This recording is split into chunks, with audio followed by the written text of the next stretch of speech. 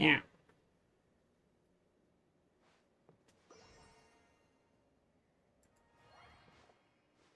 Sit here for a bit, listen to the music. Not gonna hear this after a while.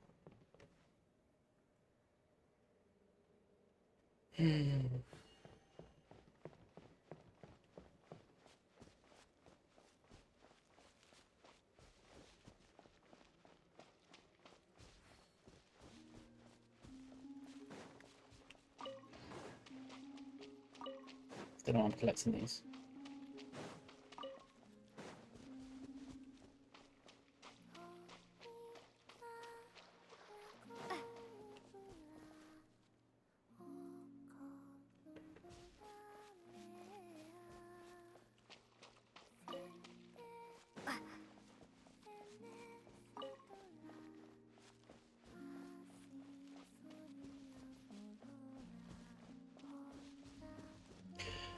Oh well, let's just get on with the story.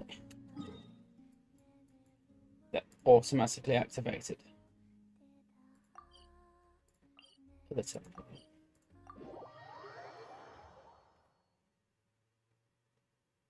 Here we go. Thank you for waiting. I finished checking your adventurer handbook.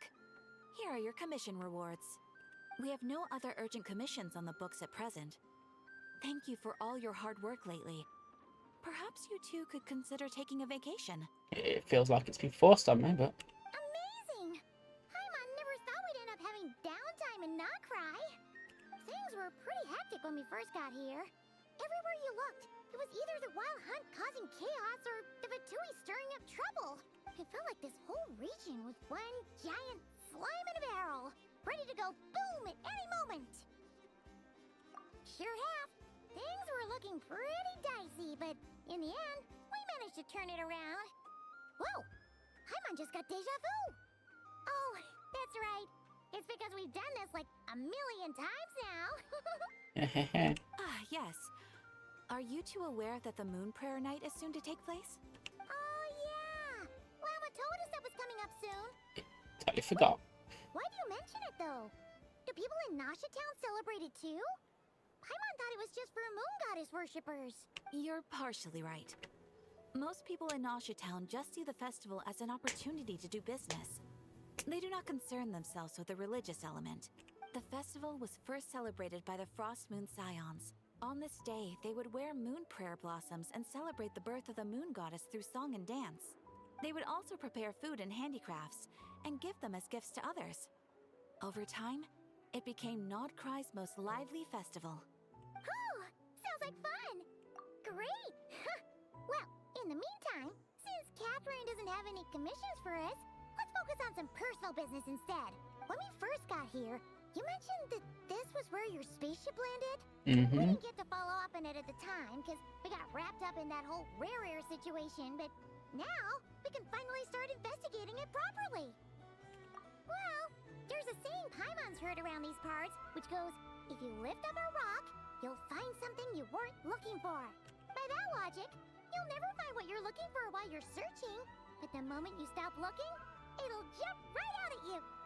Could be worth a try though, right? Anyway, Paimon suggests we focus on other stuff we want to do for now, and just keep an ear out for spaceship-related intel as we go. No, we haven't.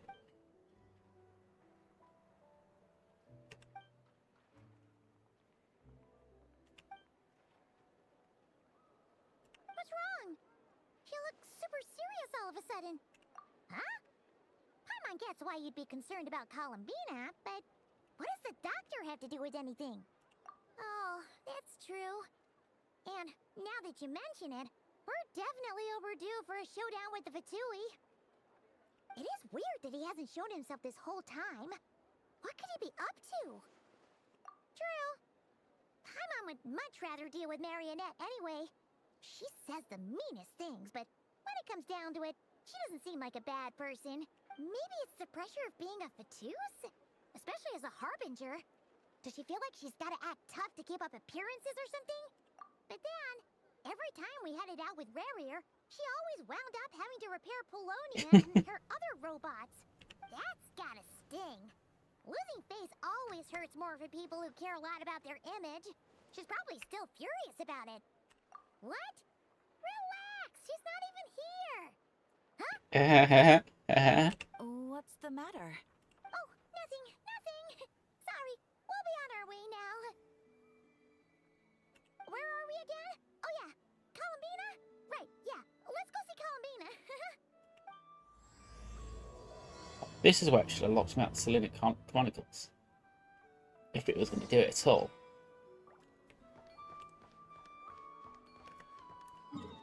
Not just for loading the game.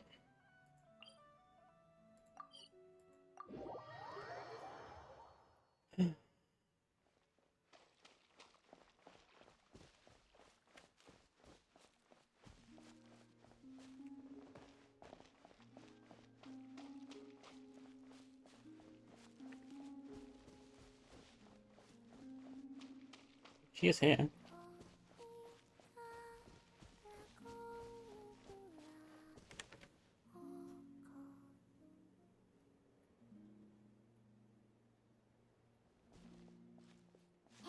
she's sitting up. Is me sitting here a rare sight? No, we just thought you'd be resting. Perhaps I would have been, were it not for the sudden arrival of some unexpected guests. Not that I consider it a disturbance. After all, you are the only ones who are free to enter. Would it not be a little unfriendly of me to lie down while we speak? I didn't realize you put so much thought into little things like that.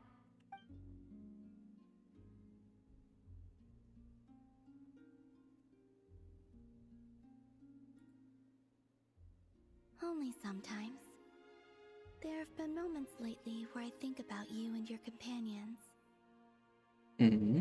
They are warm, mysterious, and cozy memories. Very few of my past memories are anything like that. They say that travelers return home bearing bags full of souvenirs. But my luggage was empty, and I believed it would stay that way.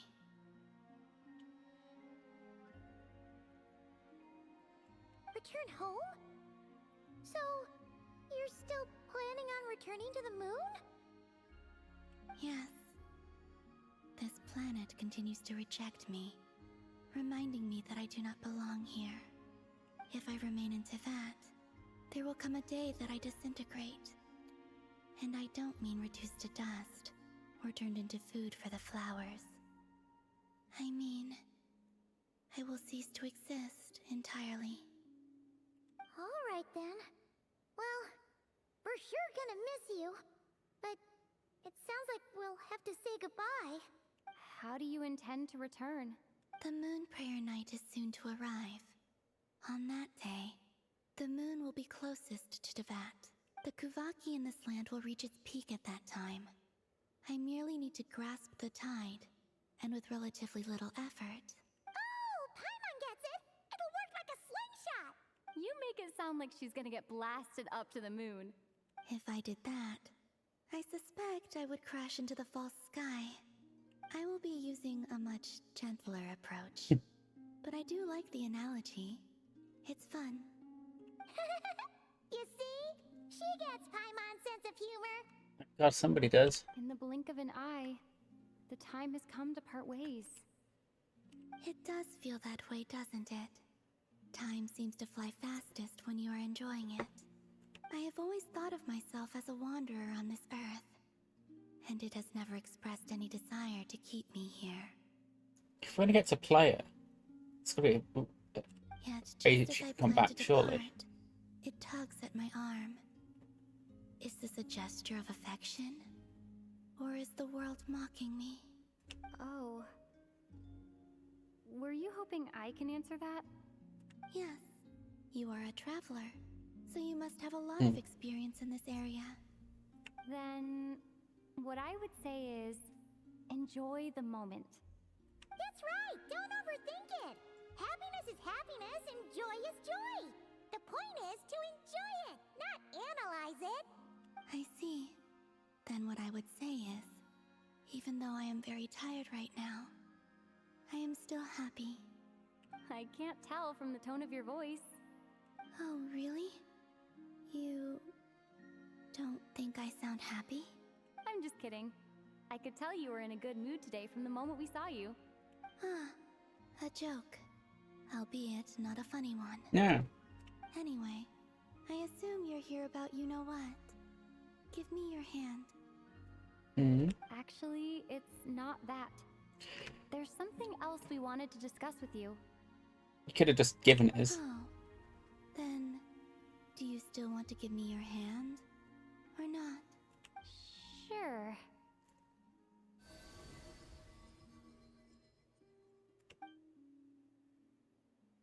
Thank you. So, I've heard that in the Moon Prayer Nights of the past, people here would hold celebrations in the Moon Goddess's honor. Since you helped so much in our fight against the Rayhir of Solnari, I think you deserve a farewell party before you return home. I haven't asked everyone else for their opinions on this yet, but I'd like to invite you to join the upcoming Moon Prayer Night. I've never joined a moon prayer night before. I'm not sure what I would even do.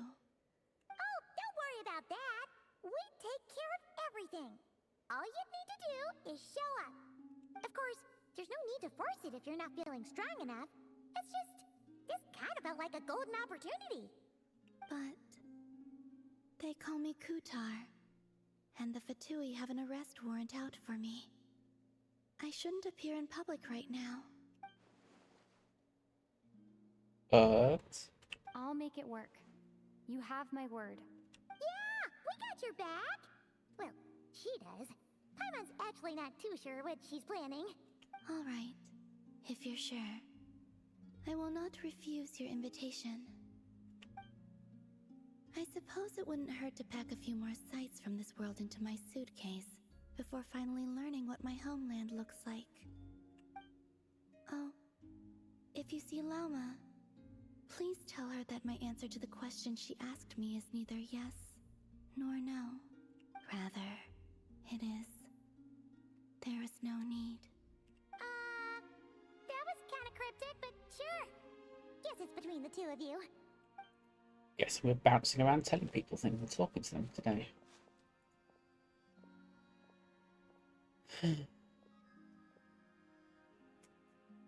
Hello? I'm okay. And also, I do not know.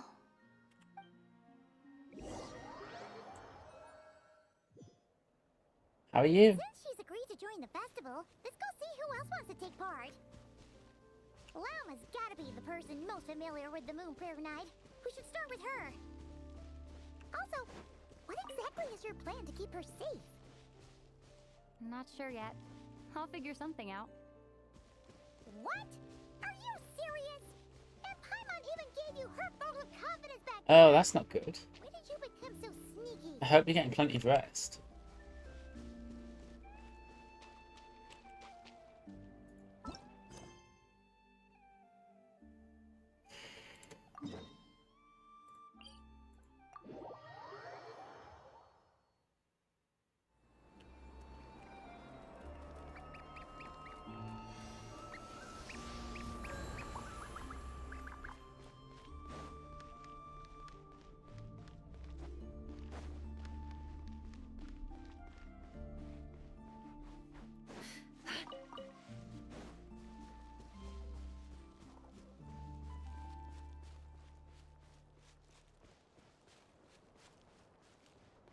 Oh, look at his.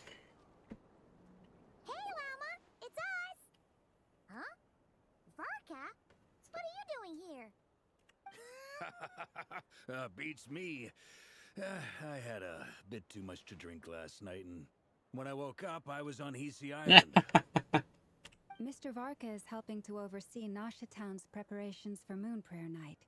He is here to go over some details regarding the decorations and custom cloth designs. Right, yeah, that too. Hmm. What do you mean, that too? Yes, celebrating this festival is a long-held tradition here in Nodcry. On this day, the crescent moon at the top branches of the verdant crest turns into a full moon, and the moon prayer blossoms bloom with a special radiance. Our people take these to be blessed omens. It's an especially welcome event coming off the back of all that nasty business with Rare. Everyone got put through the ringer recently, and now they're looking to turn their fortunes around. The big shots in town all agree that a big, lively celebration is just what we need to rebuild people's faith in this place. No wonder Thinking how this is Catherine headed. said that people weren't so bothered about the religious element. That's right. It's become more of a local custom by this point. The celebrations have little to do with whether the religious stories behind this event are true or not. You can ask, but I can guess what it's going to be. Even the Frost Moon Scions are eagerly awaiting the coming of Moon Prayer Night, despite now knowing that their past beliefs were founded on a falsehood. That's fair. It's a bit like the lantern ride in Liyue. It's a chance for people to enjoy themselves, not debate the existence of the Adepti. Oh, one other thing. We just went to see Columbina.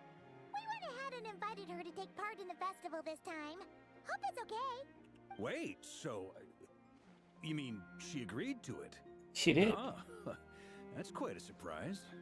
Then I suppose that she intends to return to the moon on that day. Oh, yeah. It's kind of a complicated process, but basically, it's like a slingshot. Oh dear. I understand. In truth, I had a feeling that she might make such a decision.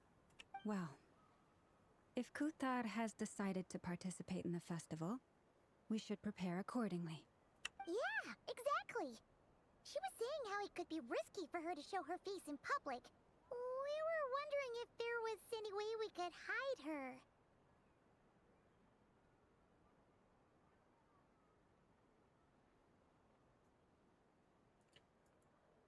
Well, the bot didn't like what you just posted, so Unfortunately, the people who carved the statues did an excellent job of capturing her likeness. It will be very challenging to hide a goddess whose face everyone is so familiar with. Darn! We may have bitten off more than we can chew here. Nah, don't sweat the small stuff. you might not be a Handle bot, that. but yeah, Huh? you're saying things that I've not heard a million times before. Not as such, no, but the most important thing with a festival is to keep the mood light and your spirits up. You can't go preparing for a festival with those long faces. You'll never convince anyone to enjoy themselves. Don't need to buy anything. The Mondstatter spirit is strong with this one. As it happens, I agree with Mr. Varka. Let's start by making our appreciation for Kuthar the beating heart of the festive atmosphere. And who knows, once we get the ball rolling, perhaps everything will just fall into place. Hey! Did you catch that? Lama said the thing! Or close enough at least. I'm looking forward to the Moon Prayer Night already. We have a festival in Mondstadt called Windbloom, and you can always tell which couples are celebrating it for their first time by the smiles on their faces. Big, beaming smiles like their whole face is glowing. And I have a feeling we'll get to see that same smile on the Moon Goddess's face at this festival. Not quite the same, surely. Anyway, I'll take care of business in the city, but I'll have to leave the decor up to you and the Frost Moon Scions. No one else can capture that traditional aesthetic quite like you guys. But lastly, there's the final key element that brings the festival to life. Companionship. Before you leave, let me show you something that we've been preparing. Mr. Varka had asked to see it already, so you may as well tag along. Also, I have some further questions about Kuthar's decision.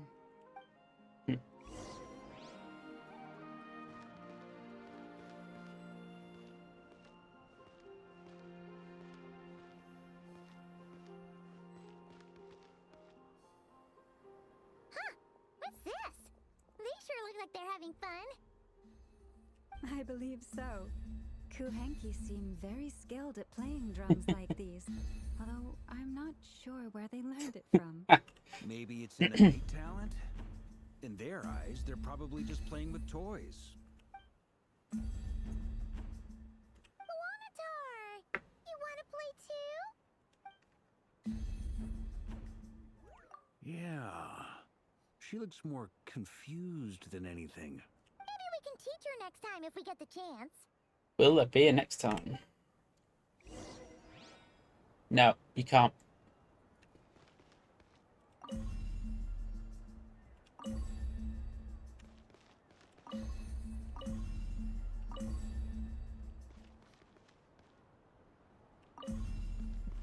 What are Distracted. these floaty things?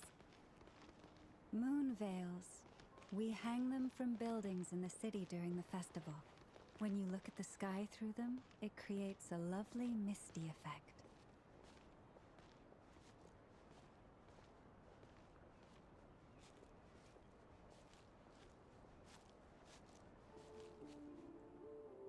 You too. Seems hard at work. They are preparing items for Moon Prayer Night. For instance, the sculpture being made over here, Mr. Varka and I were just finalizing the details of where it will be placed. Ah, there she is. I didn't know the finished article would be so large. Not to worry, though. All the necessary arrangements have been made. Just let me know once it's ready, and I'll get some people to ship it over. You have my thanks. And over here, we are preparing a very traditional confection. Oh, look at all these colors! It looks great! Can Paimon try one? Of course. I have a feeling you'll like it a lot. You bet! Sweets and treats are Paimon's favorite. If you included those in the Feast of the Moon, I bet Paimon would have joined the Frost Moon Scions by now. Varka knows you too well, Paimon. There will also be verdant crests like this present in Nasha Town during the festival. The timing of Moon Prayer Night is not completely set in advance. We make a rough estimate, then observe the changes in the verdant crests and moon prayer blossoms to guide us. As such, the wait itself is a fun feature of this particular festival. Time off work must be a pain.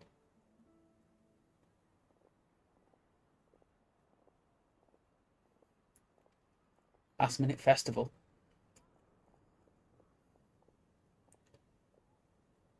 Let's talk here. To tell the truth, I am very surprised to hear that Kutar is willing to participate in the festival. I once asked her if she'd be willing to stay with the Frost Moon Scions. I could introduce her to everyone, and we could be a family to one another. She did not answer, but she has not appeared here since. I took this to mean her answer was no, but if that were the case, she would not have accepted this invitation. It's not what she said. Ah, I see.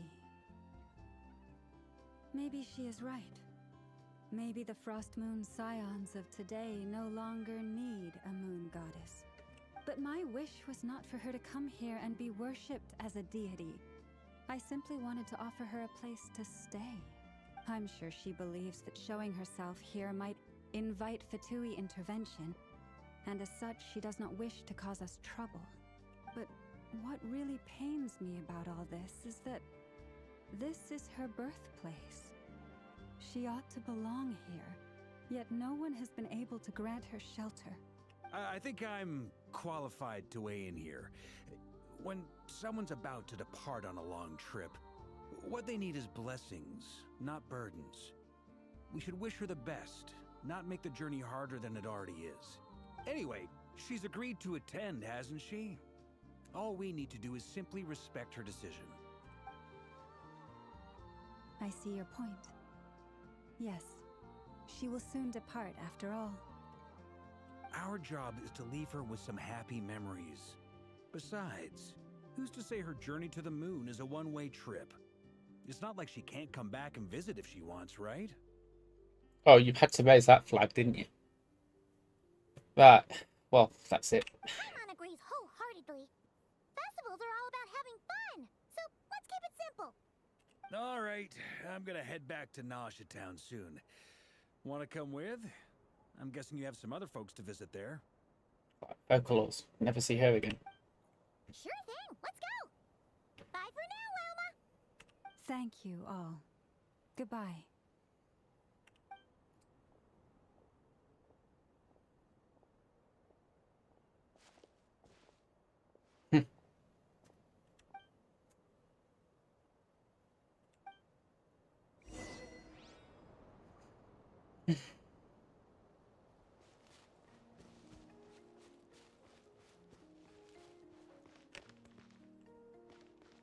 And like many people, I collected these just in case it's her material, but it appears not to be.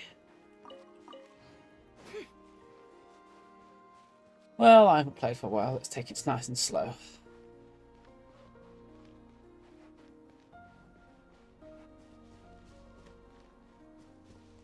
Should we run all the way back to Nash Town?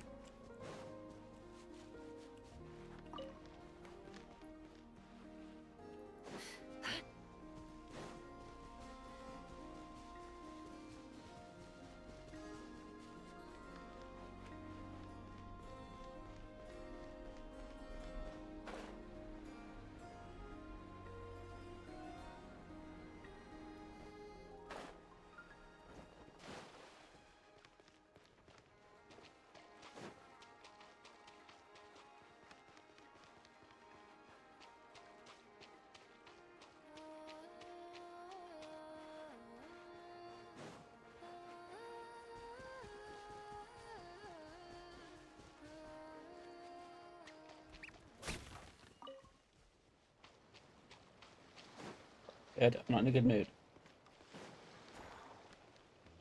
Shower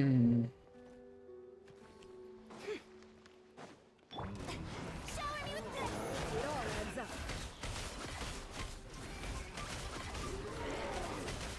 No more. By the frost moon of old. It all adds up.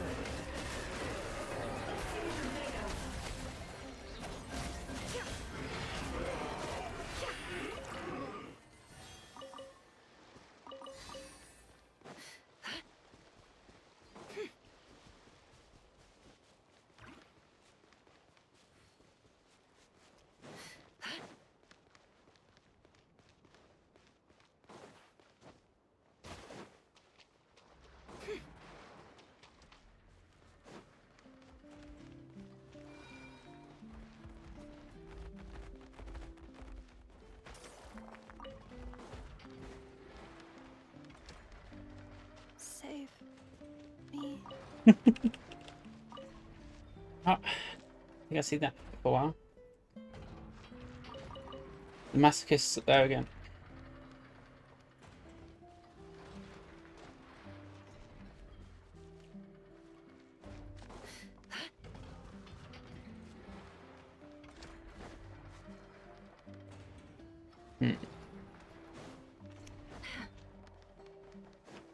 Right.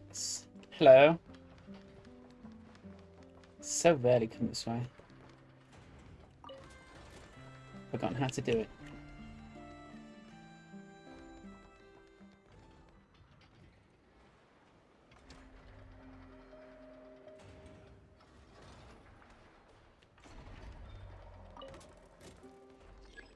Oops, not paying attention.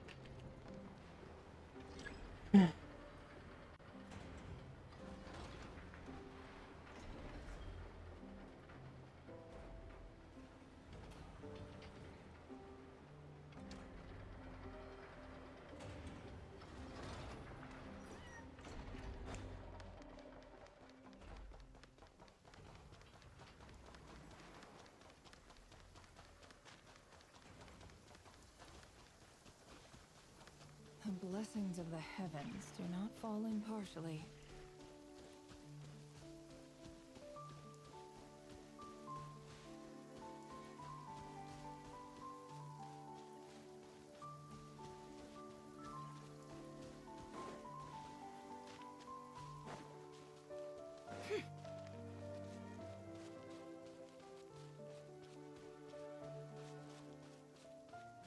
Really have to go all the way around.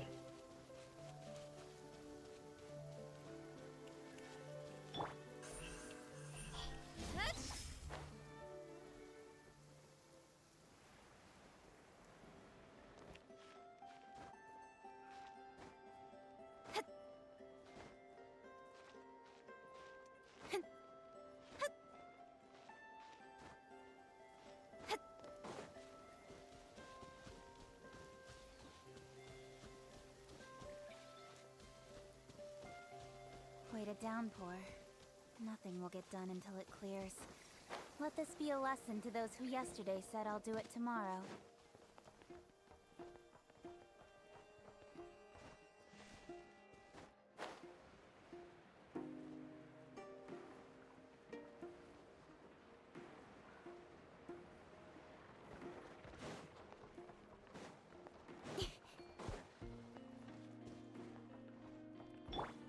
Add Astra.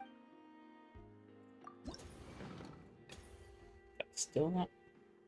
Requires you hold. Of course it does.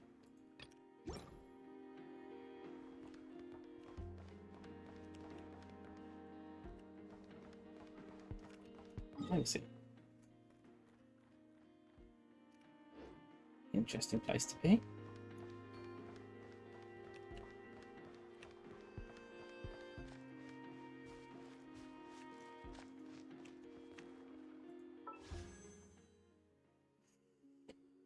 Do I want a vis pulling for Yoda? Yoda? Really want her. Emotions Nearly are pressed like the a button. raging torrent that surges through the mind. More often than... Huh? Hey, over there! It's Durin and Albedo with Flints! What could they be chatting about? Your guess is as good as mine. Ah, Grand Master, and the Traveler and Paimon. Hello there. It's been a while. Perfect. We have some new volunteers for our investigation. Wait, let me guess. The righteous Lightkeepers are finally ready to hunt down the Abyssal Dragon? Haha. Yes, that too. Yeah, right! Oh, wait! Why does everyone keep saying that too? Well, to be precise, the facts match, but not the causality. Wait, so I guessed right?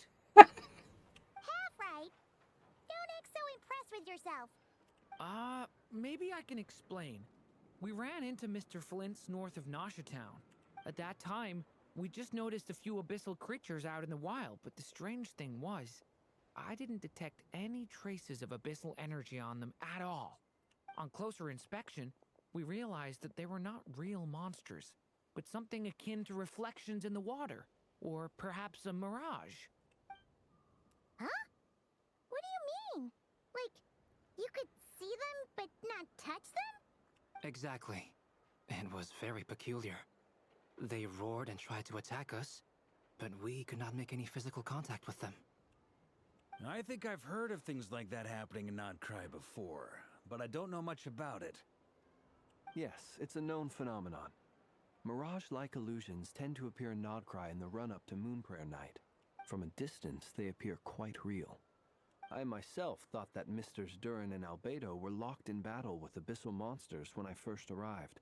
But after sharing intel and investigating a little further, we can confirm that these illusions are harmless. There is no great cause for concern. That's good. All the Mirage stories I've heard are either animals, rocks, or small houses. Abyssal monsters, though? That's a first. It's a first for me, too. So I'm planning to look into it further just to be on the safe side. I intend to inspect a few more locations. What about you two? Any plans? Alice contacted me a few days ago. She'd like me and Durin to assist her with an experiment. But we lost contact shortly after receiving the message. I'm sure that comes as no surprise to anyone familiar with her. We don't know when the wind will blow, yet when the wind blows, we will know. That, in a nutshell, describes how Alice operates. Yeah, that tracks. Okay. Well, I suggest we investigate this Mirage business in the meantime. It's piqued my curiosity, and I'm pretty sure I know someone who will already be 10 steps ahead of us. Well said. Right? Whatever's happening in Nodcry, she always seems to be the first one to know. Let's go see what she knows. We can invite her and her staff to the festival while we're at it. Time for an advert, and I need the toilet.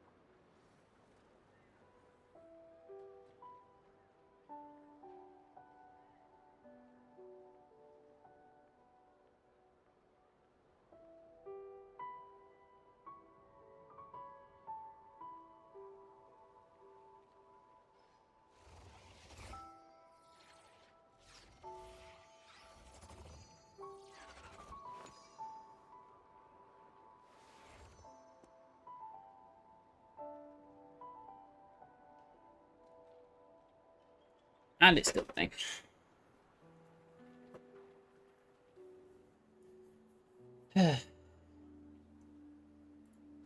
Why do we need to visit the QSO 6 when she's right here?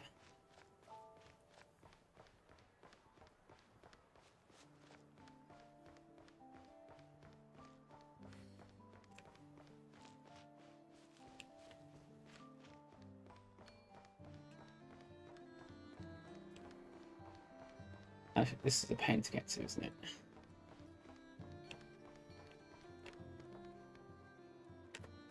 He's just teleport this time.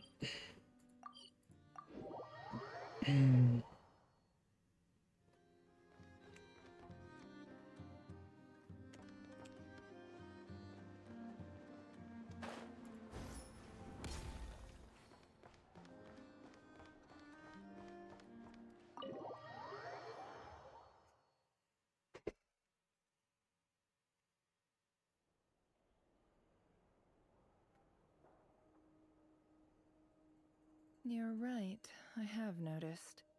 There's certainly something a little fishy about this situation. Only a little, though.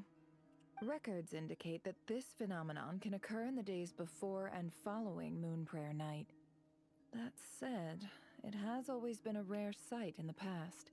The odds of encountering these phantoms are similar to looking up in the night sky, happening to see a shooting star, and managing to make a wish before it disappears. But this time, either everyone's getting lucky, or they're appearing far more frequently than usual. Yehoda's out gathering intel as we speak. In the meantime, let me check off some points of interest. First, the Abyss. The ones we saw seem to be abyssal monsters. Indeed. But we have identified one location where many more of them have made an appearance. And not just monsters, but human phantoms too. Given the scale and nature of the phantoms, it's almost as if someone's last memories are coming to life. Or perhaps the memories of multiple people. Oh. So you mean the phantom monsters are hunting down the phantom humans? Exactly. The phantoms can interact with each other, but we have no means of intervening. In addition, some of the human phantoms would seem to be from the very distant past. This is clear both from the clothing they wear and the stories they tell. They claim to be from Hyperborea, a name which I've heard from Lauma before. If this is true, it means they must be from 6,000 years ago. Did Paimon hear that right? 6,000 years? 4. It sounds like this merits further exploration. That'd be a big help. I'll leave it with you, Albedo. My knowledge of ancient history is non-existent. I used to doze off every time the pre-Knights Favonius era came up in class. It's quite a miracle that you were able to understand these phantoms' speech, given how long ago they lived. I suppose you're right. But I'll leave the archaeologists to ruminate over that conundrum. As an intelligence broker, my sole interest is in the value of the information I gather, which, in this case, hopefully means earning myself some good favor with our dear Lady Moonchanter. So calculating. Whew, this intel broker logic always catches Paimon by surprise. Sounds to me like we could split the work up. I think the abyssal phenomenon is best left to Albedo, Flint's, and me. Agreed. It coincides with my duty as a lightkeeper. For my part, I'd like to understand the abyss better. Even a little knowledge would go a long way. This is certainly a rare opportunity to study the Abyss. But even rarer, perhaps, is the chance to make contact with the Ancients. The Curatorium will take the lead on investigating the Hyperboreans. We put in the work to learn what we know so far. It seems only fair that we get some quantity of exclusive intel. That just leaves our trusty team of 2 unassigned. Since you became an honorary knight, of course. This was part of my grand plan all along. Oh yeah! By the way, we managed to convince Columbina to come to the Moon Prayer Night celebrations. Would you and Yehoda like to join too? She agreed to that? Huh. Quite an achievement.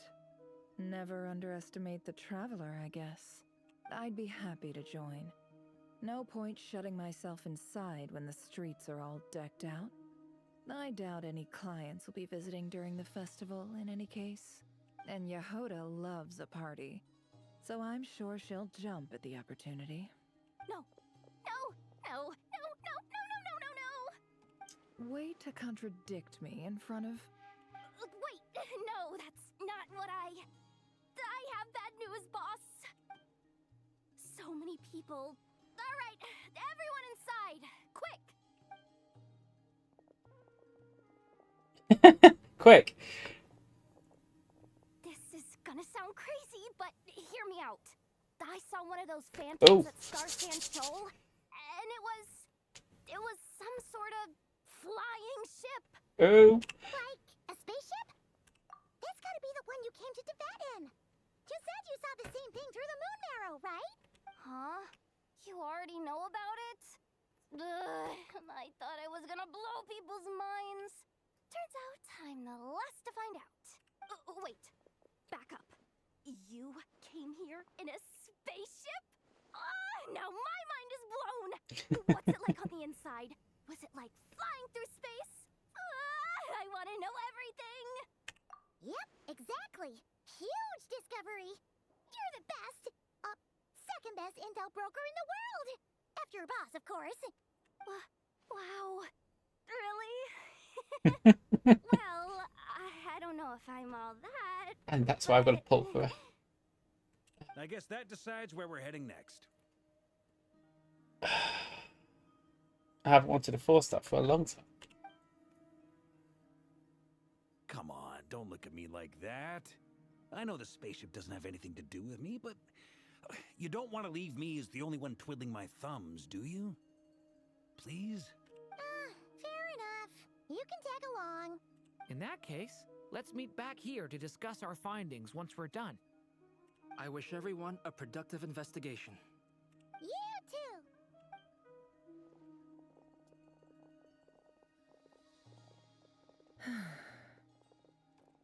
What's up, boss? Aren't we gonna head out? Tell me, Yehoda, when did the curatorium start giving out intel for free? Oh, sorry, boss.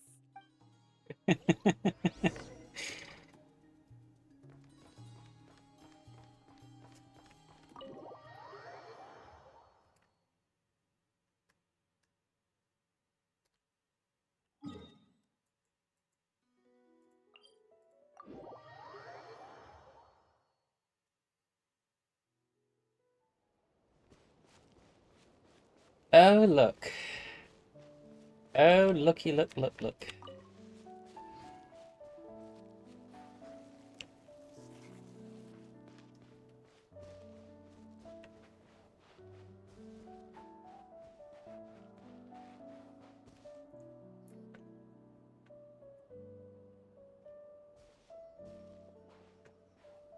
Well, what do you know? Yehoda was right on the money. This phantom really is your spaceship. But that's so weird. Why would it show up here? Is it some kind of projection? Or a ghost? Like, maybe it no longer exists. But somehow it left an afterimage? Ah, you're already here.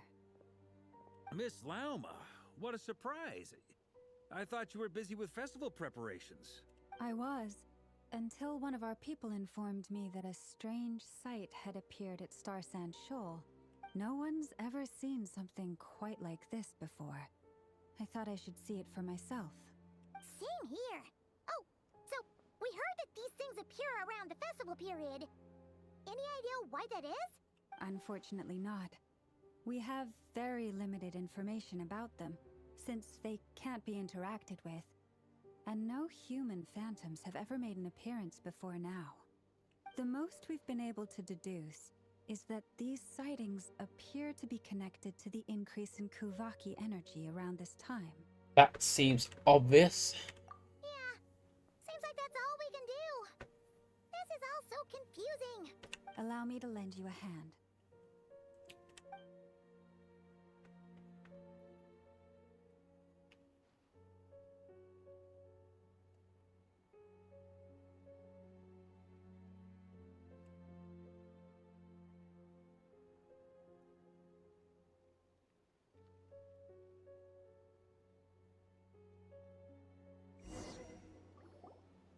Everyone, our friend here should be able to provide us with some information. Is that a phantom Rhyhorn deer? I've heard about how the Frost Moon scions live in harmony with the animals and can even communicate with them. That's coming in handy now, for sure. Okay. Yes, I understand. Then how about this?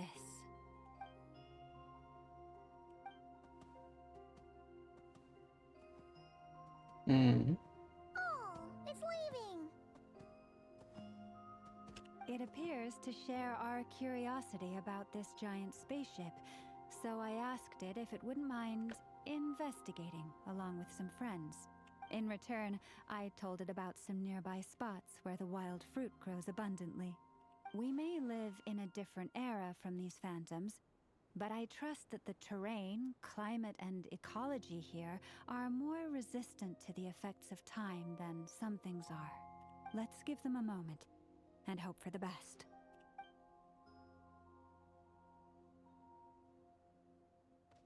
All back together? Must have been a lot of fruit. Indeed.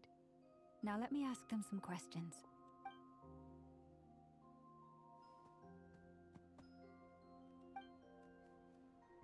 It did find a lot of wild fruit, enough for them to feast for a long while.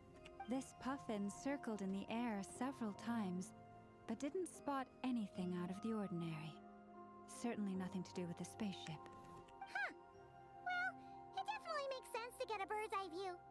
Indeed. Other than that, I was also thinking that the world these phantoms see is also different from ours. Oh, I get what you mean. The wild fruit exist in both times and spaces, but there might also be things that only exist in that space-time, which we can't see. Good point. Great thinking, Llama. Blunthorn rhinos can use kuvaki to shift great rocks, but this one says it couldn't get that ship to budge by even an inch. The sniffer mole tried too, but despite being a skilled digger, it could not get through. They say that the spaceship looks robust and undamaged. It seems completely impervious to any and all attacks. Whatever lies within is well defended from harm. So, just like us humans, there was nothing they could do about this spaceship either. Yes. Still, they deserve our thanks.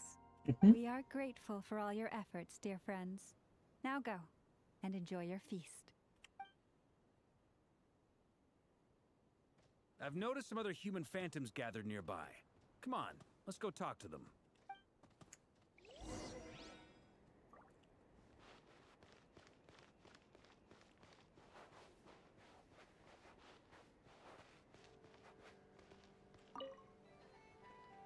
What is this thing?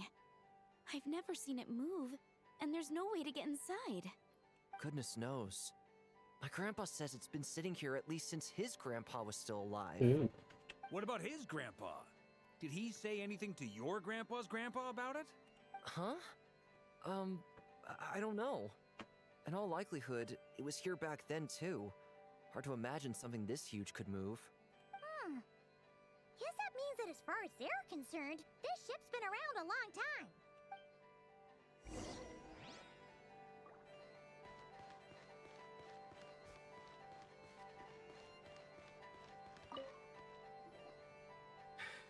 Come on, brothers. If we can get even a small chunk off of this thing, it's gotta be worth a fortune. Today is the day we strike it rich. Huh? You mean Paimon? Yes, brother, I shall join you. Let's make our fortune. We should go with them. What the? This thing is crazy tough. I can't even scratch it. What's it made of? Sorry, brother. Looks like we'll have to seek our fortunes elsewhere. Enjoying yourself? I was just seeing if I could influence this phantom's perception by playing. But nope, no dice. I'm sure we're all starting to build up an idea of what's going on here now that we've spoken to some of the people. These phantoms are reenacting real historical events in Nodcry. It's almost like we're in some kind of interactive stage play. We can talk to the actors, but the plot is fixed, and we can't influence it. It makes sense. History is set in stone. The objective facts of the past cannot be changed. Paimon totally thought you were just goofing around earlier. But actually, you were doing some serious investigating. Of course I was. Anyway, at this point, I think we're forced to conclude that although the Phantom spaceship is right there in front of us, we aren't going to learn much about it from these people.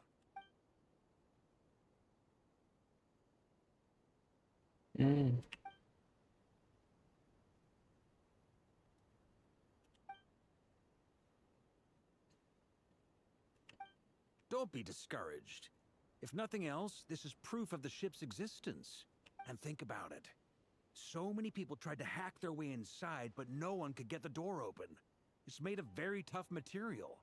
To me, that says that we'll either find the ship itself or the story behind it. It's just a matter of time. Huh. Every now and then, when Varka gets serious, he actually does seem like Grandmaster material for once. I wonder how the others are doing.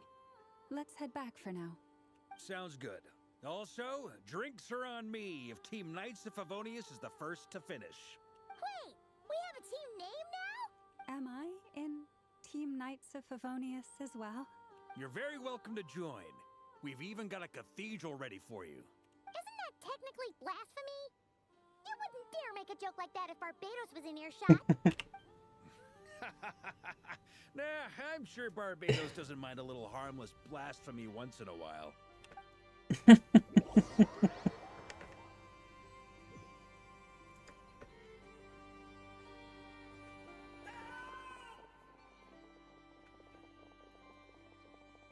Oh, no!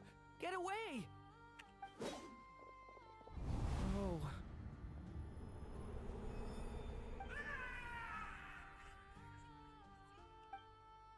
Can't do anything about it. I know it's hard to stomach, Mr. Duran. But as I'm sure you've noticed, there is nothing we can do to intervene in that which unfolds before us. But we have to at least try. And try you have. But are you aware of how many unsuccessful attempts you've made now? I wasn't keeping count. I'm afraid this is the 39th failure so far. Or the 5th if we're only counting this particular victim. There are no indications that these phantoms may be altered in any way. You seem to have calmed down a little. I'll make us a fire. You should rest and have some water. Feeling any better now, Mr. Duran? May I ask a few questions? Be my guest. What exactly are we witnessing here? What happened to those people? My guess would be that we are seeing Nodcry during the Conrian Cataclysm. Would that be accurate? Conria. That is correct. As you know, once the Abyss senses even the tiniest crack, it floods in and spreads like wildfire. There was a time in the distant past when it permeated all of Nodcry, causing immeasurable harm. The people paid a terrible price to heal this land. Then 500 years ago, the whole of Tevat suffered an abyssal disaster. Once more, Nodcry was dealt a devastating blow. I see.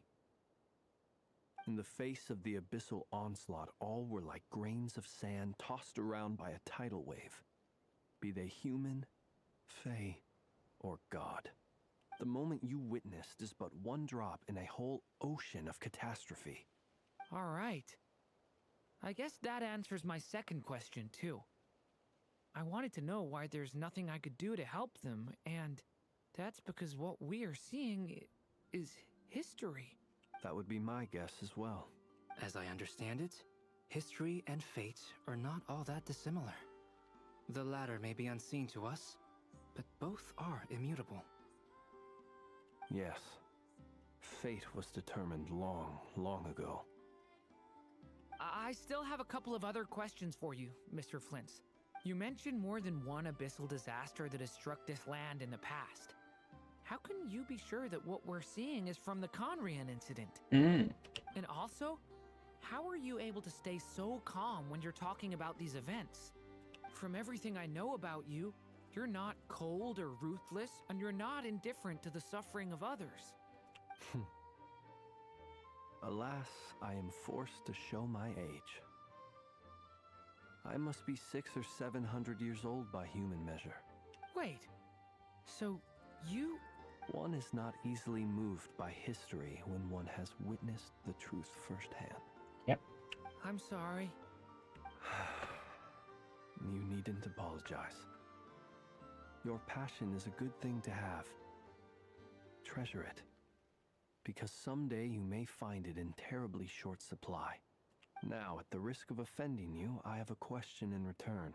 Your curiosity toward the abyss, is it born from hatred or because you sense its call? I only ask because I kept a fragment of Rerear's body in my lantern for a short time.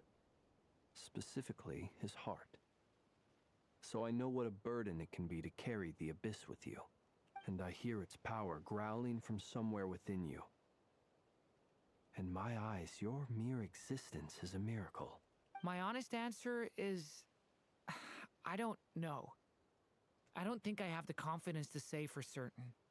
What I will say is the abyss is not the only issue that haunts me. Even before I became who I am today, the question dogged me constantly. Should I even exist at all? My doubts remain unresolved. But when we fought Rerear, something became a little clearer to me. Sometimes it is the darkness within us that allows us to achieve the impossible. I certainly got the sense from your 39 attempts that you were trying to achieve the impossible. It sounds like you've resolved to see the truth for yourself. Absolutely. In that sense, he and I are quite similar. Then I wish you every success. I look forward to the day of your transcension. Well, if everyone's caught their breath, I suppose we should head back. Oh, and one last thing. I'd appreciate if you kept our discussion about history a secret.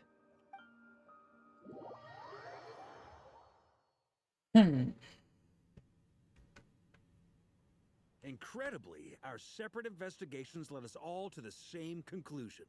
Hooray for consensus! Yeah, but we barely learned anything, though. I totally thought this would be the mother lode. Talking with the ancients? I mean, come on! But nope. All we got was useless snippets of conversation. And all this stuff about moons and hyperopia. What a load of baloney. Seems like people back then had a few screws loose. I understand your frustration. We found the same issue. Each phantom only showed a very brief moment in time. There isn't much value to be found in these miscellaneous fragments of a civilization's history, no matter how glorious it may have been. If there's a silver lining, it's that these phantoms are harmless to the present reality. They shouldn't get in the way of the festivities. Paimon agrees. And not just because it's the first thing she understood in this whole conversation. You look disappointed, Nefer. Is something the matter? What do you think? We all worked our tails off, but the only one to gain anything from it was you, Lady Moonjanter. Well, please do share the Hyperborean records with me. I will gladly inscribe them in our people's documents. Oh, duh! Yeah! That was it! Hyperborea! Hyperborea. I'm serious. Only an expert in the Frostmoon Scions and their history can turn these records into valuable research material. The alternative is to let them gather dust on the Curatorium's storage shelves until the pages turn yellow. Nefer, you're wise enough to know that cooperating and sharing the profits is the best course of action here. Well, that goes without saying. Sure, let's do that. Llama again, convincing. Oh dear, that smooth tongue of Llama. Huh? But didn't you say we aren't supposed to give out intel for free? Sorry. Shutting up. Shutting up. Now is not a good time to push Nefer's buttons. Anyway, back to Moon Prayer Night. I'm thinking that we should prepare something a little special, aside from the usual decorations and so on. You mean a parting gift? Can't go wrong with food. Although, does food go bad on the moon? Perhaps a lantern would be a better choice. It might be dark up there. It could prove difficult to light a lantern on the moon. Magical stones might serve that purpose better. What about a clockwork mecha model from Fontaine? I've got a whole bunch at home. I use them for fighting practice in my free time. None of these sound like things she would be even remotely interested in. But we don't interact with her enough to know what she likes. Yeah. It would really save us the guesswork if someone could find out what she's into. Wait, what the? Traveler? They're all looking at you. That was beautifully voiced. Great! Haha, problem solved. Now, I need to stop by Dory's. Gonna need her help sourcing a bunch of stuff for the festival. Then let's leave it there for now. We all have our own business to attend to. Traveler, if you find out what Kutar likes, let us know right away. We know what she likes. But I don't think she's Is something wants the to matter? come. I'm fine. It's just... I'm still feeling a little rattled after witnessing the horrors of the Abyss. But it's okay. This is something I have to work through. I'll be alright. Thanks for your concern. Well, don't put too much pressure on yourself. If you ever feel like something's wrong, physically or mentally, we're here to talk. Come on. Stop treating me like a kid. You are. Kind of. Almost.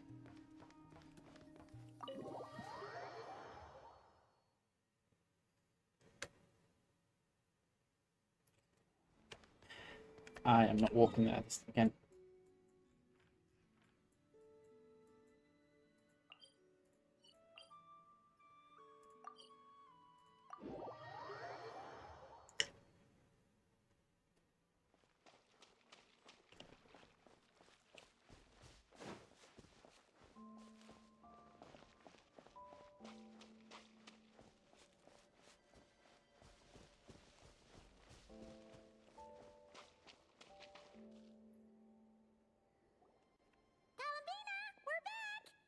Huh?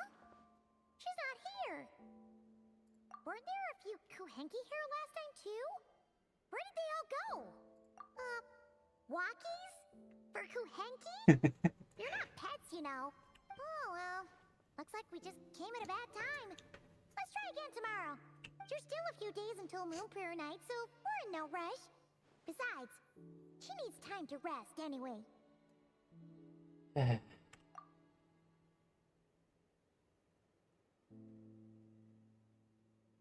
It's not right without her singing. Kalamina! Are you back yet? Oh, how strange. Looks like she still isn't here. Right? It's not like her to spend so much time outside. Especially since she's worried about attracting unwanted attention. What about Luonatar? Luonatar, you there? Hey! Do you know where Kalambina went? Sorry, didn't understand. But if you know where she is, could you take us to her? Yeah, that's even stranger. What about him? Oh, that's not good news. Yeah. They change color when Kalambina gets weaker, right? And they look super pale right now. Good idea. She might know what's happening.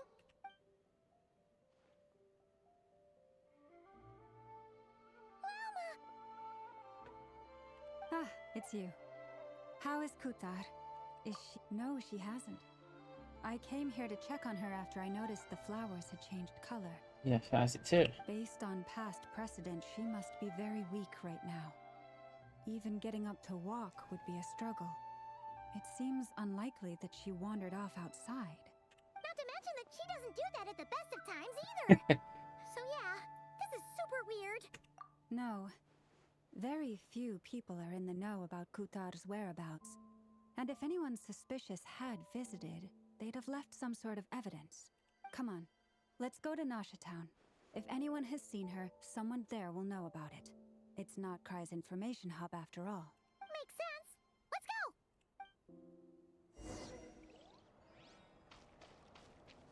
go! You took me all the way there just to take me all the way back. Okay.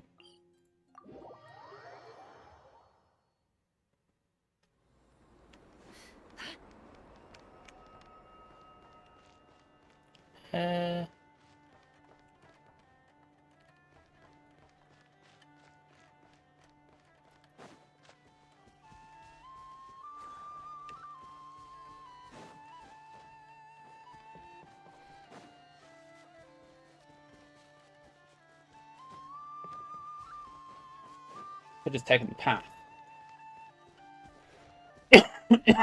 Oh dear, the cough's coming back. Wait a moment. Is it just Paimon, or is this stall kind of suspicious?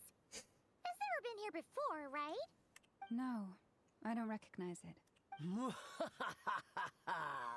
Alas, your free and easy adventure time is over.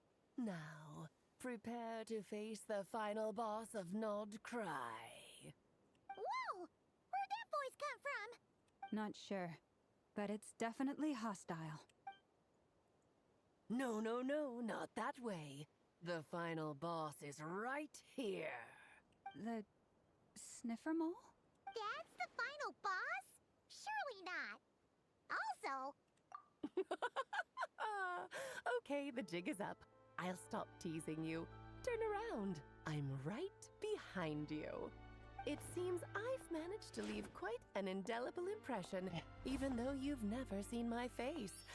Oh, nothing could make a great mage more pleased with herself. Hello, Alice.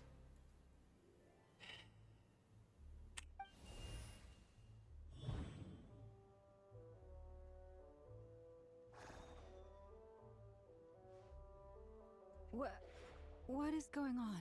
I've heard that all the big shots in Teyvat have long, wordy titles that stun people speechless when they make their entrance. Unfortunately, none of them are affiliated with the Hexen Circle, and we ourselves keep a very low profile. The notorious name-dropping doesn't quite work for us. Still, I, for one, think I'm really quite amazing. So that didn't stop me from coming up with a title anyway. Alice? It's really you this time? Not a lantern or a Dodoko, but Alice in the flesh? Oh, that's right. So, what do you think? How does it feel to finally meet me? It's about time. You look like... Oh, that's the first thing you thought. A little surprising, but that actually makes me very happy. Because that means that when Klee grows up, she'll be just as stunningly beautiful as her mother. I'm not sure she's ever going to grow up. So she's a friend of yours? Kind of. This is actually the first time we've seen her in person. I see. Madam Mage, that was, quite a powerful entrance.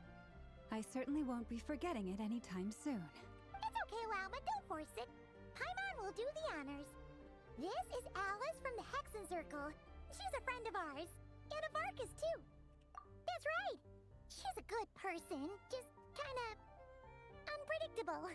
Well, what is the human heart if not unpredictable? If we could not do as we please, how would we differ from machines? The rumours are true. She's not going to be playable, so that's money saved. Because, man, would I be bowling for her. I am Lauma, Moon Chanter of the Frost Moon Scions. It is a pleasure to meet you. Oh, I know. Before you got here, I spent a good, 15 minutes getting up to speed on Nodcry's present situation. In other words, I've read the whole in the last episode part, so we can skip the pleasantries. Fair enough. Well, Miss Alice, I can already tell that you have quite a unique personality. You'll get used to it. Paimon sure is.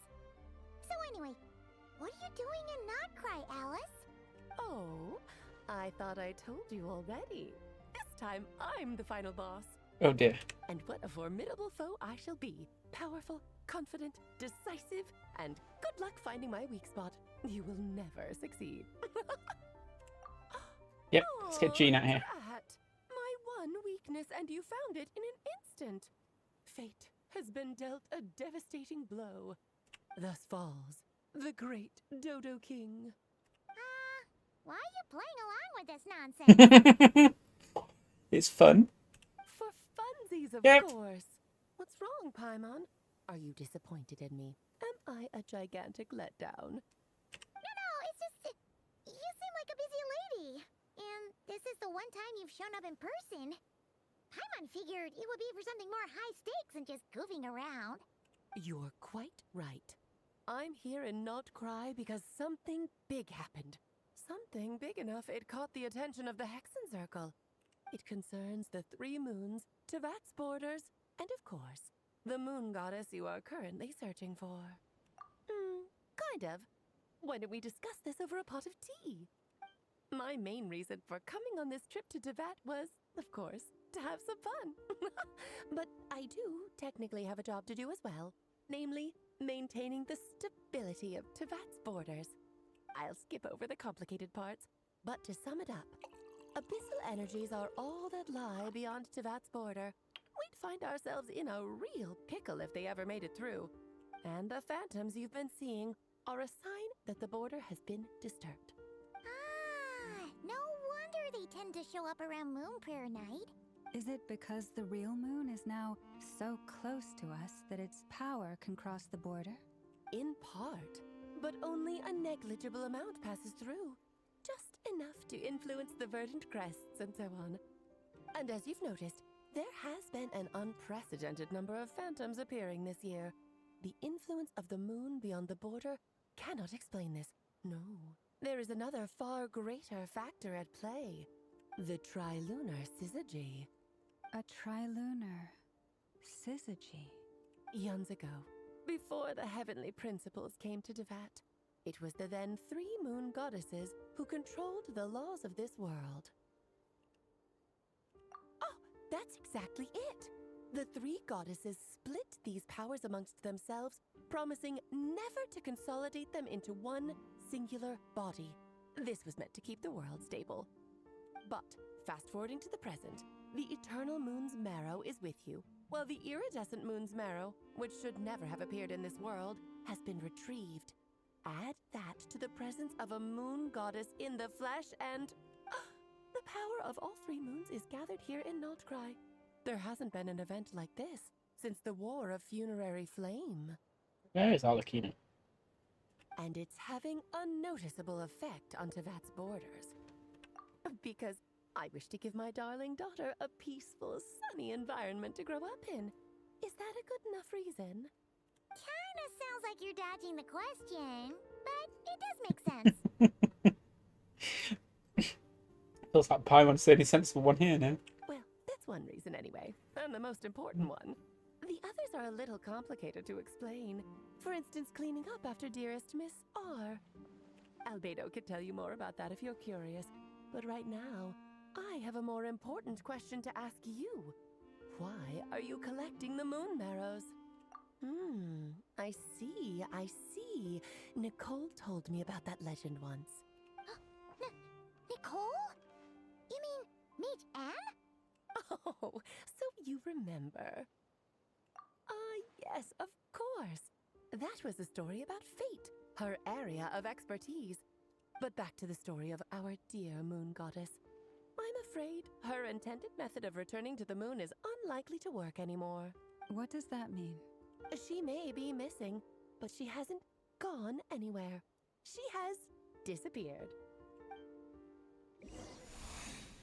Oh dear.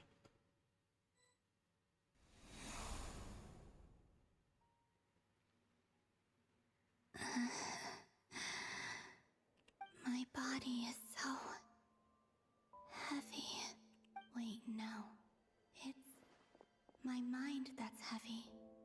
My arms and legs are as light as a feather. What's happening to me? I feel drowsy, like I've been asleep for too long. Is it daytime or nighttime? Is the moon out? I think I'll go for a walk.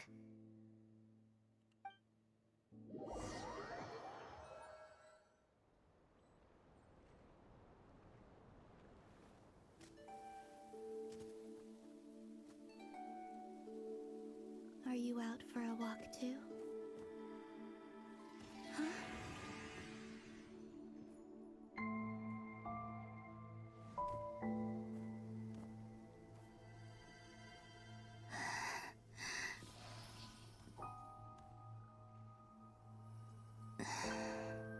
The day has come at last.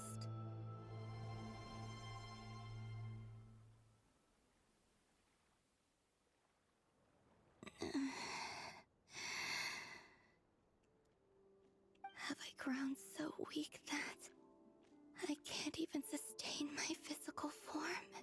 But Moon Prayer Night is nearly here. I was so close to returning home. Death is near. Is this how it ends for me? Will I return to the moon after I disappear? Or... I don't want it to end like this. So far, at least, I still exist. Even if not physically, I can still feel. But as my power wanes, I'm sure that too will fade. I suppose I might take one final look at this world. The world where I was born.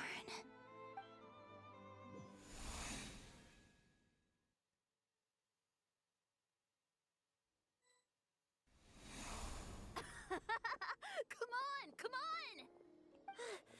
Wait for me! The Frost Moon Enclave. How much it has changed since I was born. These decorations, they're so heavy.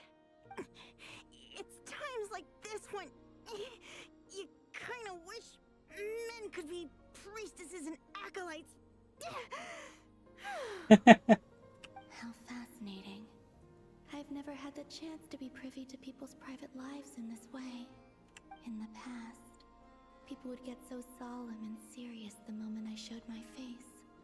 Like they were frozen stiff. Karina, Lametti, it's time to eat.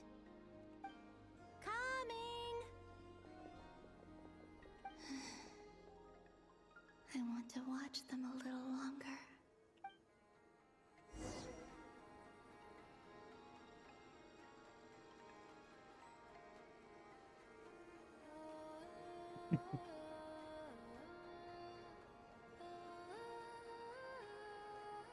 So just fill these balloons with air, right? Yep. Try a couple now to test things out. The rest can wait till Moon Prayer Night. Think fast. Rada! Teasing an acolyte of the Frost Moon Scions? Surely that's a punishable offense. Take this! Yeah. Huh? Alright, enough horsing around. Lady Lauma gave us a task. We should get back to it. The task is just to check that the balloons don't leak, right? Doesn't matter if we fill them with air or water. Yeah. Okay, you got me there. And you got me there. But still, we can't use all the balloons before the festival even starts. We won't use all of them. And as long as Lady Lauma's trusted acolyte doesn't snitch, This can stay as a little secret between friends. A couple more can't do any harm, right? Oh, you menace. Then, think fast!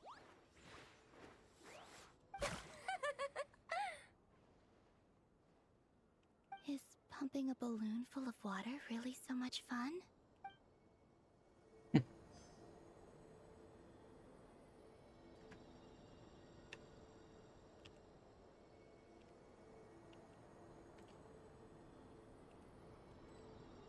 Walk slowly. Okay. Like that. I guess she can jump.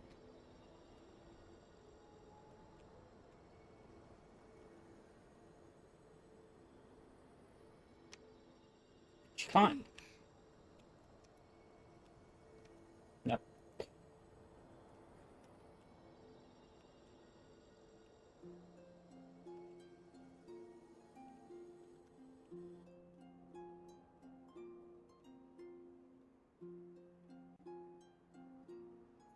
I'm sure you're both tired from playing all day. Come on, eat up.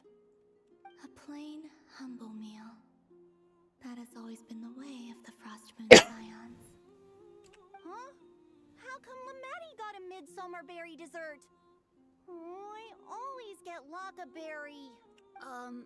I don't mind sharing.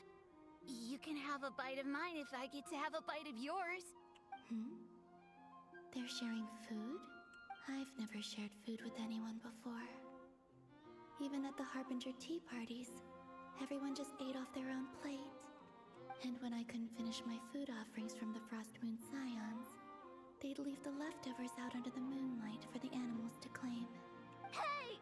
That was 2 bites! Then you can have another bite of mine. Oh, you too. Oh, don't fret now. Here, have some of Granny's too. Stop it, Granny. They were flirting. So this is what it means to be family.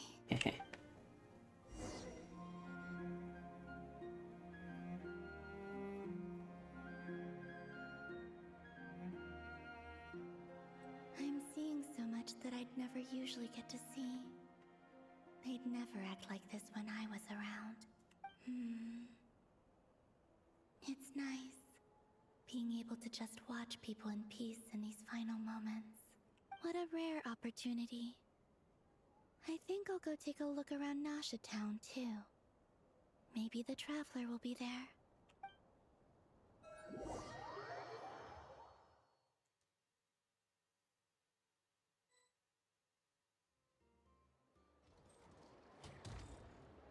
After the War of Funerary Flame, the Moon Goddesses were no longer recognized by Tevat. They lost the whole foundation for their existence. That's why the Moon Goddess's strength is fading. She cannot withstand the world's rejection of her. To be more pedantic about it, the Moon Goddesses did something to offend the heavenly principles, and that's why they were ousted. Something of a recurring theme in Tevat's history. Yeah. Theoretically, speaking so candidly should put me in their crosshairs too, but they can't tell me what to do. I'll say whatever I want. Anywho, the Moon Marrow energies were but a drop in the bucket for her, and that battle against the Ray Hair of Solnari only weakened her further. Fortunately, it happened close enough to Moon Prayer Night, when the Kuvaki concentration here is high. That's the only reason she managed to survive this long. What do you mean, fortunately? You said she disappeared. We're too late. Ugh, what a headache. I thought this was all common knowledge. I guess I have some more explaining to do. Okay, buckle up. It's time for another lecture.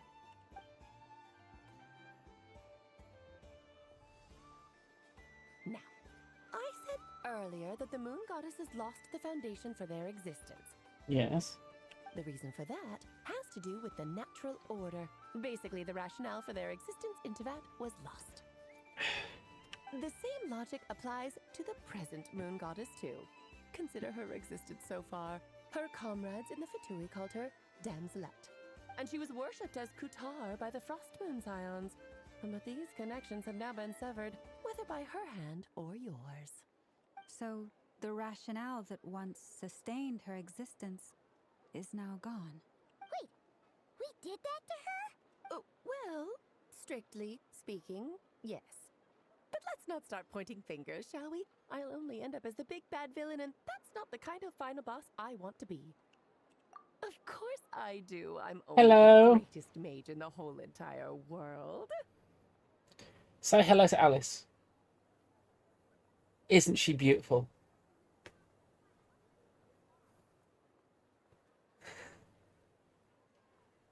Now, if you wish to find your moon goddess, there are two problems we need to solve. She's ridiculously beautiful, yes. Firstly, we'll need to strengthen the connection between her and Tevat, at least enough to sustain her until Moon Prayer Night. Ah. Oh, those eyes. And the ears, and the hair.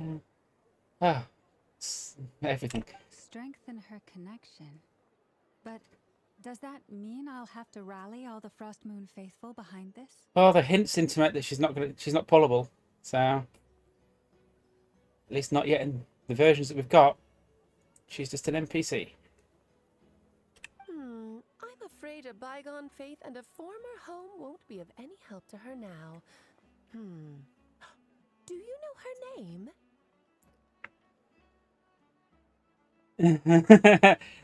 I was trying to think of what else to say, to be honest. Her name? Yes. Names are very important things. A name is a fundamental concept that anchors one's entire The thighs. existence. Then your first job is to find it. As a moon goddess, I'm sure she must have a Yes. name she identifies with. Definitely highlight the legs. Neither Columbina nor Kutar is her true name, and she's never really accepted either of them. So, finding out her real name is enough to sustain her existence? That outfit is beautiful. You missed when we call her, she looks like Clea, and it's like she thinks that's wonderful that she looks like her daughter. Because Clee's gonna turn out to be absolutely beautiful, isn't she? Yes, I know it sounds like a small step, but every journey begins that way. Mhm. So for now, that's all we need to focus on. Clee's beautiful as well, yeah. And insane. The second problem is with her plan to use the moon marrows to return to the moon. Unfortunately, piercing through the false sky will take an enormous amount of power. Given her current condition, she won't be able to provide anywhere near enough power, even if she recovers her physical form. But no need to fret. Nicole's the expert in this field, and I'm sure she'll figure something out. Insanity is just hot in general. But Wait, Mage N is going to help us out too?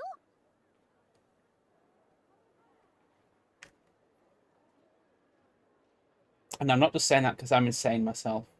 That means we've got 2 Hexacircle mages on the case. Oh no, you're definitely not the only one. Pretty big deal. Oh, I've got a Discord server full of people. They love insanity. Actually, this is more of a side quest for me. Like you said, I'm a busy lady, so I can't stay for too long.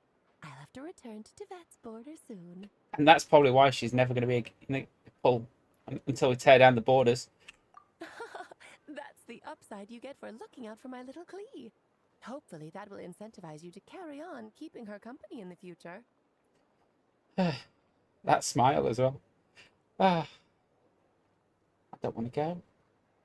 Anyway, jokes aside, you'd better get moving. It will take quite a miracle for the moon goddess's consciousness to hold out till Moon Prayer Night. Oh, I suppose I might as well tell you where Nicole is before I leave. Off you go now. Time to meet your new friend. Oh, yes, and a little suggestion. Don't forget to mind your heads. What? I wonder how Durian's doing. I should really go see him before I head back. I've been okay. I've had a cold. I've still got a cold, but I'm not feeling as bad as I was.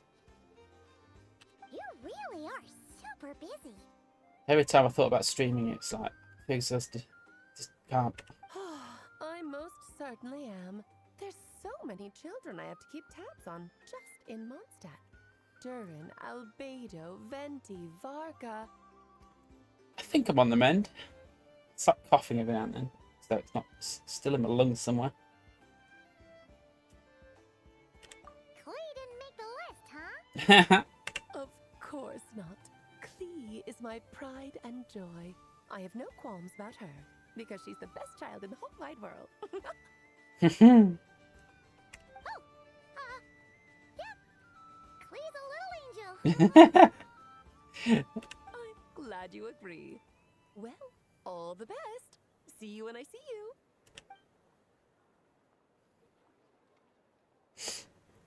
She left in a hurry. Yeah, she didn't pack up her stall.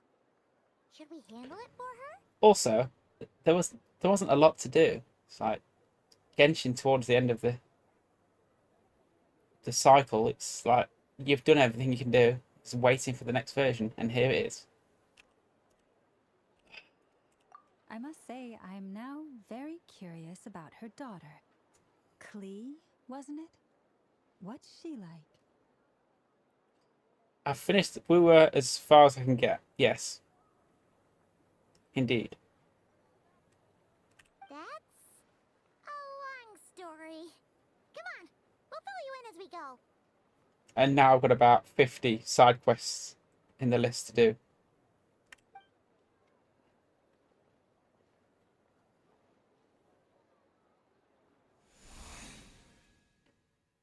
Oh, back to Columbina. I don't really play anything else.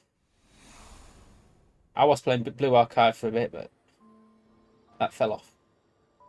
What a lively place. I've never experienced Nasha Town like this before. That's exactly what I'm thinking. Hey, you old geezer! Your hammer's rusted through! I enjoyed Blue Archive for a bit. I played one before, Princess Connect Redive. I really enjoyed that, but it was the global release. They didn't want to look after it. It was 2 years behind the Japanese version, and they just gave up and stopped. And I really enjoyed it. I was a bit annoyed about that. Who are you calling old geezer? Are they quarreling? I'm looking right at him. You've really gone downhill since giving your daughter free reign in the workshop. Can you even swing a hammer anymore? It shouldn't take you days just to fix a single chair. You might as well use that hammer to massage my back for all the good it's doing. I mean, I said I don't play any of the Genshins. What else have I played? The Tensor game, the Reincarnated as a Slime one. I've played that a lot. But again, I play it for like a few months, then just get bored.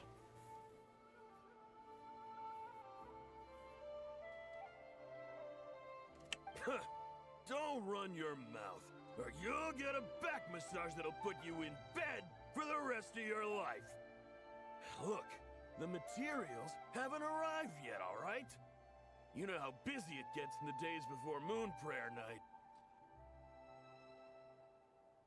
Yeah, and Tensor, I really love the anime.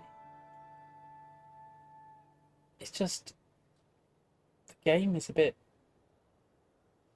lackluster. That's the best thing I can think of. It was fine to start with, but it just got a bit repetitive. I'll bet you send all the materials to your little princess. Blood's always thicker than water, huh? All right, you've made your point, Uncle Koski. As soon as the materials arrive, fixing your chair will be the #1 priority. And Dad, if you've got time to chat, why don't you lend me a hand? To be honest, if I hadn't played this 5 years ago. Oops, ads. Toilet.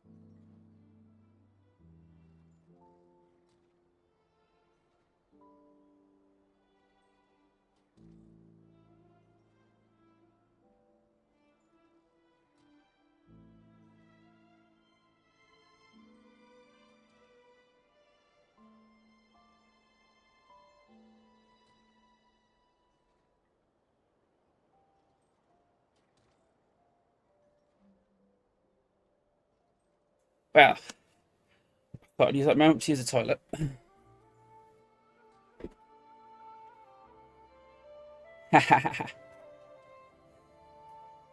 Ah.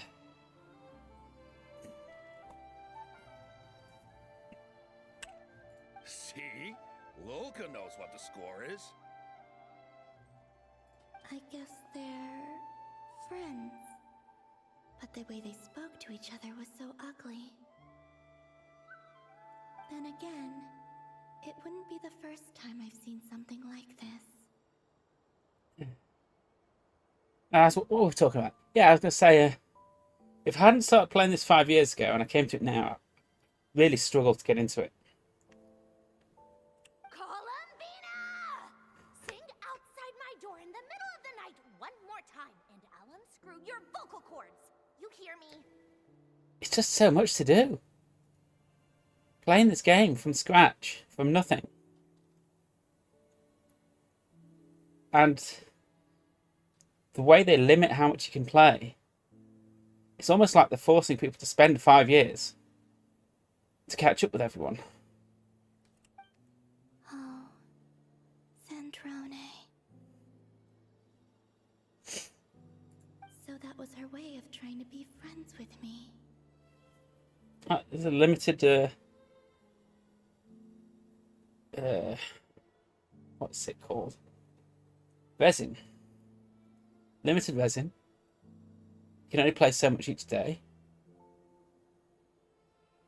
You get all the quests to do. You get all the characters to level up. What a pity. I won't get the chance to say any ugly things in reply. I mean, I'm struggling with Wooer. Simply because I've left it a little bit too long. I'm playing catch up.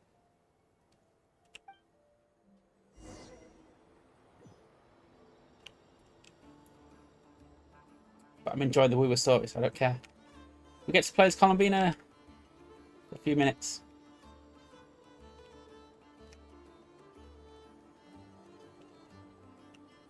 I mean, I don't want to stop now. That's it. I'll stay here forever.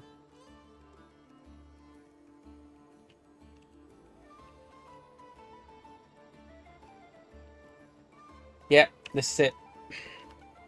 This is end game content right here. Damn it, won't let me craft things. Come on, Columbina, have the adventurers there. Ah, they've limited your area. Ah. Help me, Catherine.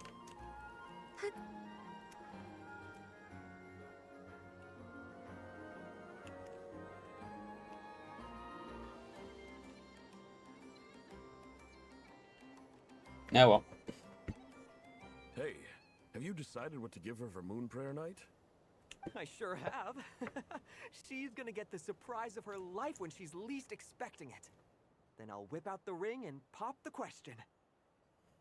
The surprise of her life. What a fun turn of phrase. Cool, I get the picture. You can spare me the gushy details. Ooh, looks like we have a customer. Hello there, ma'am. Would you like some Moon Prayer Night candy? Huh? Is he talking to me? Can he see me? Here you go. Eh.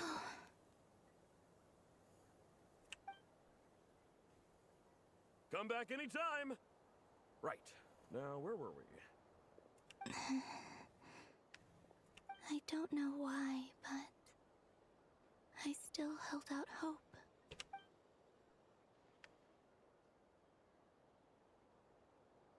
The most important thing right now is to find that mage.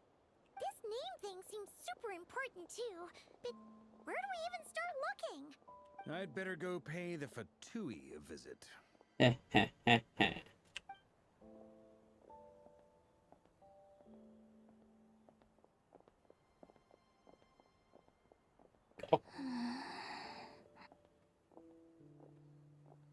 We didn't notice her at all, really?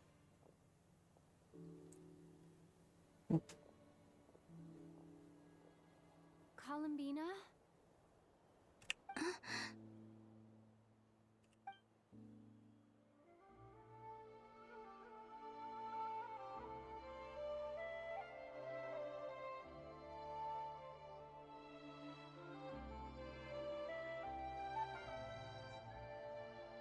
traveler. Let's go! This is no time to be spacing out! Say some words. Ah.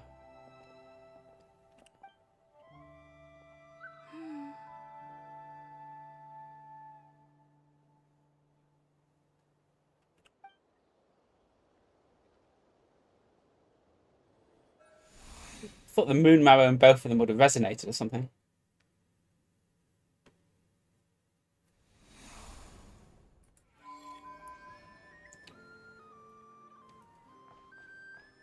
Oh, long walk ahead of us.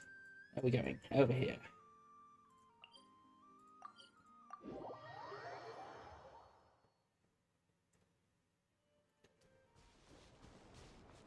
I'm struggling now, though. She's in the gacha. I'm with this desire for 4-star again. I don't care about Durin, but Yehoda. I mean, it's my Columbina funds. What do I do? Do I just pull until I get her?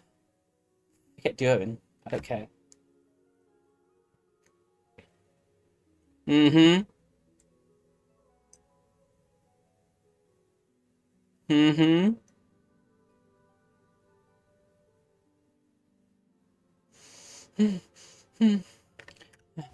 I nearly pressed it. Calm down. Calm down.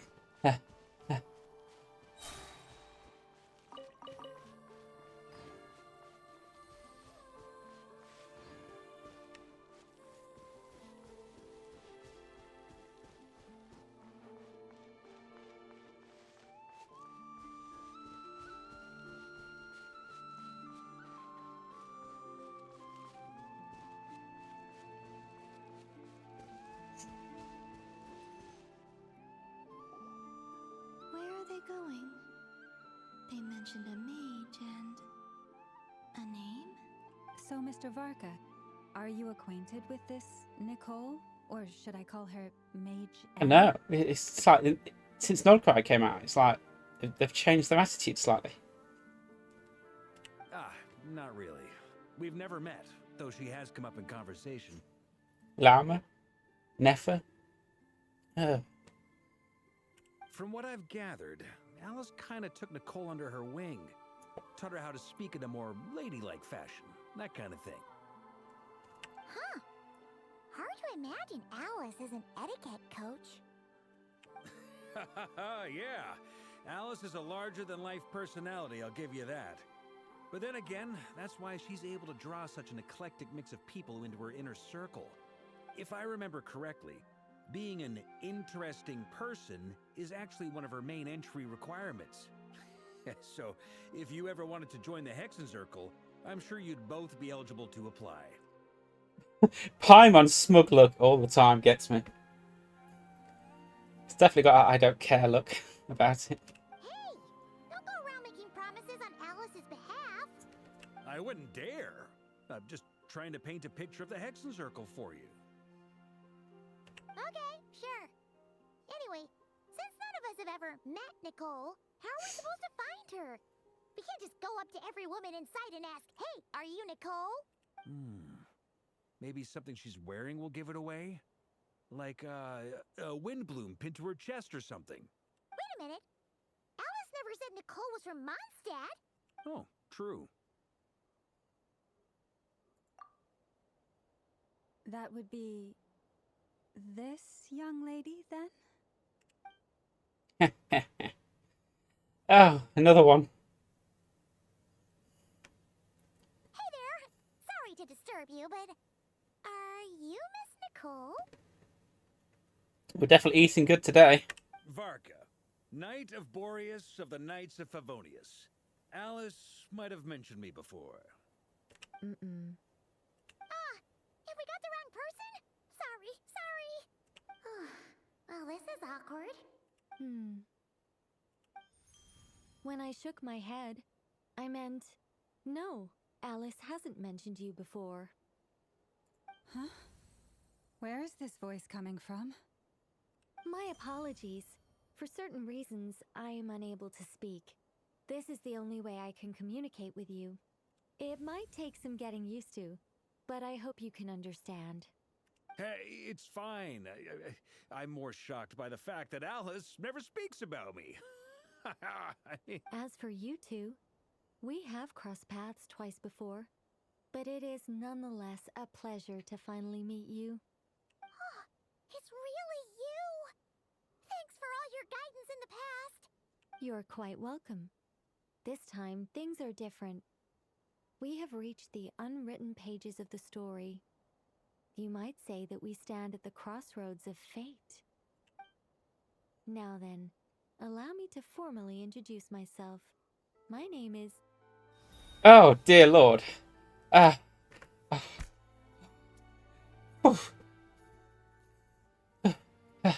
Let me get the fan out. Oh, they are absolutely beautiful. Oh, man, oh man. She's gorgeous as well. Oh.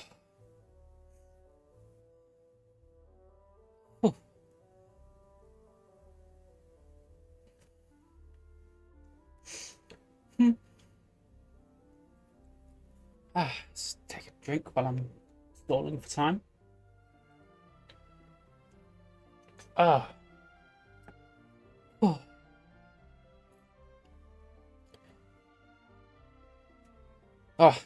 I'll fawn over them quite easily. I love it. I have no attraction to anyone in the real world, but as soon as a beautiful anime girl appears, that's it. I'm dead. No, stop! Alice! I can't believe it! Oh, what a cute face. What a cute expression to make. I had a whole speech prepared. I'd agonized over every single word. She always picks the worst moments to ruin other people's plans. I'm so sorry about that. Alice took the liberty of devising some bespoke self-introduction magic for each member of the Hexen Circle. That's why it's appearing. But I could have sworn I deleted all of the triggering conditions for it. So it's actual in universe. That's hilarious. So embarrassing. Just imagine walking around and you introduce yourself and that pops up. I'm embarrassed for her. This is a very different side of Nicole than what we're used to. Is she not used to face-to-face interactions? Don't worry about it. We've seen that introduction magic once already, so it wasn't too much of a shock. Please go on, Miss Nicole. We'd love to hear what you have to say, or, well, communicate. Huh? Are they talking to this lady? But... Will you all promise to forget that horrendously embarrassing introduction? Oh. Can she not hear it? Sorry? Embarrassing?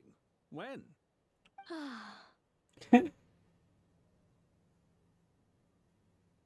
Yes, my name is Nicole, and I am one of a very few angels who have retained both their preferred form and their power. So that's why she's heavenly.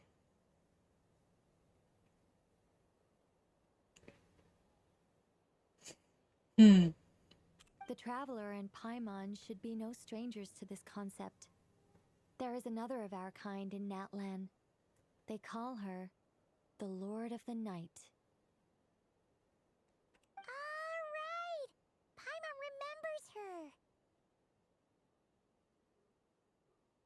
Yes. Well, I have retained more of my power than she. It's because I don't have a long-term duty to fulfill. To be more specific... no. We'll be here all day if I get into the specifics. Moving on.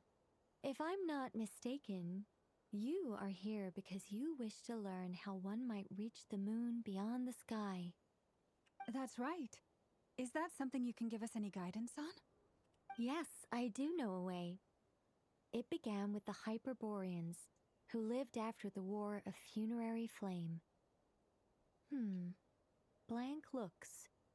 Maybe I should start with the background of the war. Or maybe not. It shouldn't be an issue. I'll fill in the gaps for you when we have more time. Anyway, after that war ended, the three moons retreated to beyond the false sky. The Hyperboreans were humans I once aided. They accepted the civilization and creations bestowed upon them by the angels. But despite accepting many blessings of the angels, many among them still held on to their faith in the moons. They were reluctant to accept the new order, even after the War of Funerary Flame. They sought to contact the moon goddesses beyond the sky and receive their guidance. But all three had passed away by that point. This mage has a unique method of communicating. Is she talking about the moons? Yes, but they did not know. And so, still they prayed for the moon goddess's mercy. After building titanic structures that consumed vast amounts of Kuvaki, at last they glimpsed the moons and heard their voices. But of course, they were gravely disappointed. For it was then that they realized the three moon goddesses were dead. The lore dump in this quest. Oh, that's such a sad story. It is. Humanity was in a very sorry state at that time. The angels who had once aided them were gone, and the War of Funerary Flames had left them homeless and destitute. Just a second, I gotta ask. How relevant is all this history to the task at hand? Well, I mean, it's... Okay, it seems we've drifted into irrelevant narrative waters. No, keep the lore. It's been a while since I've had the chance to speak inside someone's head. As soon as I got started, I lost control and the words just flowed out like a waterfall. What I'm trying to say is... Right, yes, that's it. The relevant part is the ritual created by the Hyperboreans. Oh, the flustered face. Oh, she just keeps making cute expressions. I hope she's playable. I've not looked into that.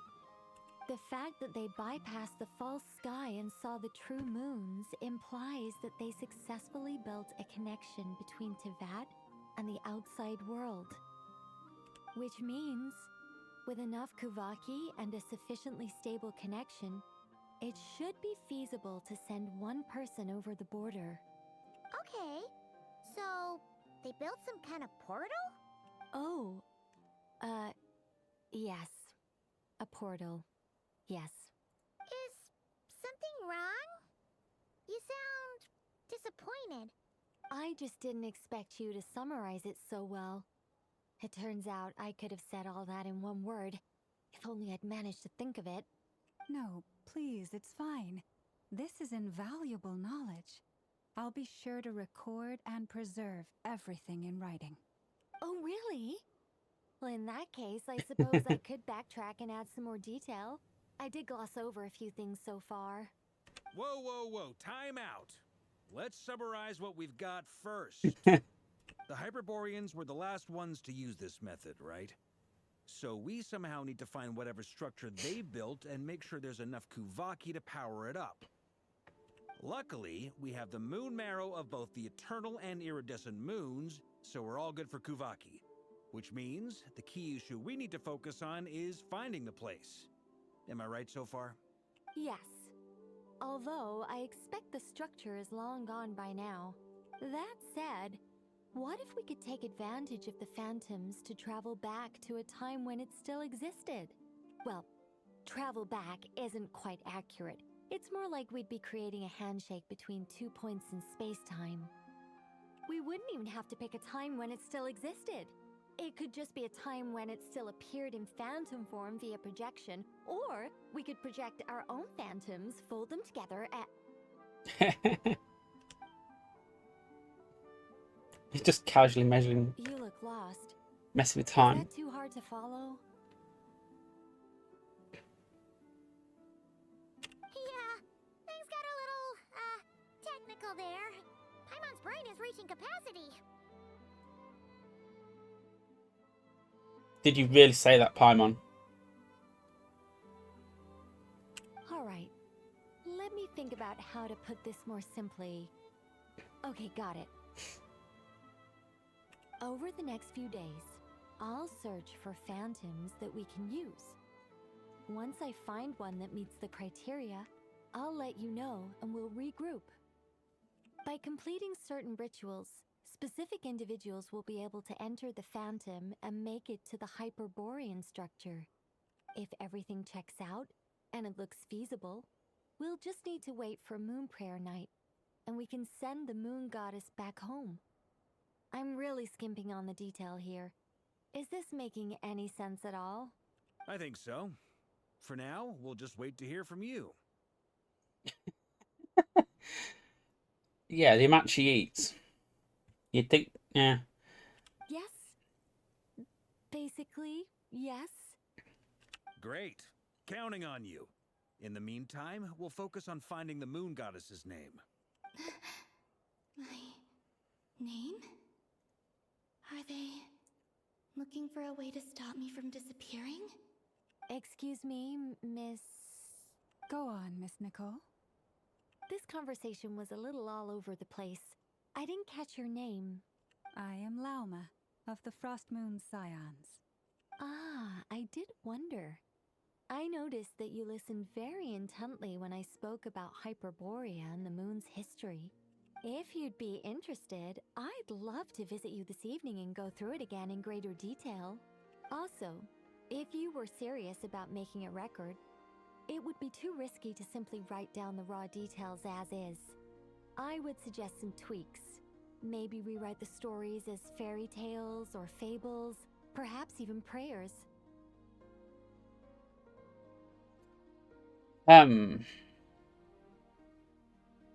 That's a tough one.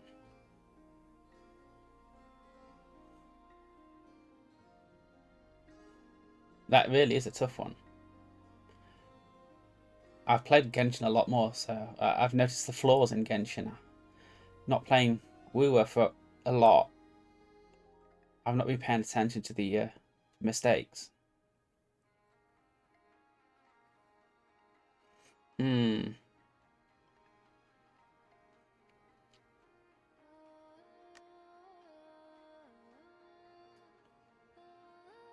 Anyway, we can cross that bridge when we come to it. So, see you later then? Oh, and no need to prepare anything. Just a cup of tea will do. There's the cough again.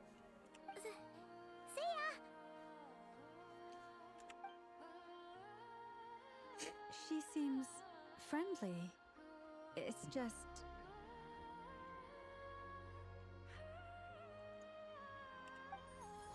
It's so nice to find someone who's actually willing to listen. I've been dying for a chance to finally go through all this systematically from start to finish. Any longer and I'd probably start forgetting it. Now Paimon gets why Alice told us to mind our heads. What did I tell you? A lot of quirky people in Alice's orbit.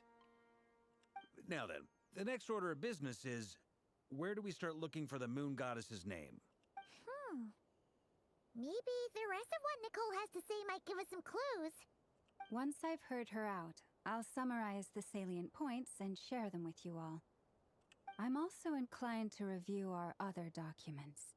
Yes, our faith was first established by our Hyperborean ancestors, but many of the more factually accurate records are from after Kuthar's birth. Sounds like we're gonna follow Columbina's journey through Teyvat, huh?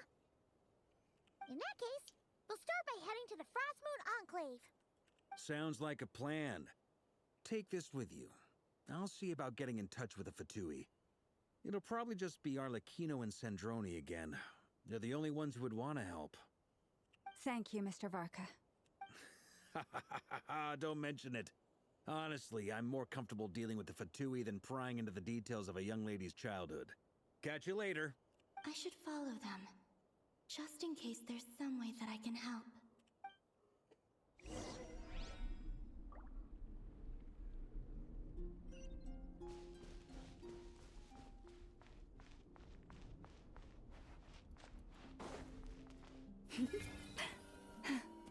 Ah, getting how to control things. Keep wanting to launch the glider, but I haven't got a glider.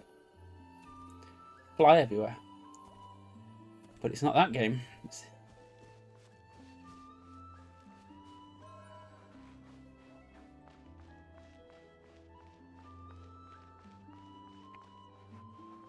Oh, switching games really does my head in. I used to play Destiny 2. I took the time to organize all documents in our possession that pertain to Kutar. What you see here is the material I consider reliable. Going from Destiny 2 to Genshin and back again and back and forth. Oh, that was a nightmare. Trying to dodge things with the wrong button and dying. You're saying there's unreliable material too? Yes. Most of the information we have was transmitted through an oral tradition.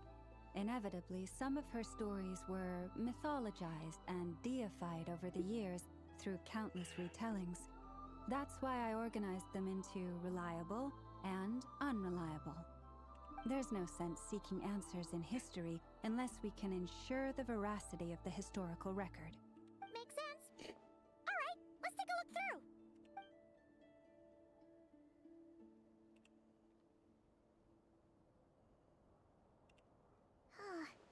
Almost all these records refer to Kutar instead of Columbina. Although neither of those is her real name.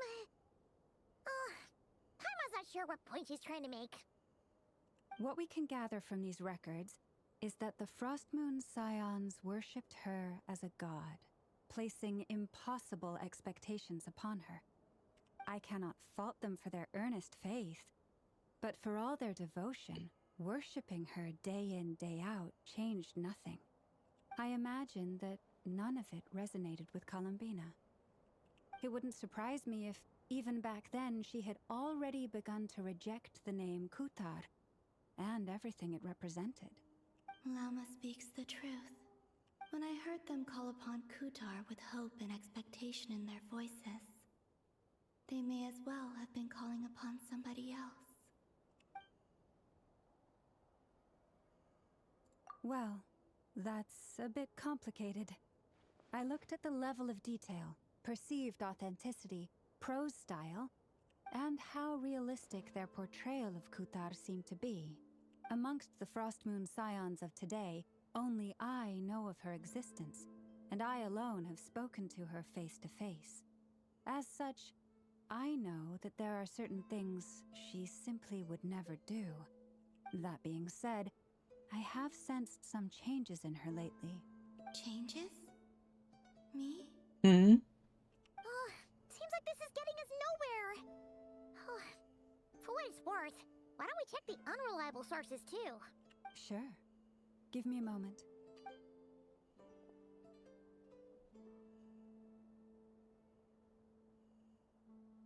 Exerting but a fraction of her divine might, Kutar sheared a great mass from the snow-capped mountain and cast it into the sea, upon whose surface shone the mirror image of the moon.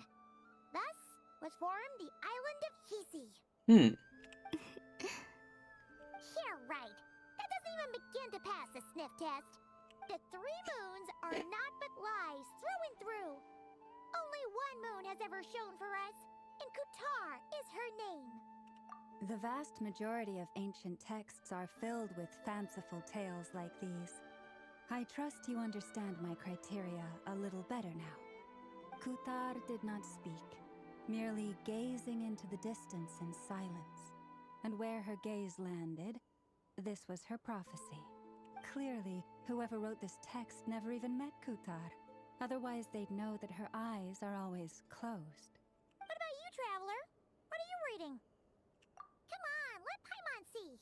The child wished to build a wooden nest with which to shield a fledgling bird from the cold. But being so young and lacking in strength, the child could not snap the branches from the trees. Katar was passing by.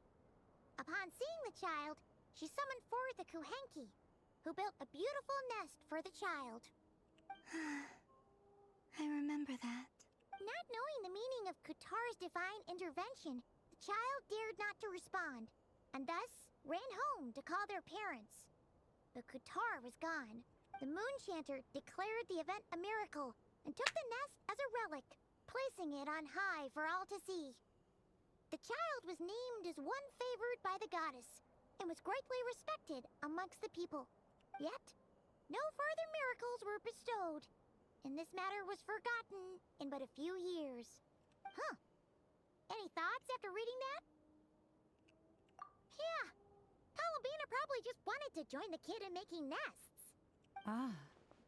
I'd originally considered this a fabrication, because Kuthar did not perform any similar actions in subsequent records. But now that I think about it, it does seem like something Columbina would do. It's just that... She didn't know how other people would interpret her actions. She was probably worried about making things difficult for people. So, she gradually stopped joining in. Yes. Oh, that's so sad.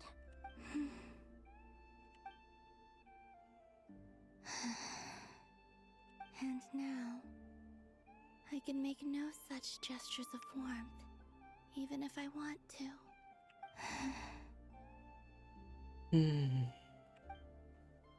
Still no name. That's a bit of a shame. But we did learn some interesting stories. That's gotta count for something. Barca said he was gonna set up a meeting with Arlecchino and Centrone, right? Let's go back to Nasha Town and see how he's doing. I'm trying to, but you won't shut up.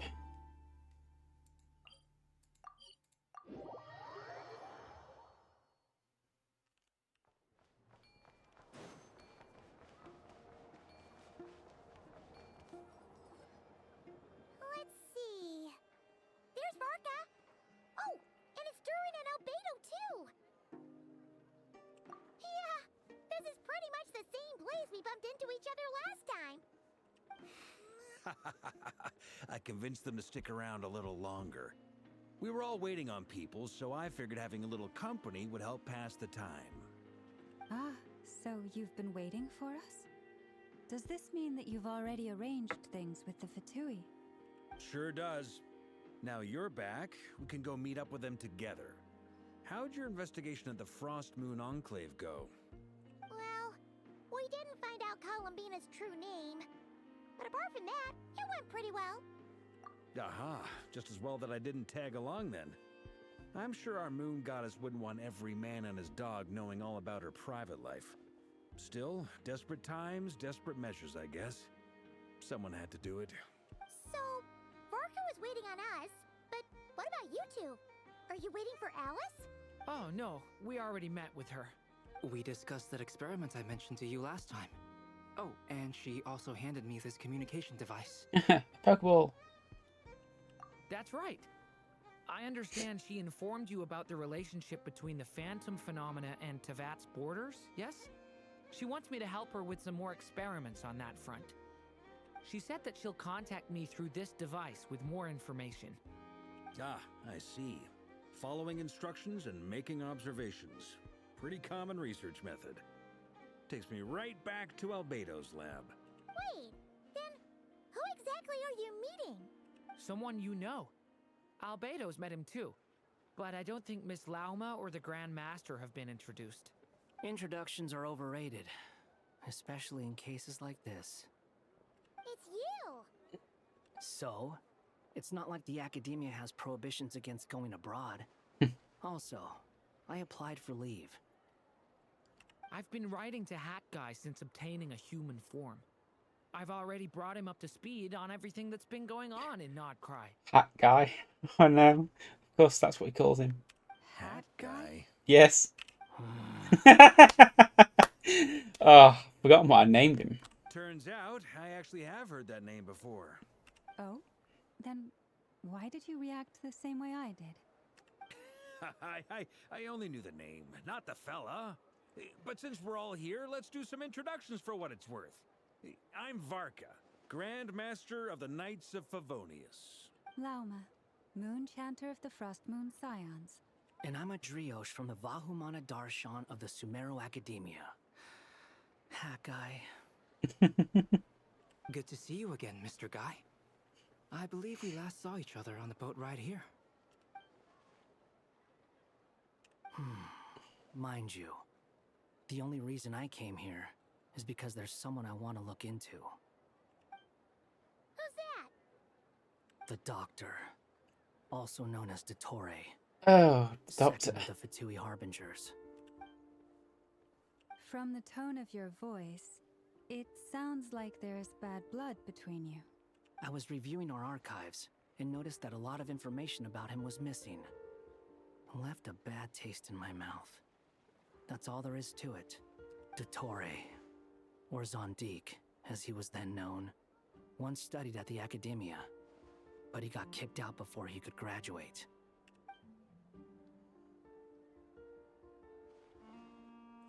Yes. So the Harbinger's #2 man is a college dropout? How embarrassing for them. I don't know, it sounds right. Last we heard, he was planning something. We actually heard that a few times before, even coming to Notcry. But we haven't seen a trace of him since we got here. He only appears when something interests him. For all we know, he might have left already. But the fact he did something here at all is worth noting. It'll fill a couple extra lines in his file. Why does it sound less like a file you're writing and more like a criminal record? Anyway, we were just about to meet 2 of the other Harbingers. Want to come along? You might learn a thing or two about him there. Sure. Even though they're Harbingers, well, they're old acquaintances of ours, so, you know, when you talk to them, try to be... I got it. The Frost Moon Scions' relations with the Fatui remain tense. Forgive me if I do not attend. In that case, we'll continue assisting Miss Alice with her experiments. Good stuff. Everyone's having a fruitful time. All right, we better get going. I'll lead the way.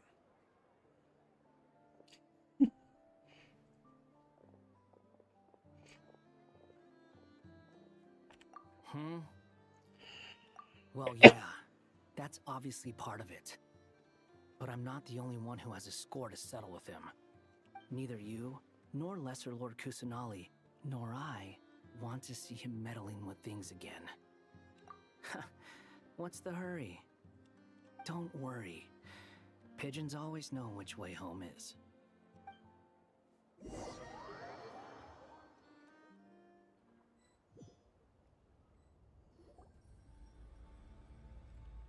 Oh no. You made it. Who is this? A scholar from Sumeru. They call him Hat Guy. He's an old friend of the Travelers. Wait, this is the Academia representative you wrote about? He doesn't exactly look the part. I believe this will prove my identity. You'll notice it bears the seal of the Sanctuary of Surasthana. Well, what do you know? So it does. All right then. My mistake. It's fine. I expected as much. What?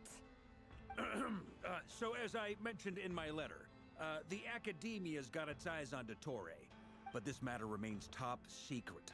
Apart from those assisting in the investigation, the fewer people who know, the better. If anyone asks, I'm here in Notcry to pursue my personal academic interests. Gotta say, Varka, you did pretty well to keep all this under wraps for so long. Sounds like you got in touch with the Academia about this way back. You flatter me. Where do I even start? Remember that time we fought Rerir at Star Sand Shoal?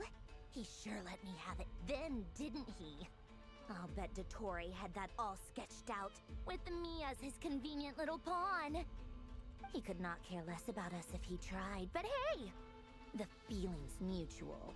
Does Dottore really strike you as the sort who values his relationships with his colleagues? Fair point. Definitely not. Which is why I always keep my guard up whenever he starts making suspicious moves. To that extent, our motivations align.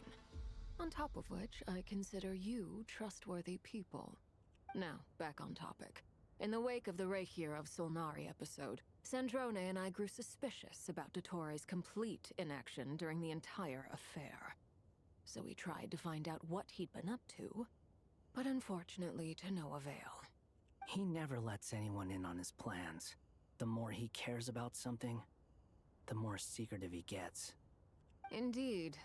Perhaps he believes that by keeping a low profile, he can avoid trouble. But that trick isn't going to work on his colleagues. Yeah, I mean, he's been researching the ancient moon's remnants. And he's been trying to get his paws on the moon marrows. Only an idiot would believe he doesn't have something more planned. With this in mind, I returned to Snezhnaya and relayed my thoughts to Her Majesty the Tsaritsa, entreating her to have him recalled. That's pretty direct. Did the Tsaritsa agree? Yes. I made it abundantly clear that the Fatui's business in Nodcry is almost concluded, and we do not need 3 harbingers in this territory. Her Majesty concurred. Accordingly, Dottore has returned at her orders. I imagine he is continuing with experiments, which no one besides he would ever have any interest in. Common sense might mean nothing to him, but he's not stupid. He knows that no good can come from opposing the Tsaritsa. Smarts alone won't get him all the way. He needs the Rooster's resources and Regrator's Mora, both of which the Tsaritsa can strip from him by waggling a finger. But doesn't he have a track record of publicly following orders while going against them in private? He probably has it down to a fine art by now. Wouldn't put it past him. We worked together on a research project once. Only briefly, but it was enough to show me that we're fundamentally different people. He has no interest in doing things methodically, stage by stage. His thoughts jump all over the place, and the moment his curiosity is satisfied, or he gets the results he wants, he disappears. The only similarity we share is that, once we set our minds on doing something, we will see it done, whatever it takes. Oh, we definitely saw some of that in your battle with Rerir. You got so competitive. Ugh, do not remind me. Then I believe we all concur. Dottore will not simply give up. Fantastic. Now this is turning into a whole day of unpleasant memories. Are you talking about the moon marrow stuff? He also strikes me as the kind of person to disregard experimental regulations, ruin all the equipment, and go way over budget.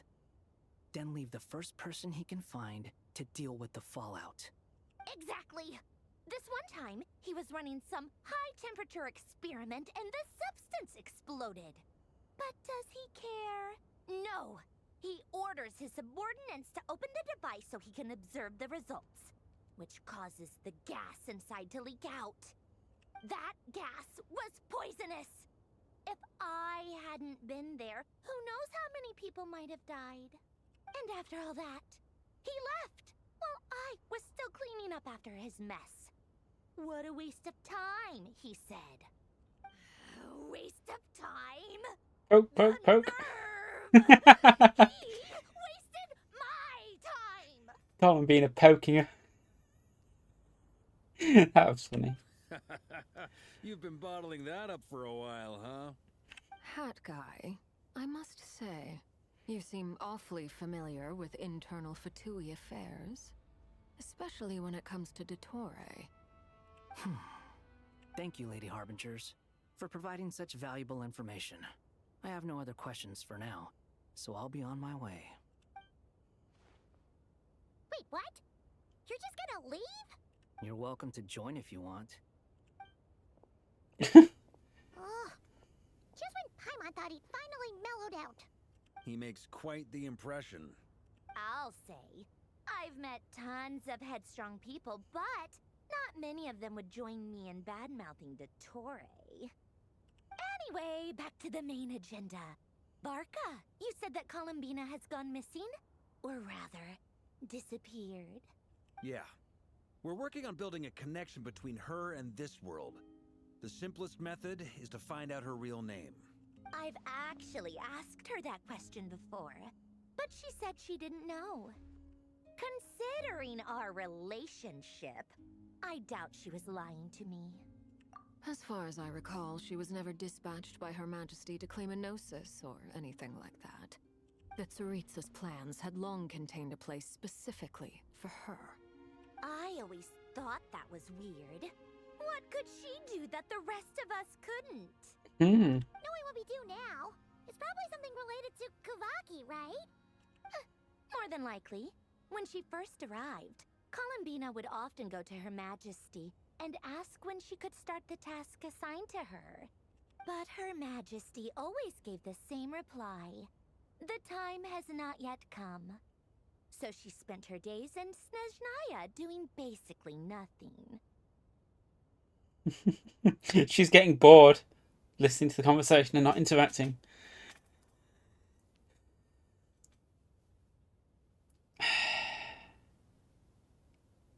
The Tsaritsa has summoned a beautiful blind maiden to be a harbinger, giving her the third seat by virtue only of her enchanting voice.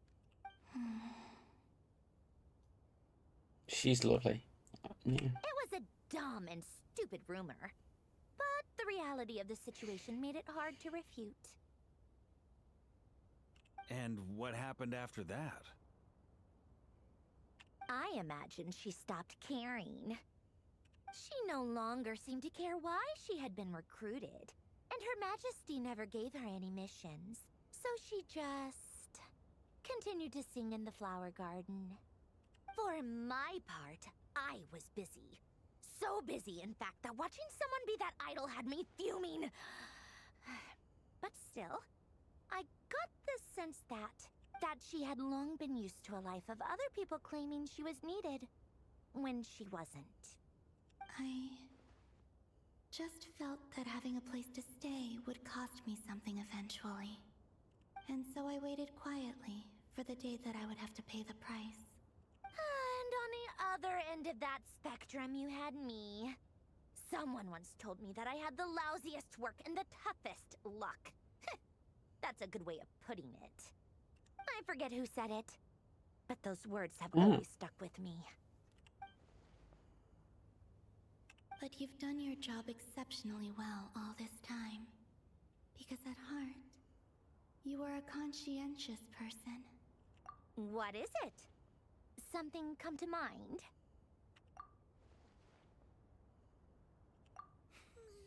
That makes sense. Nothing screams you are needed like your name shouted from across the town. Well, good luck with it. But if you ask me, Columbina is still the most shoutable name. I'm just so used to it now. After all the arguments we've had, I can't be bothered trying to remember another name for her. Nor I. Sandrone. Harlequino.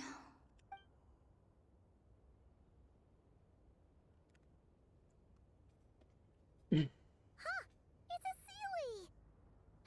Does that mean Nicole has news for us? Ladies, I thank you for your hospitality. If the chance ever comes up, I definitely owe you both a drink sometime. I'm sure it will. You can make your own way out.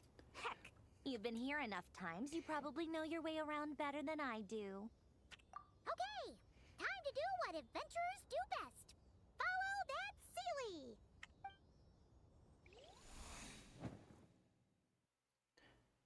What to doing, I guess.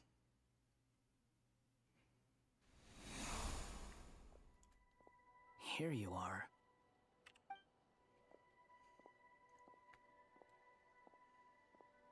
Oh, hat guy. How come you're back so soon? Did things go all right with the Fatui? Fine. Dotori's been summoned home by the Tsaritsa.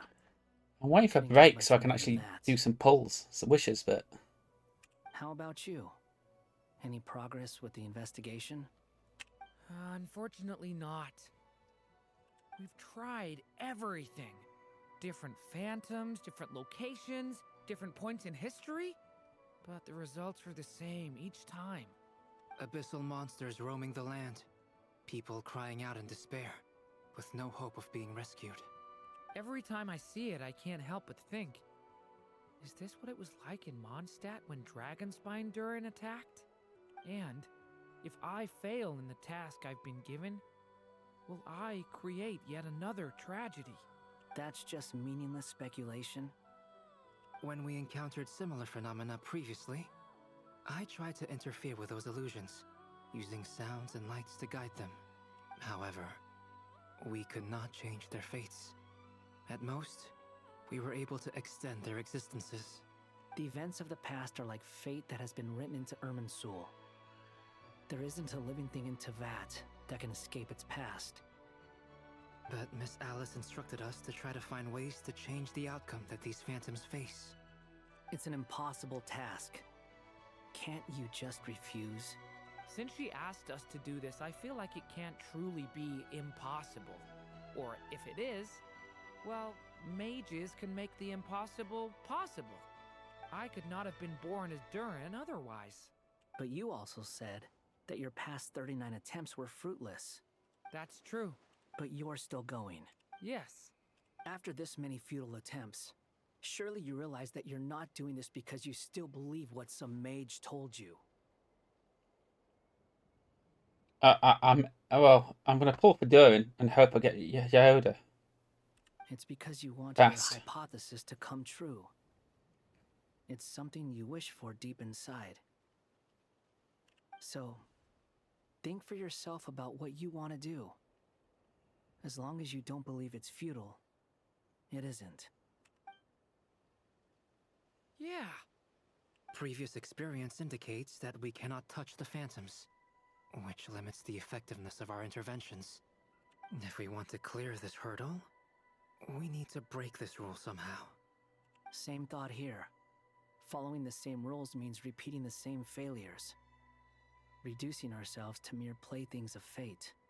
So you mean we need to figure out a way to make contact with them despite knowing that we can't? Yes, and I suspect that's something only you are capable of. Everything in Teyvat is logged in Irminsul, but the withering that once occurred in Sumeru was a sign that the Great World Tree was being corrupted. This corruption allowed things that should not have existed in Teyvat to appear. This is tantamount to rewriting reality to an extent. You're saying abyssal power might be able to affect those phantoms? No one's ever tried it before. If you're gonna try it, it'll take courage. And you have to be confident that you can control it. Is anyone there? Has anyone seen my daughter? She's missing. I have to find her. I hear someone inside. Spargana? Are you in there? Ah! If I can use my abyssal powers to warn him that there is danger here, maybe it'll change his decision. Maybe he'll stay away. Yes. The important thing is not the nature of the power, but rather how you use it. To intimidate and obstruct. Sounds about right for the Abyss. Well, let me try. I should be able to influence that thing. Have you seen a little girl? What? This isn't the time for that! Mm-hmm. Just run!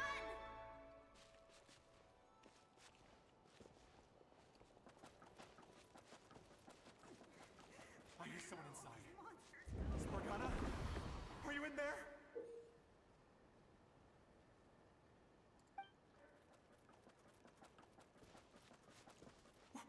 What is this?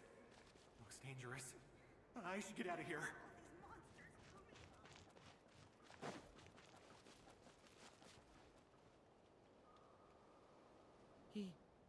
He really left. Ha! We did it! Don't celebrate too soon. Follow him. See what he does next. Monsters approaching from the front. You need to stop them and create an opportunity for him to hide.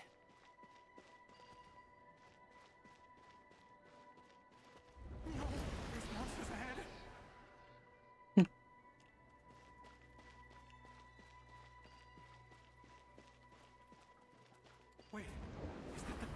saw earlier? Why is it appearing now?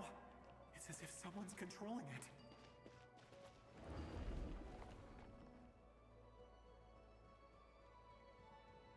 The monsters are gone. Is it safe now?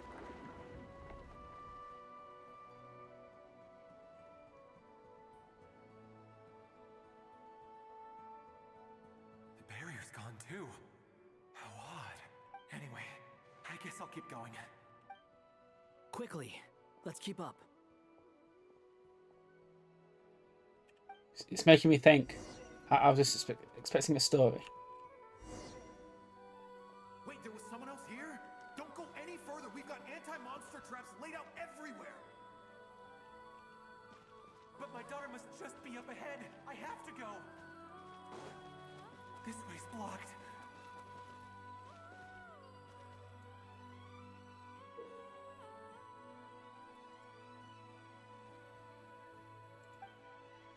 We might be able to use the explosives over there, but we need to take care not to hurt him.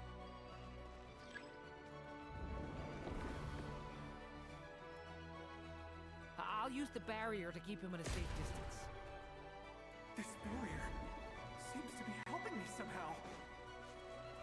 Yeah, the music's awesome. Hey, wake up!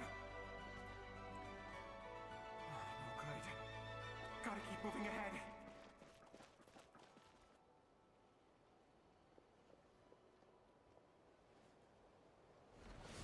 So many monsters! There's still a chance, Durin. Use the traps.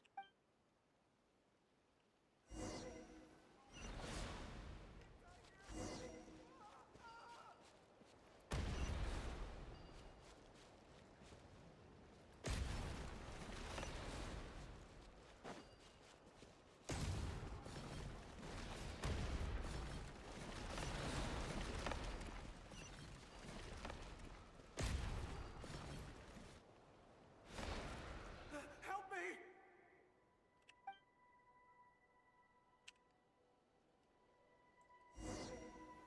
Yeah.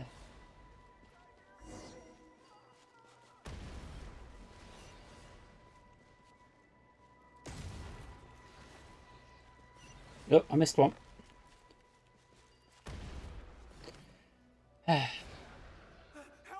Yes, I know.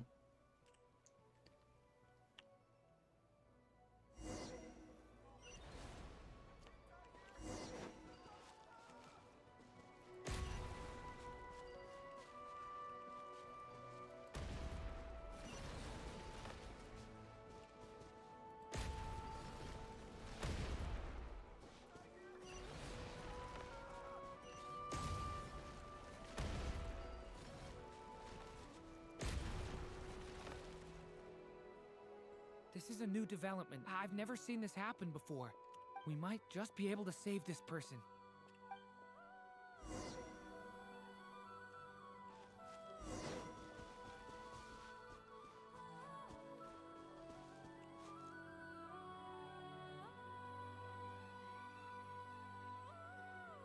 Hello there. Have you seen my daughter? Spargana's her name. She's carrying a large backpack. Get out while you still can, you fool. You won't find any survivors here. But I can't just leave her here. She must be so scared right now. Sorry. Wish I could help, but I haven't seen her. You'll just have to keep looking. Okay, thank you. If I do find her, I'll get her to shelter and come back for you. Don't bother. I've got nowhere left to go. What's that noise? Monster! No, if he goes inside, he'll be walking into a trap. Let's try.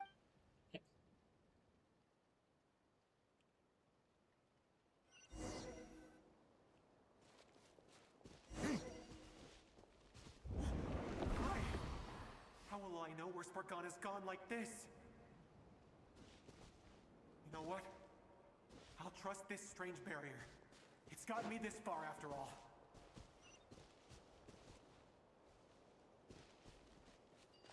What? Spargana, are you there?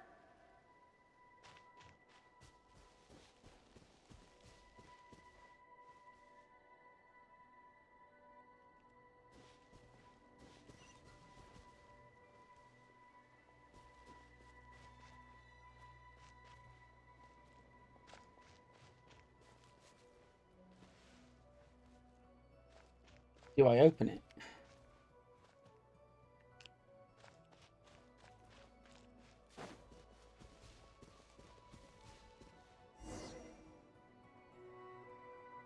Obviously not. Huh? That looks like one of my daughter's books. Thank you. Thank you. Yes, it's one of hers for sure. That's her name on it right there. She left her backpack here. Durin, just like last time. Use the explosives.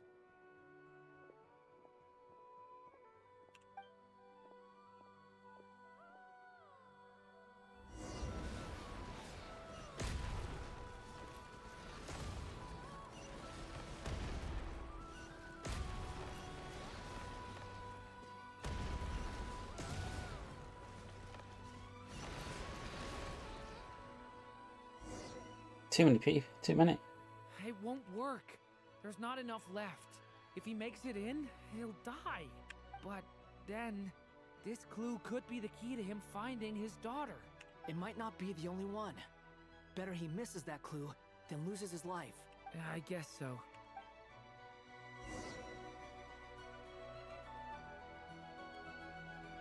Stop him, Durin. We can't let him get any further in. It's my daughter's book. She's passed this way. Why?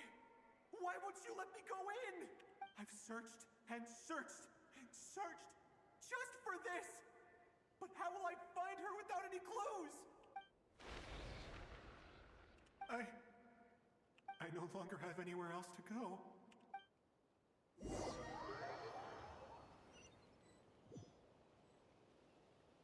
Finally, back to the normal loading screen. I'm sorry. I'm so sorry. He refuses to go anywhere else. Whether he opens this door or not, all that awaits him now is death. We couldn't change his fate. Albedo? Hat guy? Let's try one more time. I don't know how we're gonna do this, but I don't want to give up either.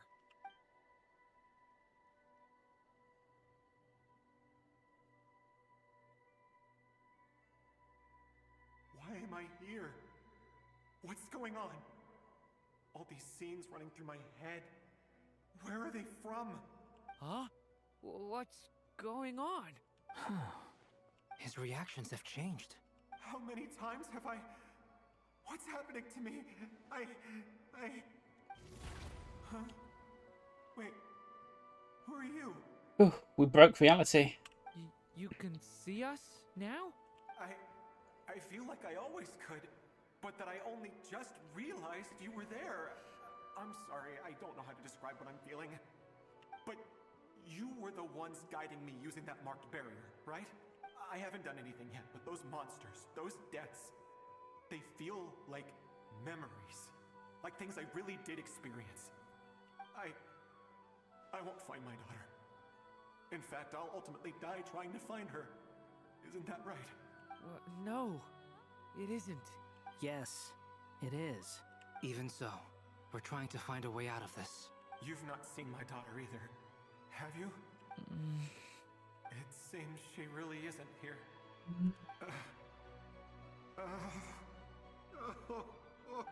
I'm sorry we couldn't help you.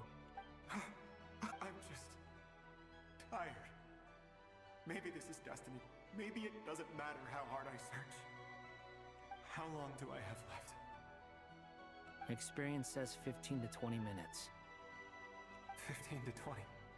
Thank you for all your help. Let's rest a while. You look exhausted too. Now's not the time for you to start pitying us. It's not pity. I'm just realizing that I've only got 10 or so minutes left. You know?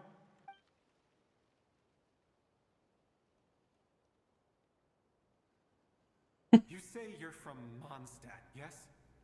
place with windmills, where people enjoy limitless freedom? And you're from Sumeru, where they've built an academy into a giant tree? Yes. It seems you've never heard of either place. Those names are unknown to me, I'm afraid. Yes. Have you heard of Hyperborea? I have, but I heard that it was destroyed in the distant past. I see. That was where my ancestors once lived. What about Delphi Pytho? Was it later rebuilt? I've never heard that name. Then what about Sal Vindaknir? I have seen that name on stone tablets on Dragonspine. But I'm afraid the only things left of that place are its ruins. I see. Sure enough, there was no way to turn this around, huh? I'm sorry. I was the one who asked to chat, but it seems like we're too many ages apart. There's barely any common ground to start from. It's all right. We did hear something new, at least. From how you speak of your lives, things must be going all right for you, I guess. They are. Mondstadt is a place of freedom and happiness. There's a lot of good people in the church and the Knights of Favonius, and even outsiders find that it's an easy place to feel at home. We have festivals a few times a year. Everyone gets together to drink, sing, and be merry. That's just a Friday night, isn't it? Sumeru is a lot more uptight. Not really the kind of place where you can relax. It's a nation fraught with problems wherever you look. But if all you want in life is to seek knowledge, I guess it's pretty much paradise. Yeah. That's wonderful. Friday, no work tomorrow, get pissed. In other words, after this all-devouring black tide passed, humanity did not merely avoid extinction, but rose to build prosperous civilizations anew. I mean, I can see you all right now. That must mean the future isn't a total mess, right? That's true. Well, time's almost up. Let's part ways, I think. Might be best if you don't waste too much time on me. The chances are slim, I know, but I'd like to spend these last few minutes looking for Spargana. If things work out, I'd love to tell her about what I've heard.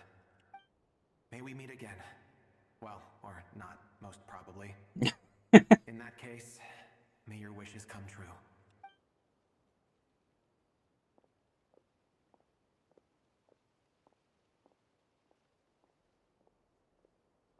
He's gone. In a few minutes, he will meet the He's end definitely, that yeah. was his to begin with. I'm gonna die, let's just disco it, yeah. The ending of this tale did not change, but I believe that we've just made the most progress we have yet. May your wishes come true. If only it were so simple. Hat guy, could I ask you a question? You've never talked about your past. It seems complicated, and it weighs heavily on you, too. No crap. Would you be willing to tell me about it?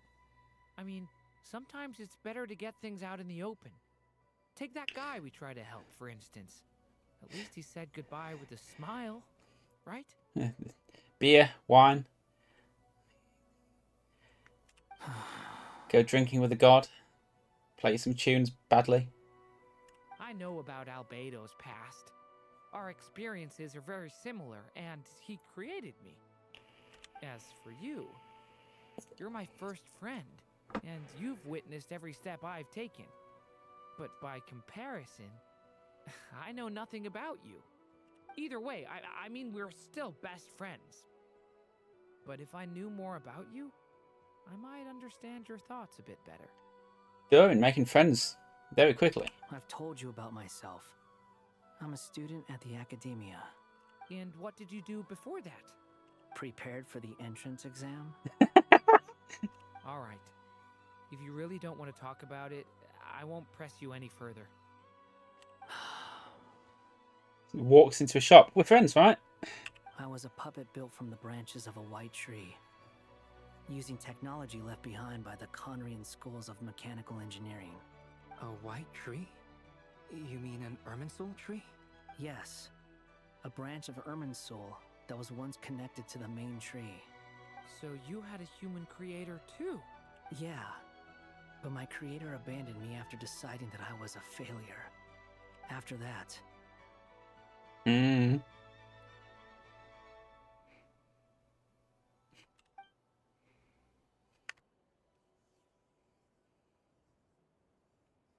Durin, resisting the influence of the abyss, suppressing the urge to destroy, trying to do the right thing. None of these things are easy, but no matter how hard they are, trying to rewrite past wrongs is far harder. You asked me if you would create a new tragedy if you failed. I told you there was no point speculating about that. But the real answer is, yes, you absolutely will. That guy. But at least you've got people here to help steer you away from the wrong path. So, just keep aiming towards the light.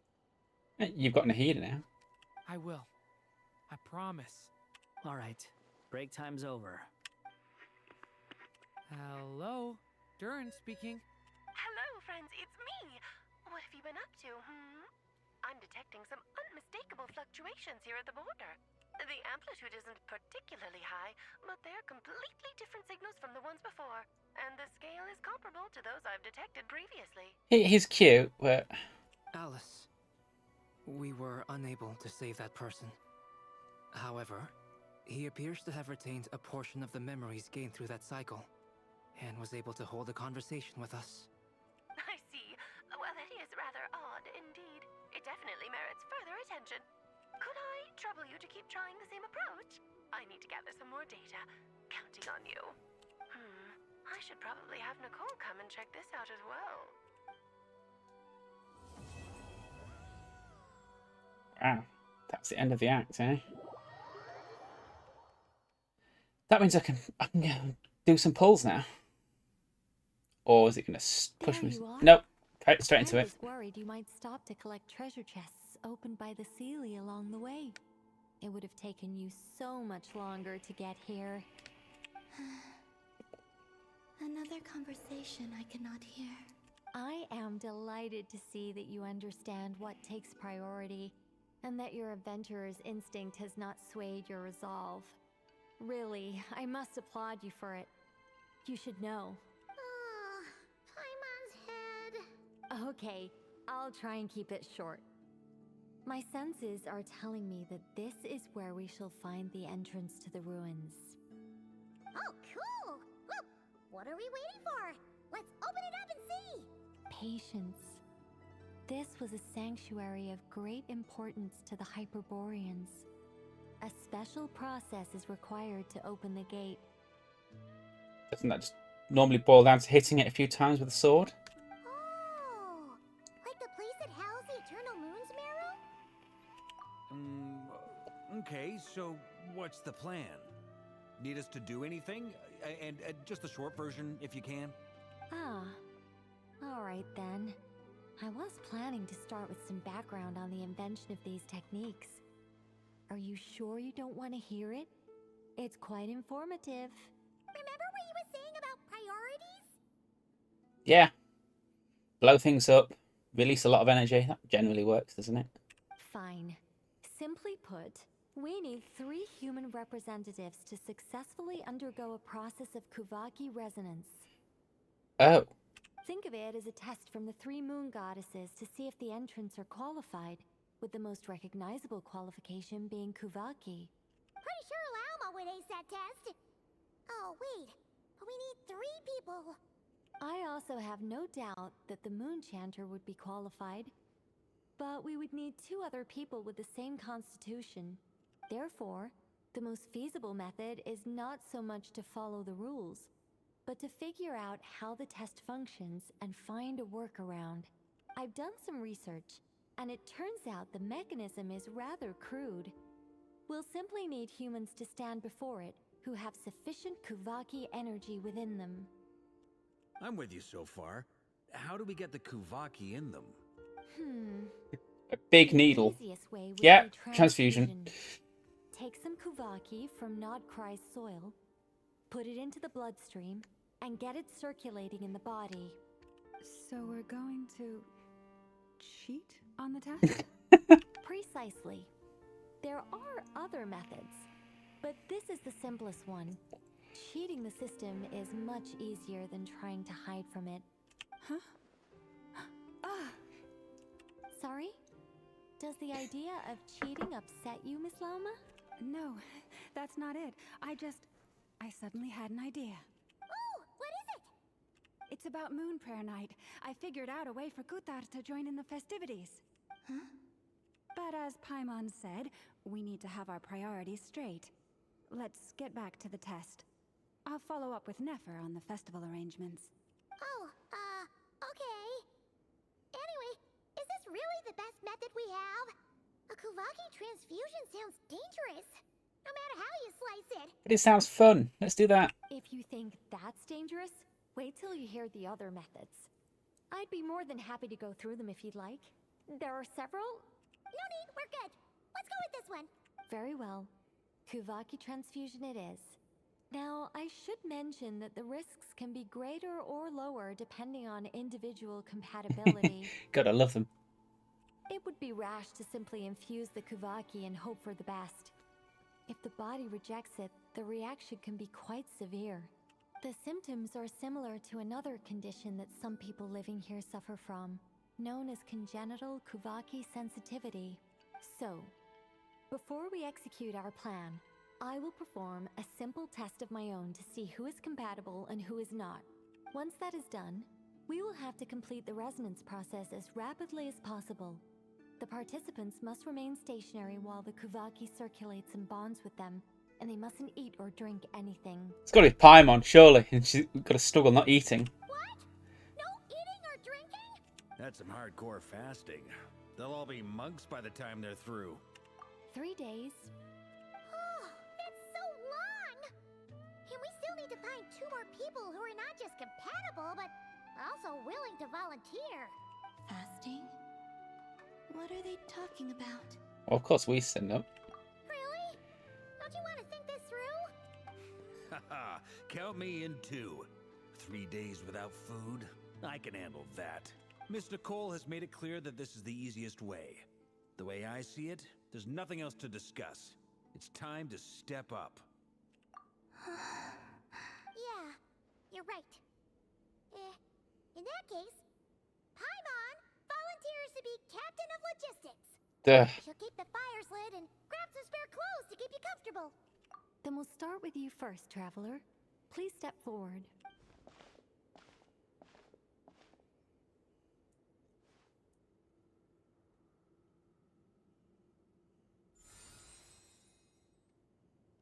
How's it going?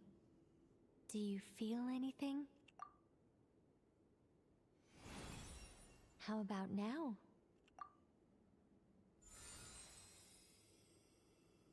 And now?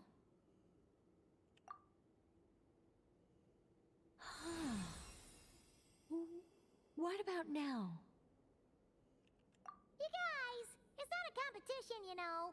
All right, I'm officially impressed. Even as a descender, you can withstand far more than I imagined. It's like I summoned a giant stone titan to arm wrestle you, and your arm hasn't even moved an inch. In my last attempt, I infused 5 times the amount of Kuvaki required. Yes, safe to say, compatibility won't be an issue for you. You're eligible to join. You're next, Mr. Varka. Sure, here goes nothing. All right, I'll start where we left off. 5 times the required Kuvaki Oh dear. dose. Whoa, whoa, whoa, hey, wait a minute. How's it going? Ooh, no, not great. I kind of want to puke. Feels like I've been drinking too much. A few bottles of wine, then a big stein of Dark Horse. Some hard liquor from Liyue mixed in. You think this is funny? I just lost to a young lady in an arm wrestling contest. I'm never gonna live that down. My apologies. I'll lower the concentration and try again. Oh. How's it going now? I'm not as dizzy as last time, but I can still feel it pulsing around. In that case, you wouldn't be an ideal choice, Mr. Varka. Let's try someone else. Okay. Let's go ask some of our other friends then. Just grab Paimon and do it to Paimon.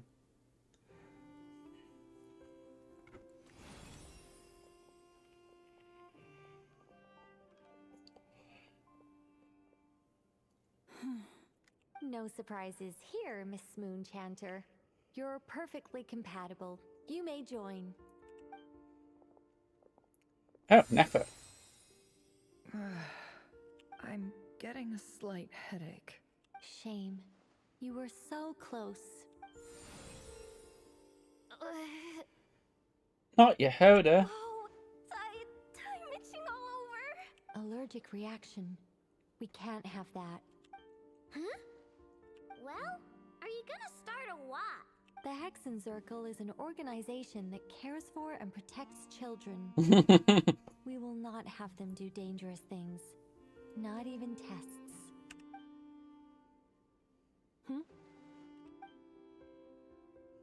Is something the matter? The candidates have to be human. I guess that rules me out too. Huh.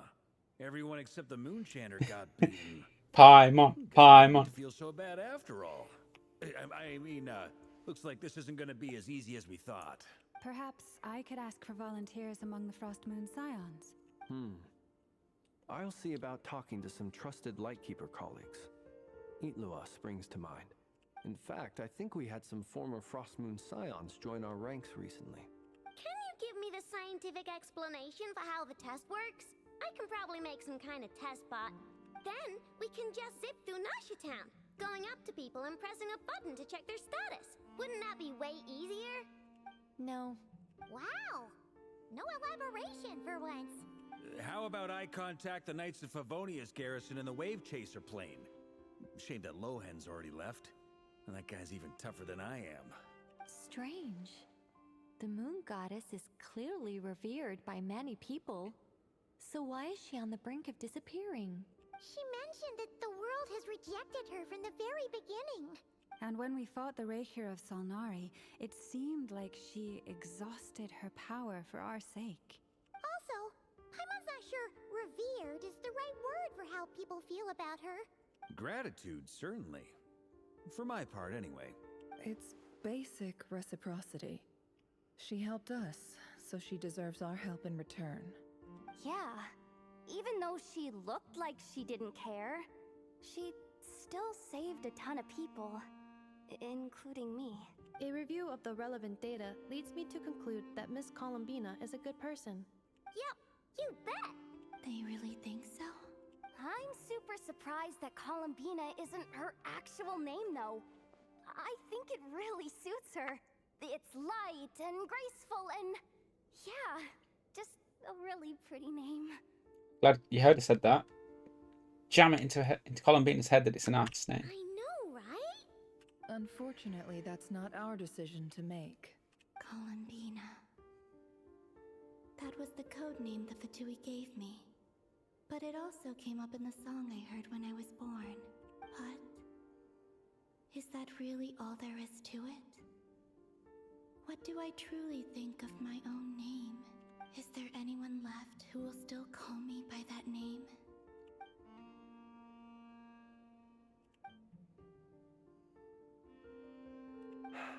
Moonprayer Night is getting closer by the day.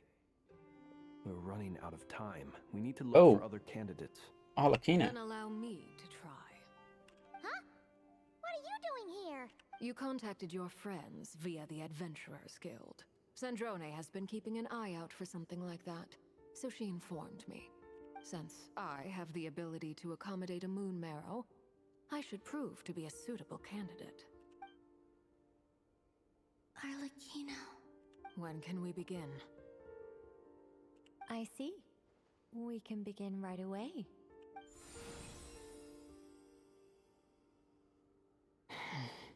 How was it? Did you feel any discomfort? It's like she's ever going to admit it. Not at all. Then it seems we shan't need to look for additional candidates after all. Great! Cool. Alright, like Paimon said, the rest of us can take turns making sure the three of them stay warm and comfy. Then my job is to take care of the caretakers. I will ensure everyone receives food and accommodation. I'm ready as well. Hmm.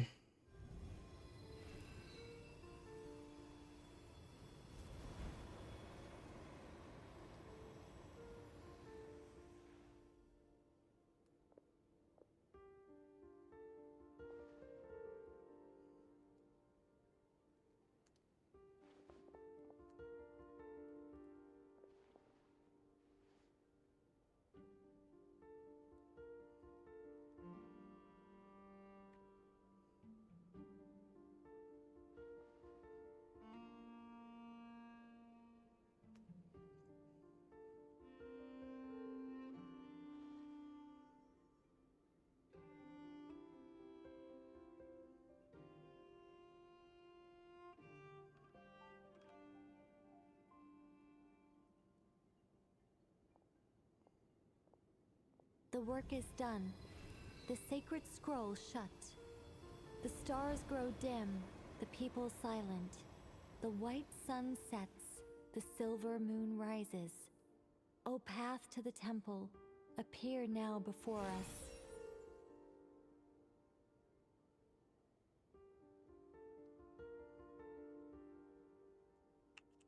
Oops.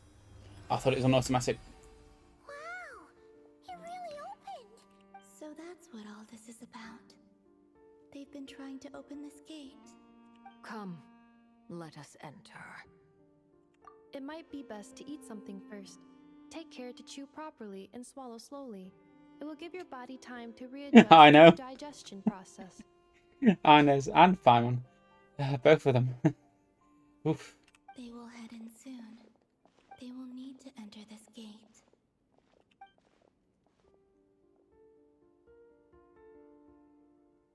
Huh? I cannot pass through.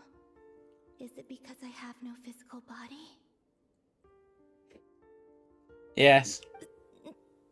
It has been 3 days. My strength has all but completely faded. Can I really hold on until Moon Prayer Night?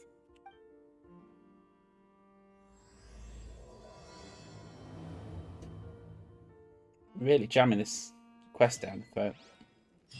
Ah. I can teleport.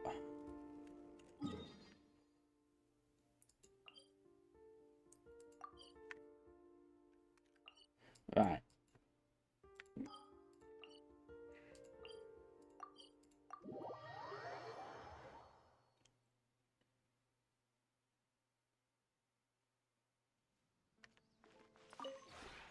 This realm is true.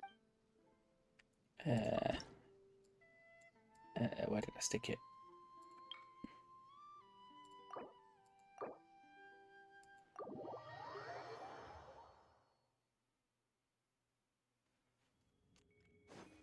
It worked last time, so let's try this time.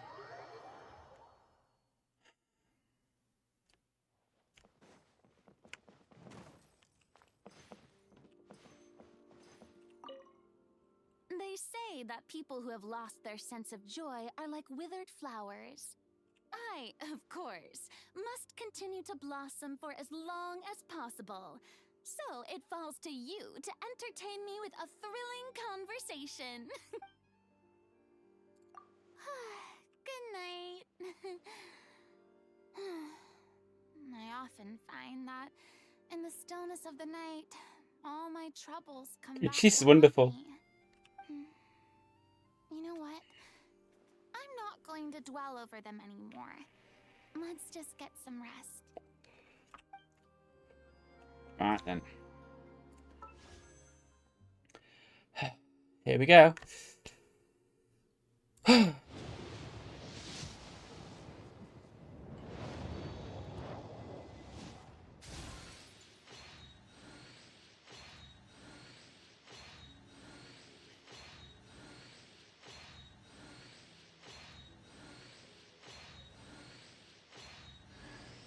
That's the purple. I didn't want that.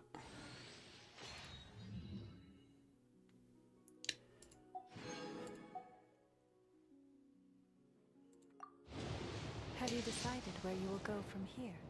Purple again. If not, why not find a patch of soft grass and rest a while?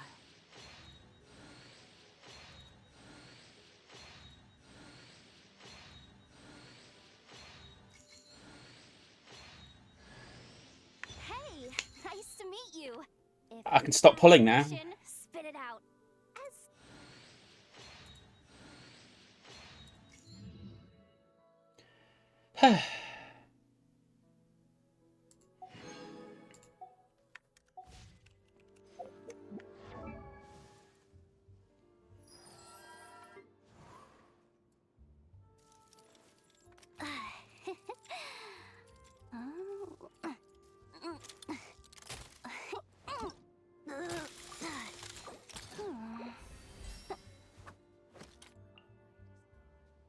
And even when the sky is hidden from view,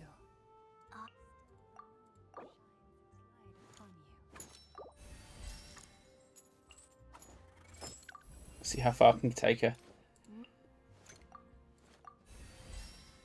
That's probably it for now. Radiant moonflies. Okay.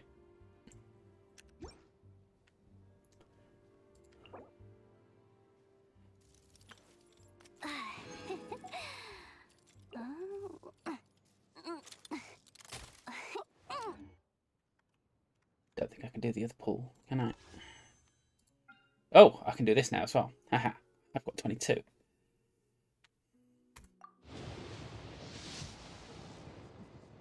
I have not had gold on this for a long time. And it's a bloody weapon, isn't it?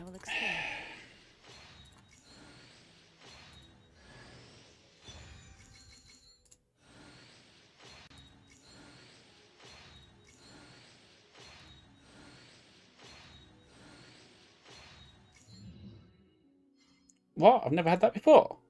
Really? Okay.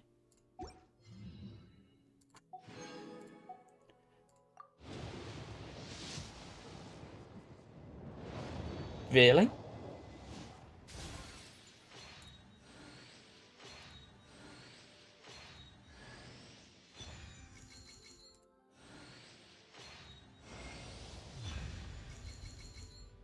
Interesting.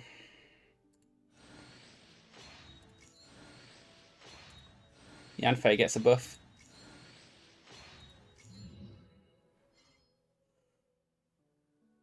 Another new sun. It looks good. It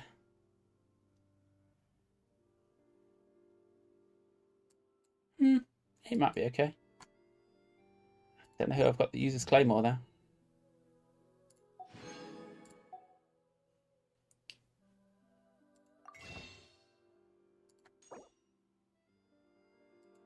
Nope, not that one.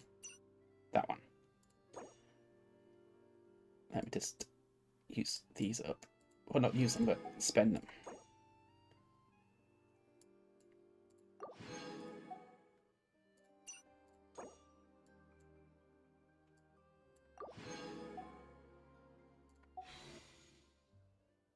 That leaves me with 11 and 7. I don't care about the weapons. Oh. That wasn't that bad a pulling session. I got the character I wanted. This realm is...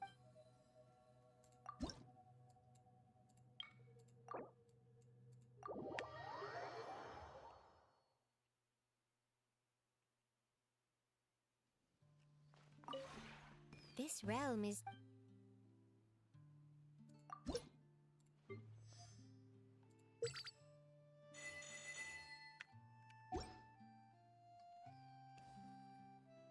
If you ever have any...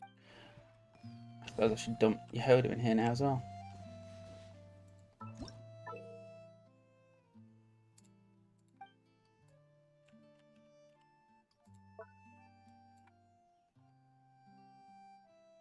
Where's my mouse cursor gone?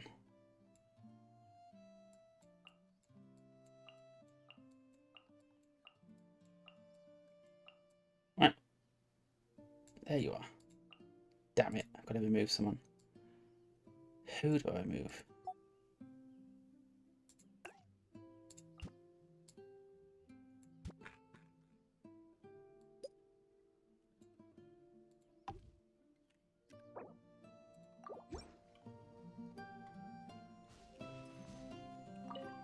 Wow, this place is just like the one in that story Boss Neff told me. A treasure hidden in the middle of the desert that can only be opened with a password. It's just a shame I came here alone. I'm no master thief. I need a crew. What? F is over there somewhere. I'm eating well, sleeping well, and living really well. What's not to like? Eh? Is it really that obvious? Fine, you got me. I hardly slept a wink last night. I was tossing and turning for ages before I finally managed to nod off. It's just, everything here is way too nice. The bed's so soft, the blanket's so light, and it's all so peaceful. Yeah, that's just how I am. The cozier the place, the less comfortable I get. Makes it impossible to relax and get some real rest. Why am I resonating with how she feels? Even if I try and force myself to sleep, the second I get close, my eyes always snap back open. I can sleep on a bare floor, but put cushions on it and that's it. I'm ruined. I can't. Then I either jump up and look around or slide my hand under the pillow to see if anything's there. It's instinctive. Of course, most of the time I'm alone and there's nothing under my pillow. So I can lie back down, bathed in a cold sweat, and start to savor the feeling of insomnia. It's a fairly hard, cold bed. When I first arrived at the curatorium, it was pretty serious. Eventually, I had to sneak out and lie on the lobby couch to get any sleep at all. And when I woke up, there was Neff, petting Ashru and smiling at me. It almost scared me to death. I nearly almost throw the pillows away because they just don't help. It's like lie on the flat bed, nothing else. With a very thin thing covering me. It's like, even if I'm warm, it's like, I'm freezing to death, so I put the heating on, and it makes it worse. It's like... Not really. But Neff bought me a bunch of... I can't remember what they're called. But they're some kind of special mat from Inazuma. It might be better to sleep on a hard bed, but if I can't sleep even until I get hypothermia, it's ridiculous. She had them laid out on the floor for me. Said I could try sleeping on top of them if I ever had trouble sleeping.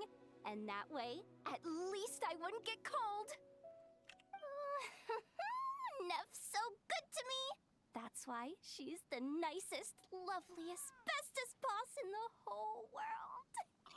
I'm fine, really. I've already mastered the art of getting used to a new bed. Just give me some time. No need to fuss.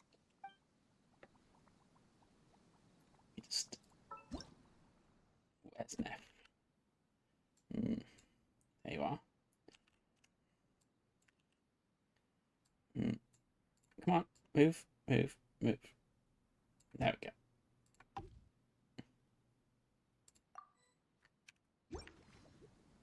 That seems apt.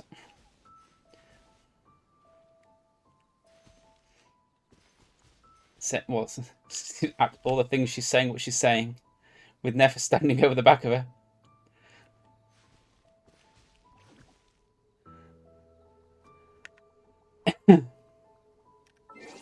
Anyway.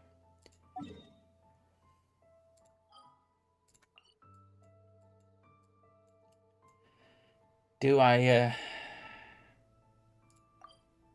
no, not Mondstadt. Oh, damn it.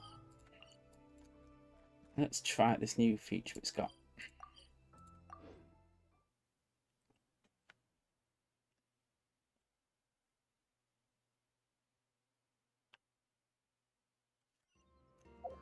Let's open this to make sure. Yes. Ad Astra Abyss.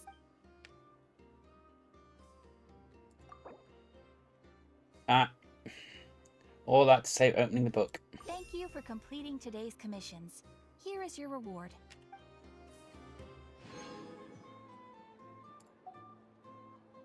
Ad Astra Abyssos.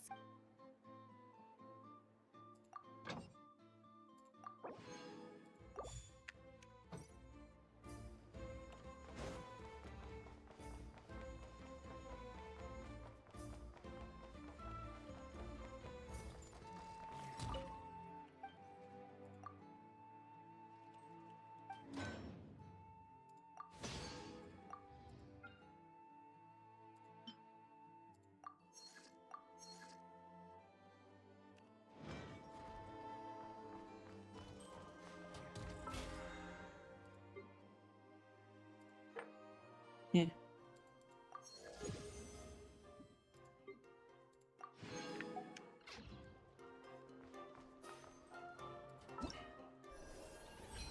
All the new things. Oh, I've got to go and kill things now, haven't I?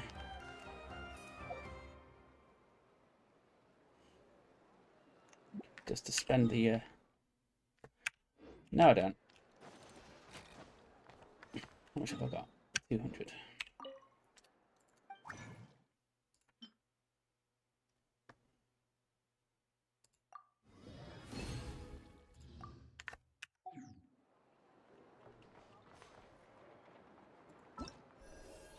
Good. That worked. Of course. Right. Now, do I carry on the quest, or do I...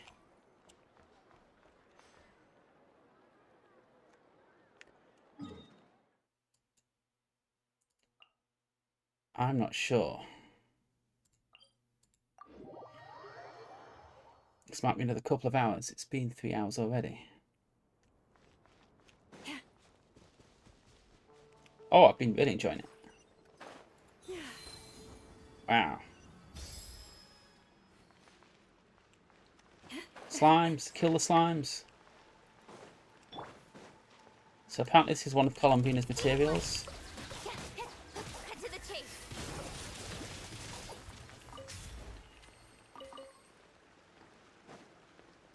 I've probably got too much of this stuff anyway, so...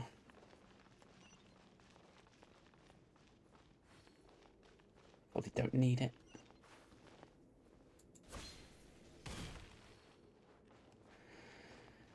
Whew.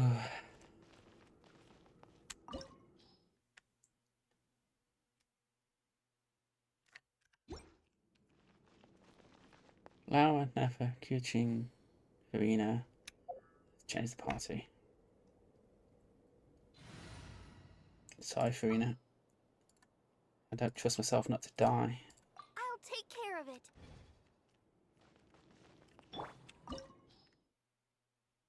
Fire.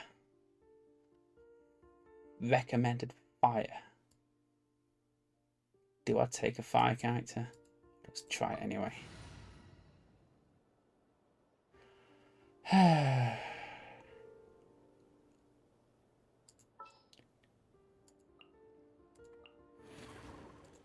This will be a productive partnership, I hope. Will that be good enough? Eh.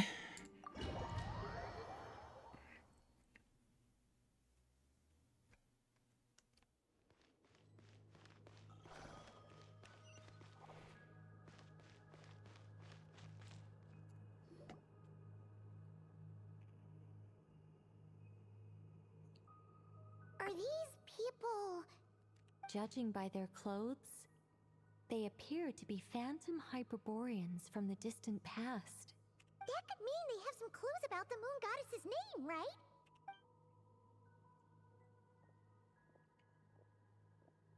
Hey there! Could you tell us what the moon goddess's name is? Sorry. That's probably a weird question, huh? How do we explain this? The moons are long gone, and their goddesses are dead. Their names no longer mean anything. Well, you've got no problem telling us them then. When a new moon goddess is born, we will surely know her name. We have used every last resource at our disposal. All that remains is to wait, patiently and quietly.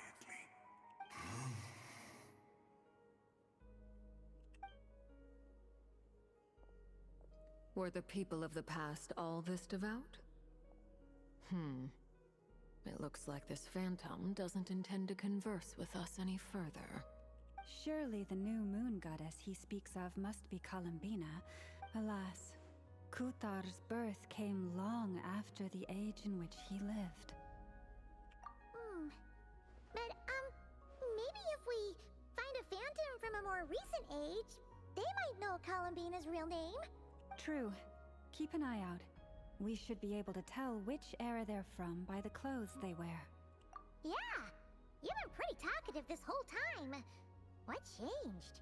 Oh, nothing. I'm fine. You all make good points. When the Hyperboreans speak of moon goddesses, they mean the three from truly ancient times. I can't imagine they would know anything about our current moon goddess. There once was a time when the moon goddesses blessed them greatly and protected them from harm. So, when the war between the gods and dragons plunged the world into chaos, it seems they looked once more to the moons for help, praying for a new goddess to be born. Yeah, that checks out. Let's continue on. Who knows what else we may discover?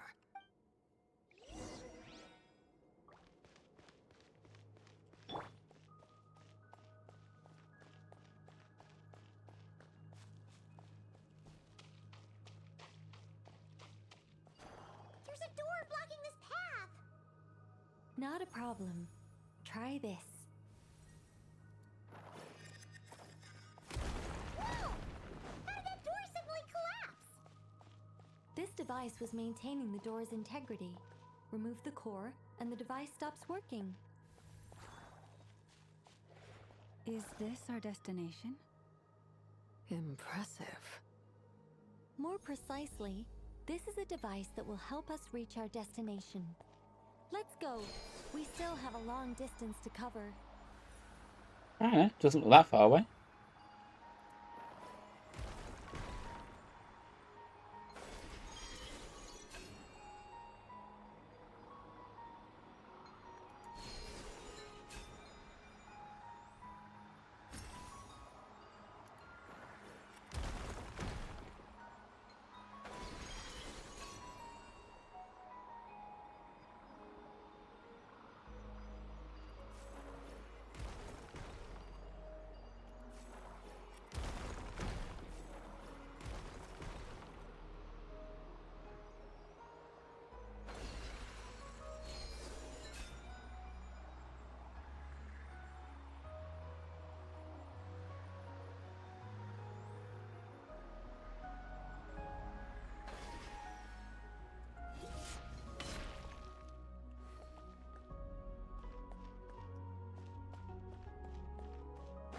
The way ahead is blocked by broken rocks. Let's try that device again. Remember the door from earlier? Yeah, I'm trying. Come on.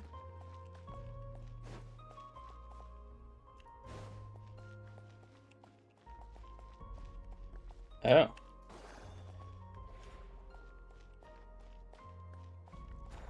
There we go.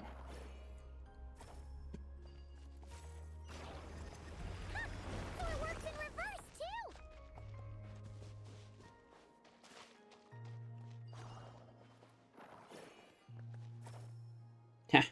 The humans we see are all phantoms, but the monsters are real.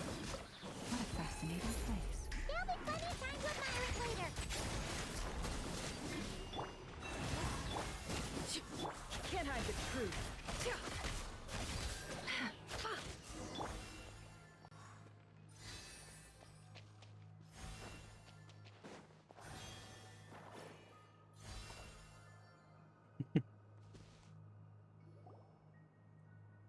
Ooh, there's a whole bunch of artwork in here. Seems pretty old. Nicole, this is probably your area of expertise. What do all these paintings mean? Let me see.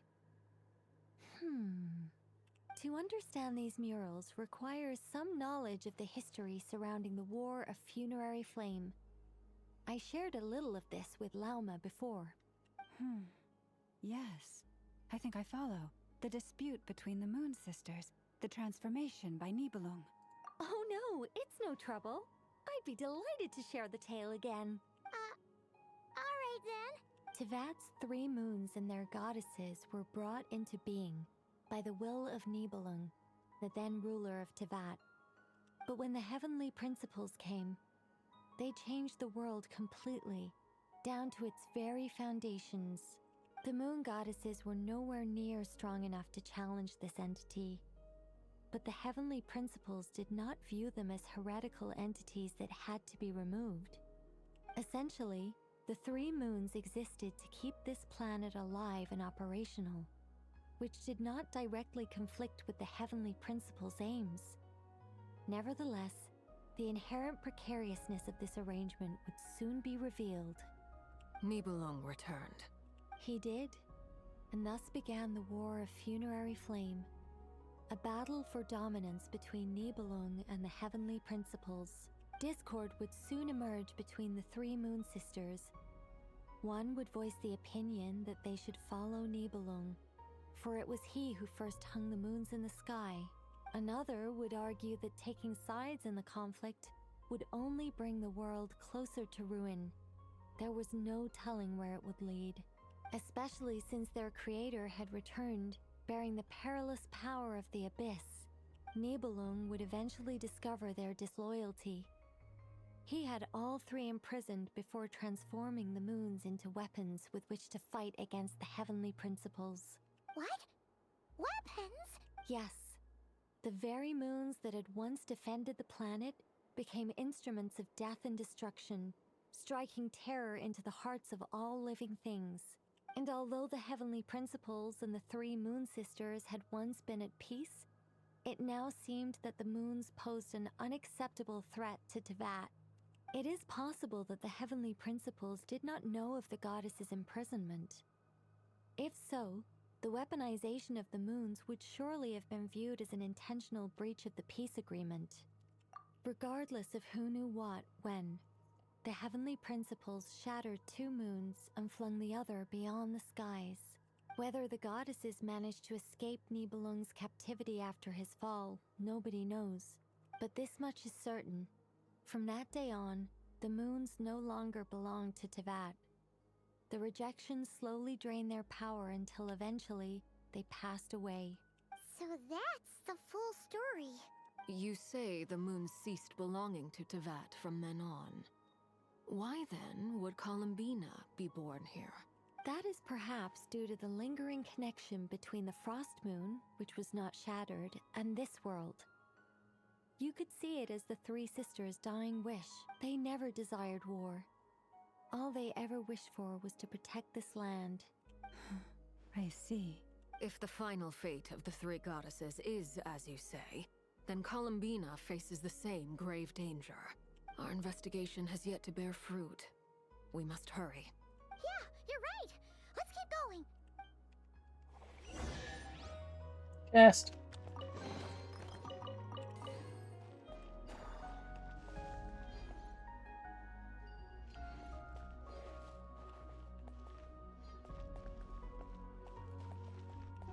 Oh, right.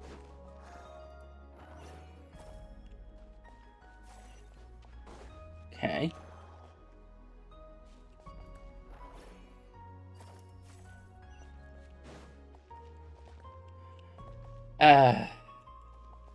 It's a transport mission, isn't it? There we go.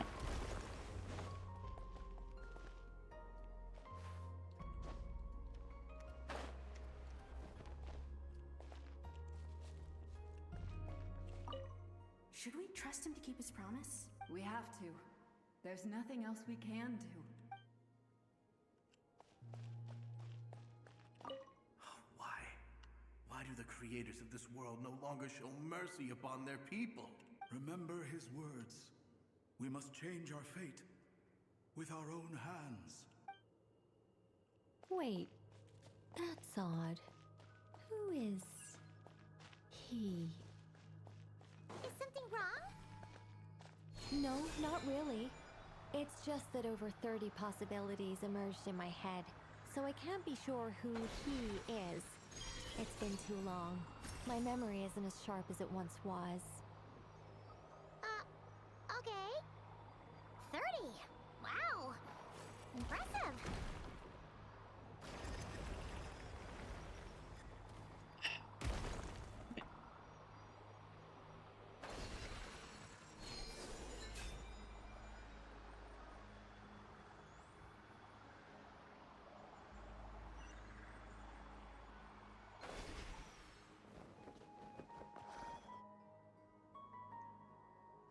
We're finally here. Guessing we'll need to activate this thing? Indeed. I was a little worried about that at first, but as we got closer, I sensed that the Kuvaki within it flows unimpeded. It should be functioning normally. The only issue is how to activate it. It's looking a little worse for wear. What about the cores from some of the other devices we've seen? Can we repair it using those? In all likelihood, yes. I imagine that would have been the Hyperborean's backup plan. Let's look for some cores.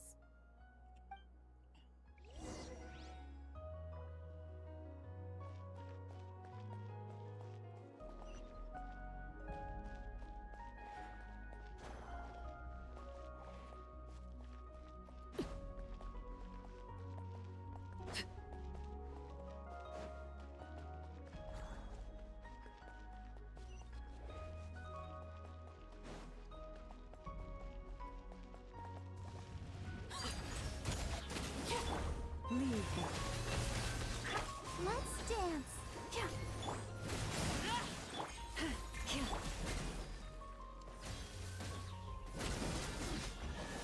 Wow. She's nearly dead. We can do it. And that's not going to help. Ah.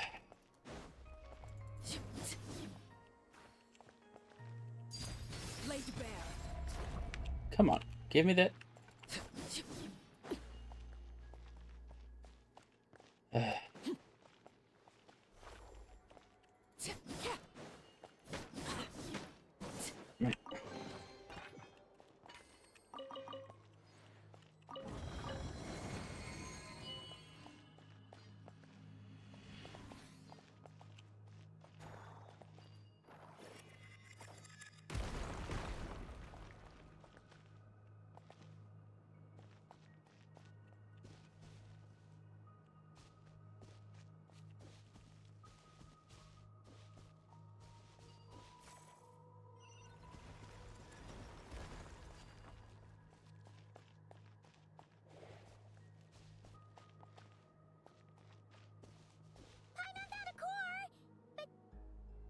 Get across. Walk up, then jump down.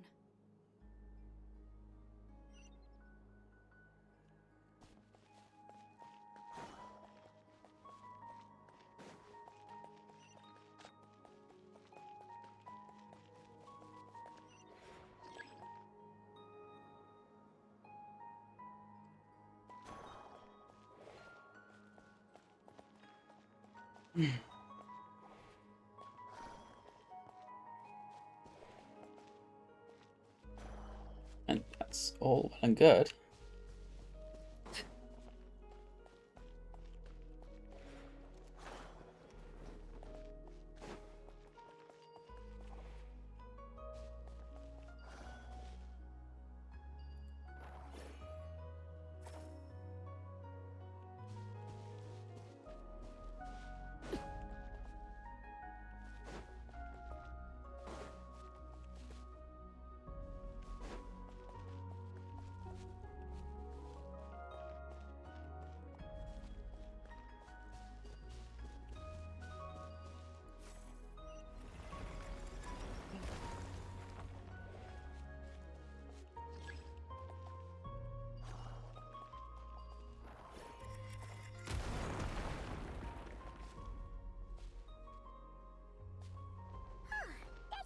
course.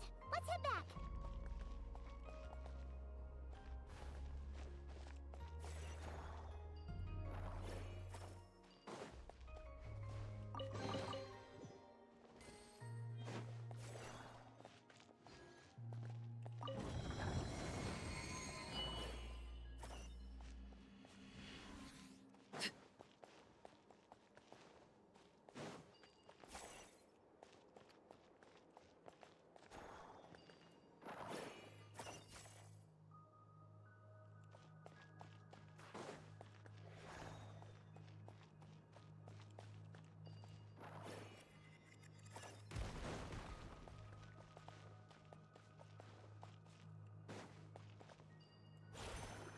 Oops.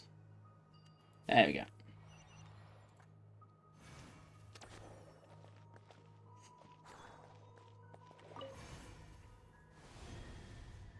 The device is up and running. It's hard to believe that the ancients were capable of constructing such things. Paimon sees our destination! It's right up ahead! Yes, let's go. Put Barbara up. She's a tank.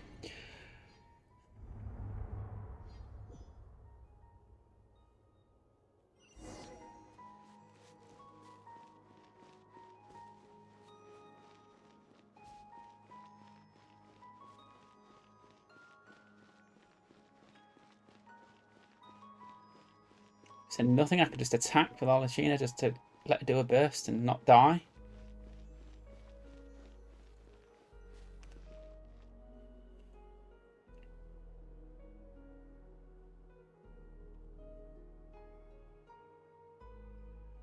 This is where the people of Hyperborea communicated with the moons.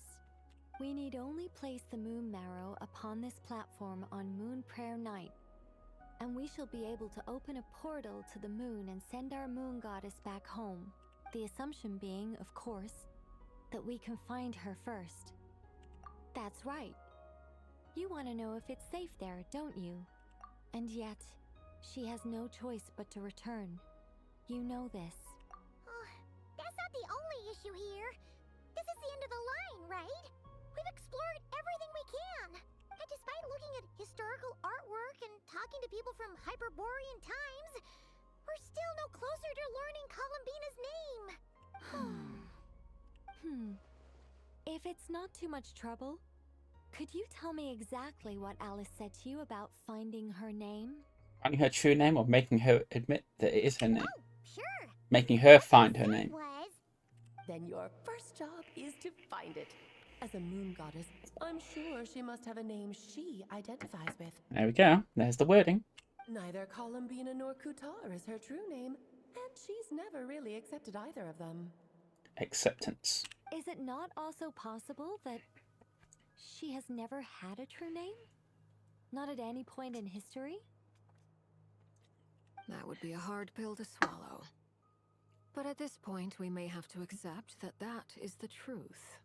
No one knows how she came into being, and she certainly doesn't have parents in any sense that we're aware of. Perhaps she was never granted a name at all. But does that mean there's no way to get Columbina back? She's just gonna disappear and there's nothing we can do about it? Huh? Wait, why all this pessimism? Was it the way I phrased this question? You all seem to be taking this in completely the wrong way. Well, just because she's never had a real name in the past doesn't mean she can't have one now. What? Think about what Alice said again. She never once said that you'd have to find a new name, did she? Are you saying what I think you're saying? Yes. Names are anchors that connect us to the world. If she doesn't have one already, then all we have to do is create one, no? It's like... yes. Traveler, when you first arrived in Teyvat, do you think you would have turned around if someone behind you shouted, "Hey, Tumaini"? But what about now? I understand what you mean. Life is a long journey. Even the friends and family by our side can change over time. When people call you by different names, what matters isn't so much the words themselves, but what they symbolize. And of course, whether that resonates with you. Ether. So, close your eyes and picture the moon goddess in your mind. If you were to call out to her in this moment, what would you say? Columbina. Columbina. Columbina. Paimon would call her Columbina too. Well, she has long forsaken everything that Kuthar represents. I think from now on I should call her Columbina too. Well, it sounds to me like you found your answer. Are you sure? Is it really that simple? We haven't found her this whole time, and not for lack of trying. For a journey like this, the process is every bit as important as the outcome. Had you not searched far and wide, rejecting every other answer you were offered? How could you have come to an answer you felt was finally correct? Oh, it all makes sense now. This has Alice's fingerprints all over it. Oh. Are you suggesting that Mage knew from the start that Columbina never had a real name to begin with? I can't say for sure, but I can definitely imagine her chuckling in satisfaction somewhere right now, saying, "Ah, what fun." Llama, your antlers! You should hurry. The festive moon has begun to rise. Do not worry, for when you called the name Columbina just now, I could sense that the power within was enough to summon back the moon goddess. The power within what? The name? Yes. So, the thing is... What's wrong now?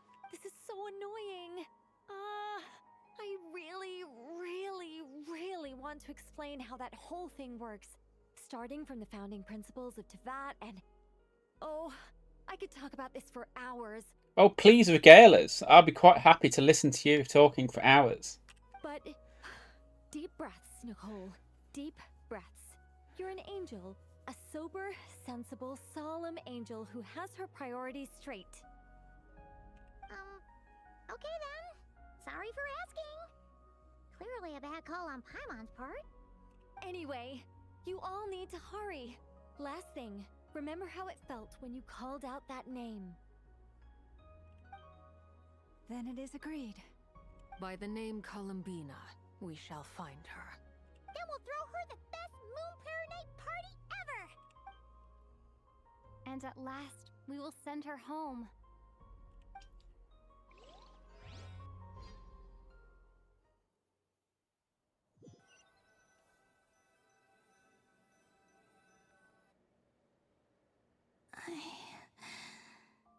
I can barely move anymore. Oh, the HDR.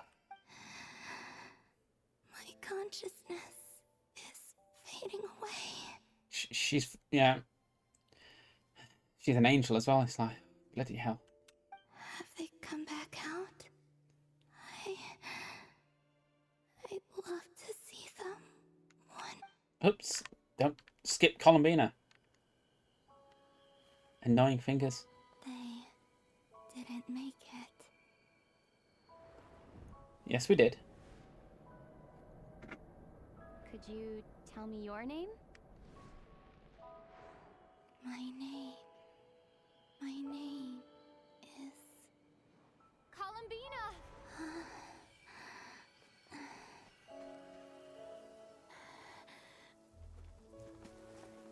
Columbina!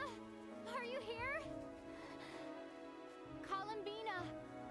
That's the name you gave when we first met. And it's what I've called you ever since. Columbina. It's a fine name.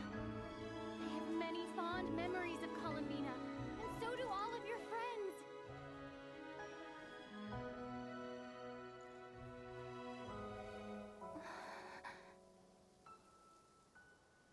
If you like this name,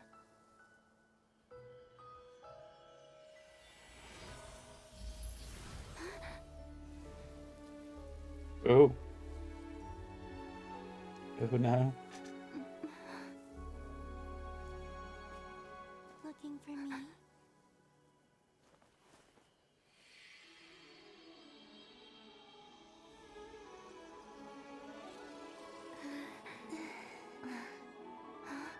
I like it. You can carry on using it. My name is Columbina Hyposelenia.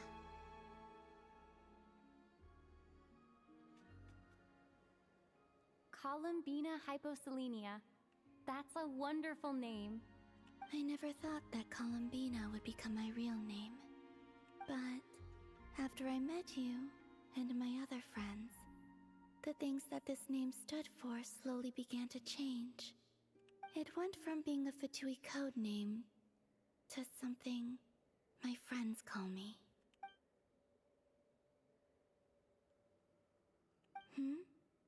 What is it? Why aren't you saying anything? I'm just so happy for you. Thank you. So, where's everyone else? We can go and meet them very soon. Everyone went to different places to try calling your name. Great. I'd like to thank them as well. Everyone's done so much for me. Searching for my name, entering those ancient ruins. Huh? Wait, so you were... Yes, I was there. Not physically, but my consciousness was still holding on. I followed you the whole way. Starting from when? You turned around and called out my name while you were in Nasha Town. Do you remember?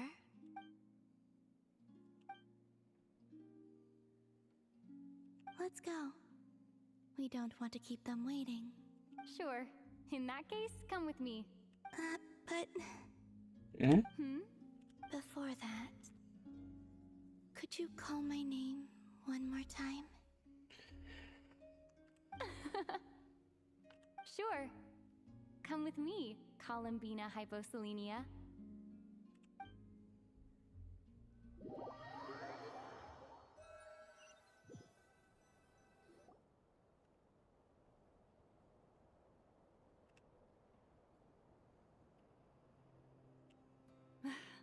Columbina!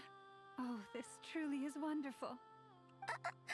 Llama, I can't breathe. Ha-ha! Just in time for Moon Prayer Night. It's good to have you back, Miss Columbina. Yeah, we were worried sick. Thank you, my friends. With your help, I now have a name that belongs to me. Columbina Hyposelenia.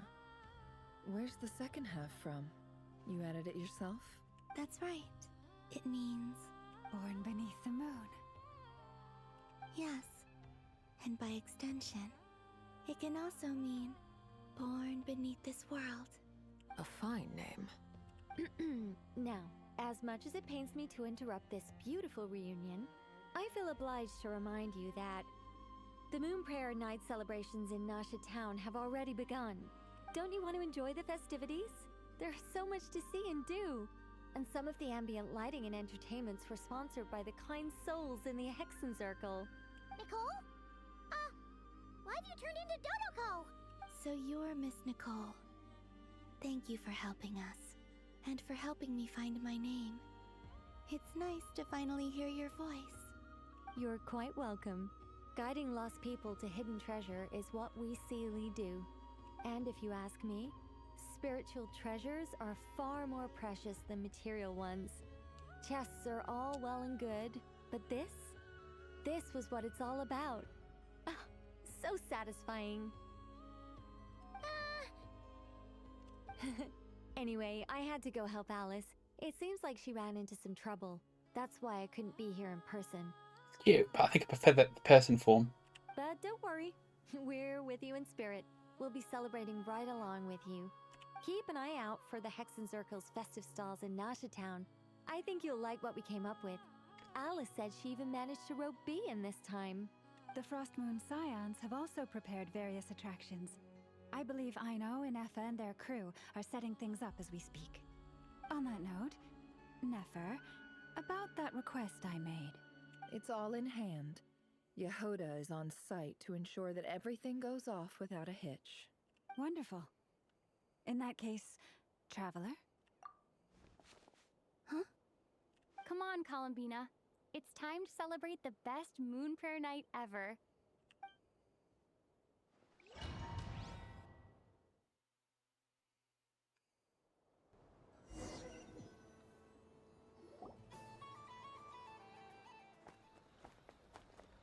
Cutscene.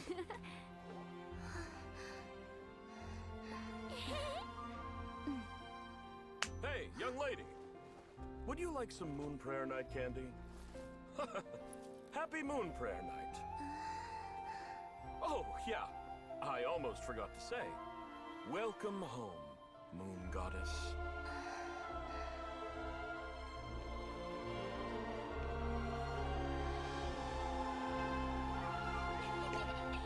Who says it's over? Welcome home, Moon Goddess. Welcome home, Moon Goddess. Welcome home, Moon Goddess. Turning Nasha Town into her home is a festive gift. A rather brilliant idea. Perhaps this is what Nodcry, Columbina's home, should have been like all along.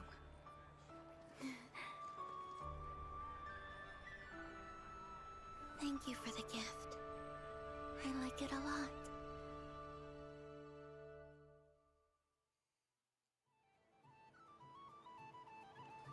This feels like the surprise of my life. I do. I never imagined I'd ever get to enjoy Moon Prayer Night with everyone so freely. If you're happy, we're happy. Quite a strategy you came up with. Hide the tree in the forest. It's not your usual style, Lauma. Is there something about Moon Prayer Night that enhances what's in your head as well as the antlers on top? Some shade there. Oh, these two flirting. Apparently so. It even inspired a perennial penny pincher to use their resources for a greater cause. It truly is a magical festival.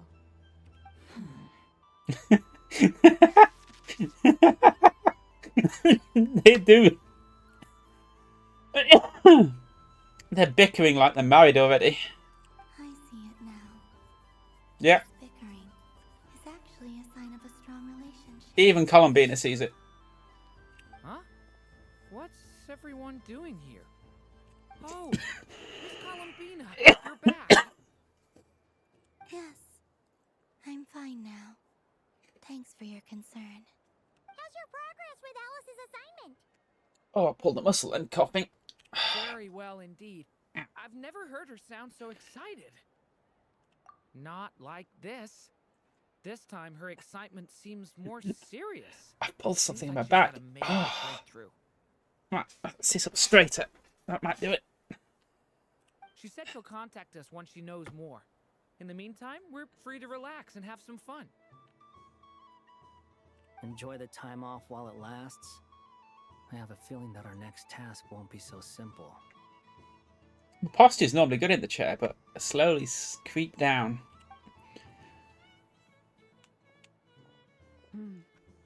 I should go. I still have a few things to attend to at the Frost Moon Scion stall. And I think I'll take a look around. With any luck, this once-in-a-year festival will come with once-in-a-year opportunities. Hold up a second. Where's Marka? I believe he made a beeline for the flagship the moment he entered Nasha Town. Ah, that's Mondstadters for you. They know what they want when festivals roll around. Goodbye for now, Columbina. I hope you have a wonderful night. I will.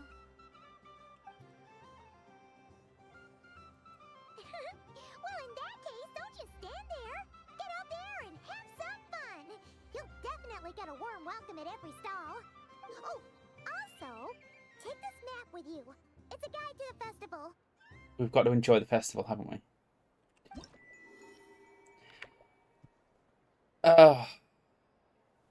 turn into an actual... Yep, it's not over.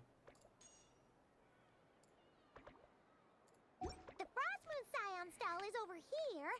Lauma's invited a whole bunch of cute animals to celebrate too. Over there is the Hexen Circle section.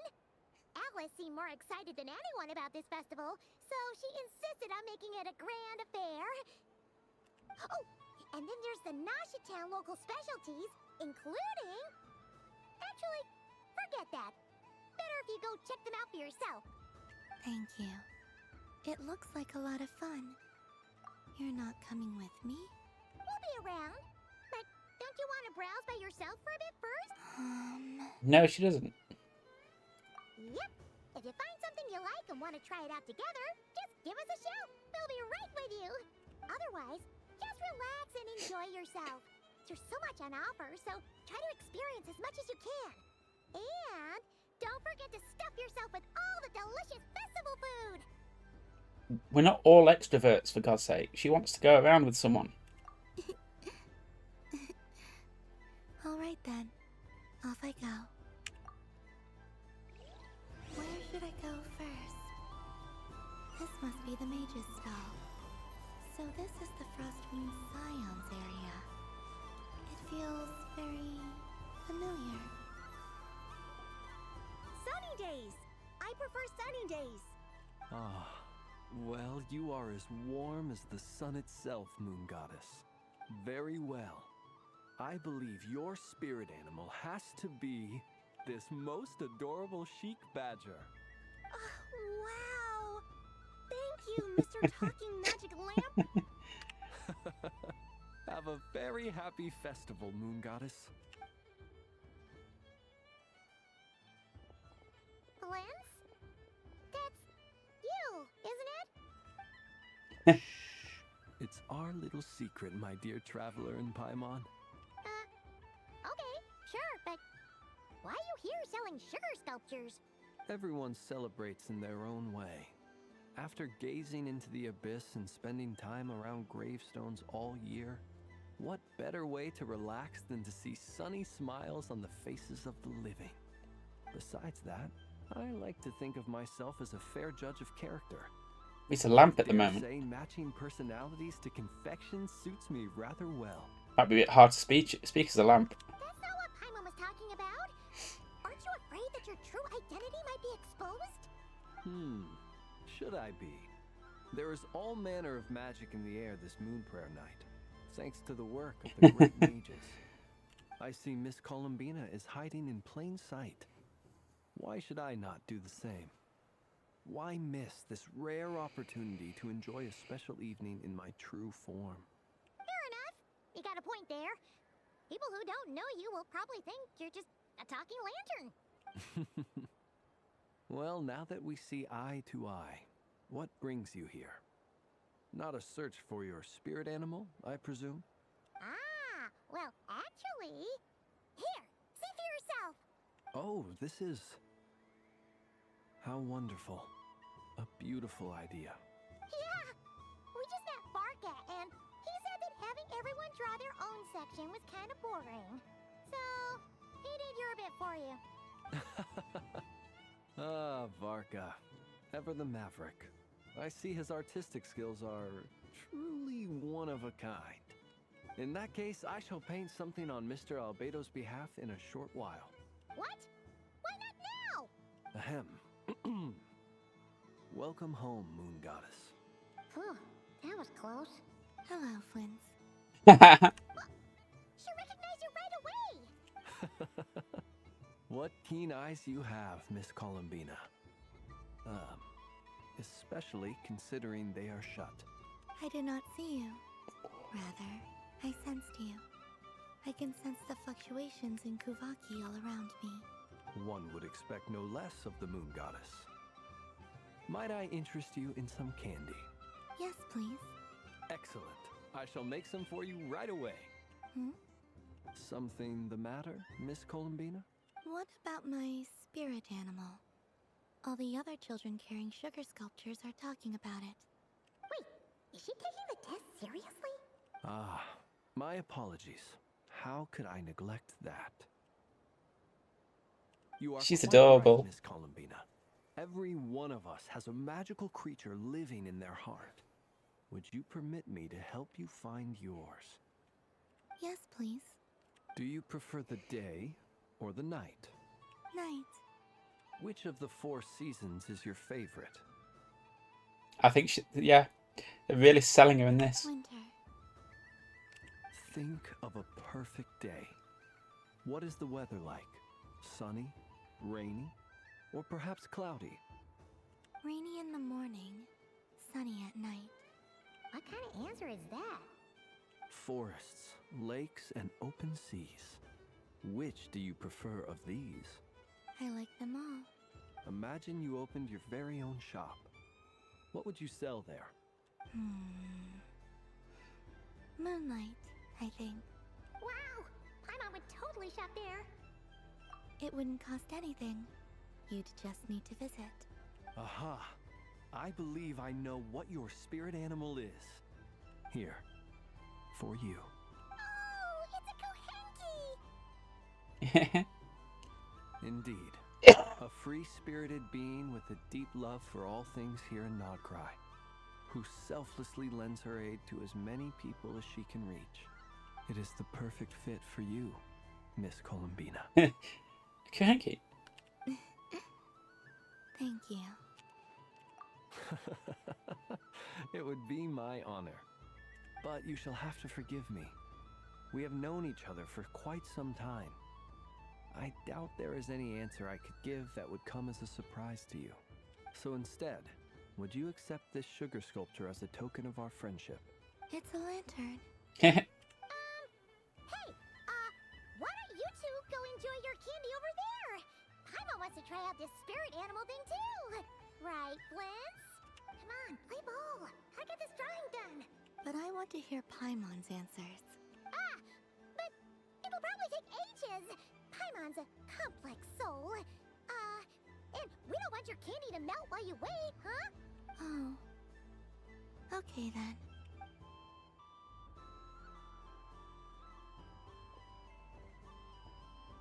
Phew. Nice excuse, Lady Paimon. That was some quick thinking. Yeah, no thanks to you. Although, help next time. Paimon's probably got a headache. Yeah, she did seem sad.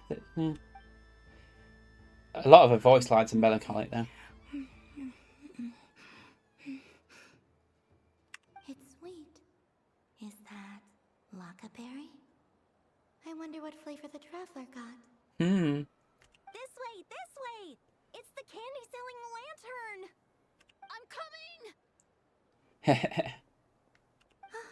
Of course. Traveler, maybe we can share? Yes. I found out recently that people share their food sometimes, so I'd like to try it. Or is that a no? Thank you. Oh dear. Oh. Yours is a little more sour than mine. Yeah. Here, you try it. Are you sure? Amazing.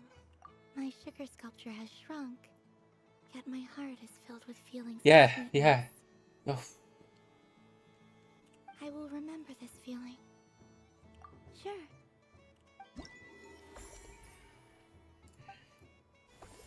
One.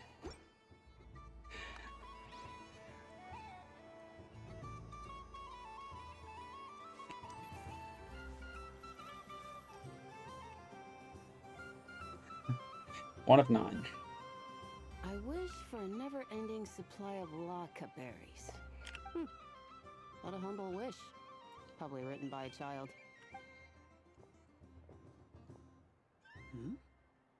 Is that Llama the Moon Chanter? Who else has got horns like that?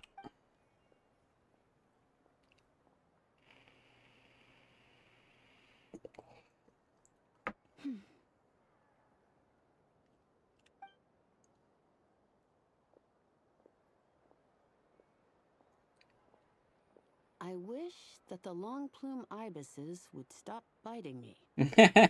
Oh dear, poor Lauma. All right, I'll write that one down for you. I got it. That's cute. While everyone else is celebrating Moon Prayer Night, you're as busy as ever. I don't mind. It's rewarding work. A good kind of busy. My antlers are at their heaviest tonight, and the Kuvaki waves are especially strong. But as I help these dear friends hang their wishes up, I feel a great peace within myself that is hard to describe. You see, they are all such beautiful wishes, and they are ones that we can fulfill by our own strength. Do you blame me, Lauma? I want to hear your honest answer. It is by the help of so many people that I can return to the moon. But I feel as though I've hardly done anything in return. You've done plenty, Columbina. I say this in earnest, both as someone who knows your history, and also as a friend who has seen what you've been through. I'm so glad I pulled for her. I'm really happy to see her. She's such a nice person. What about as a moon chanter? I feel proud to honor our moon goddess's wish. And I'm sure any moon chanter in history would have felt the same way. Thank you for your kind words, Lauma. But... since you asked for my honesty, I won't lie to you. My feelings are mixed right now. Besides pride, I also feel, I suppose it's a reluctance to let go. Once you return to the moon, we will be far apart and separated by a false sky. I'm sure those of us left behind will gaze up at that sky, yearning for the moon once in a while, just as you used to do. I will miss you, Lauma. I will miss you all. I hope to stay in touch. I will try and find some way to send messages down from the moon. Perhaps you could use Kuvaki.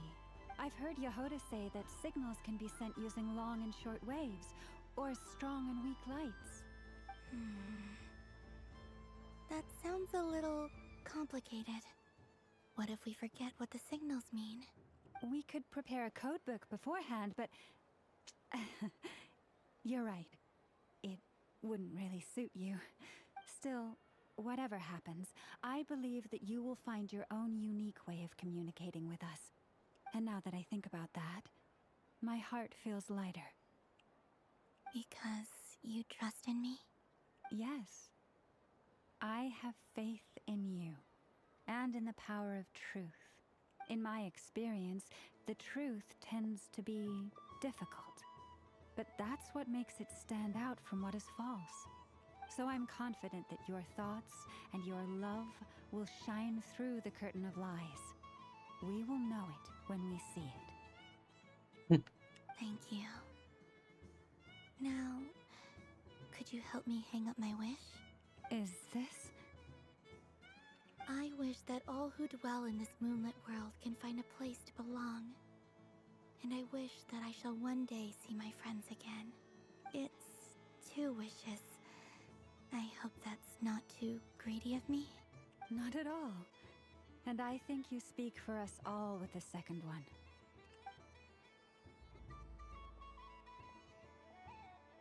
I shall continue to pray until the day that all of these wishes come true.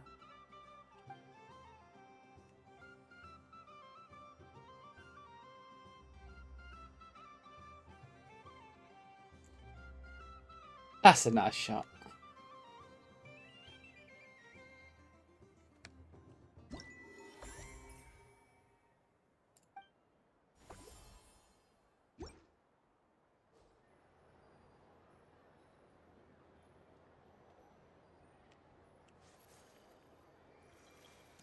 What's this? Should I give it a try?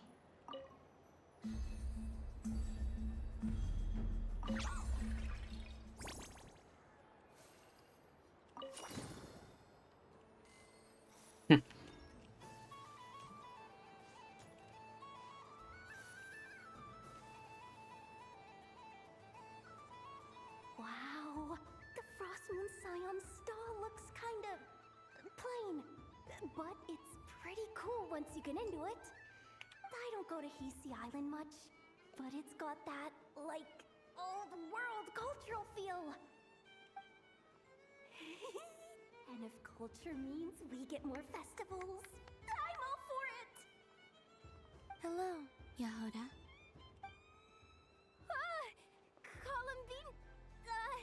hello, Moon Goddess. That was too close. I almost gave the game away in front of the staff. Oh, wait. What's the deal with her shoes? They don't make a sound when she walks. I could do with a pair of those. Do you like balloons too? Balloons? Oh, you mean those? What's so fun about balloons? I'm not a kid anymore. They're probably more up Aino's alley. Grow up too fast, you heard her. Yes. The animals seem very curious about these strange flying objects. I was drawn here by their voices. I recently learned a fun new game you can play with balloons, so I decided to come and give it a try. A new game? Hmm. Hello. Welcome home, Moon Goddess. Here to buy some balloons? Yes. Could you give me a few that haven't been inflated yet? Are you sure? Oh dear. I guess it's not a problem. Just gonna but- start throwing them at people. Yes, please. Thank you. Uninflated balloons? But those are just little rubber pouches. Would you like to play the balloon game, Yehoda? Huh? Sure. I guess. How do you play it? Wait here a moment. It's just gonna throw water bombs at her. Oh. This is so weird. What have I got myself into now? I thought I saw Columbina nearby. Uh-oh. That's the fourth Harbinger. Although she's helped us out quite a bit. She's good people, right? Yes. Is she looking for Columbina? Oh, guess that's my ticket out of here. I'm not sure my heart can take being sandwiched between two Harbingers.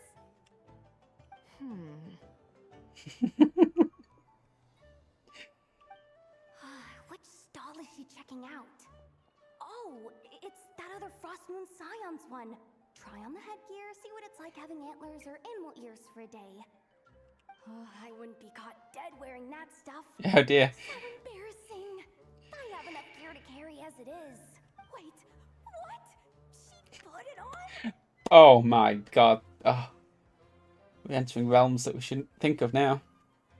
Oh. Oh, just a minute. Just capture that screenshot. Oh wait, turn the text off first. There we go.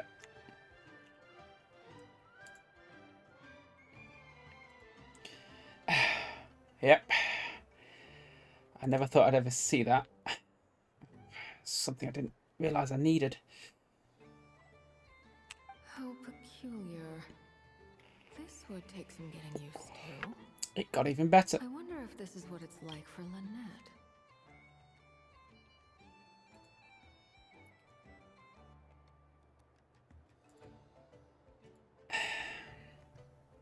It really suits you, ma'am. What is this? She was so intimidating a moment ago, but now, dang, she's really rocking those ears. How does she make them look so cool? I suppose I may as well keep them on for now. All part of the festive experience. Wait a minute, I've got an idea.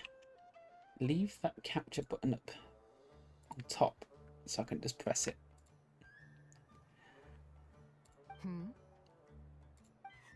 She's coming this way. How do you do, Miss Yehoda? Oh, jeez. Don't talk to me while wearing that thing. Yeah. How am I supposed to look? Oh, hey there. I'm looking for Columbina. Have you seen her? She just... Huh? Oh, wait. Is that what what she meant by balloon game?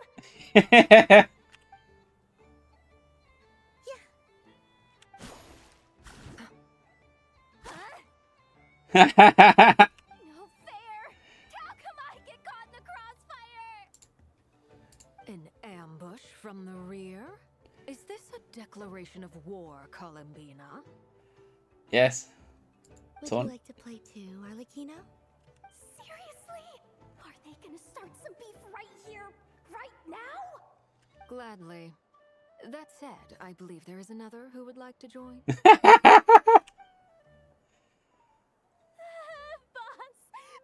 Nev! Thank goodness! You've gotta get me out of here! Things are kicking off big time! Hello there. I'd like 10... no, make that 20 balloons, please. Uninflated. What?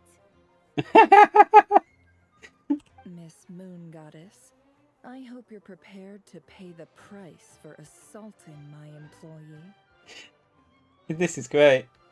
Oh. Press the button.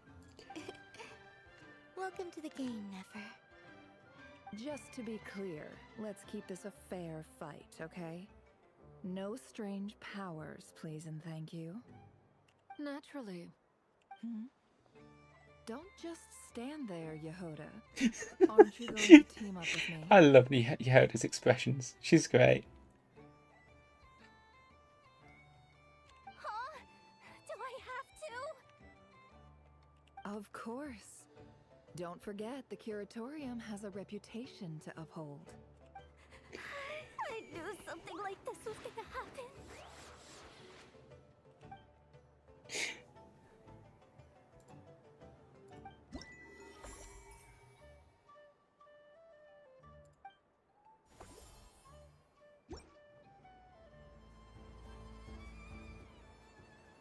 Ah, that was so much fun.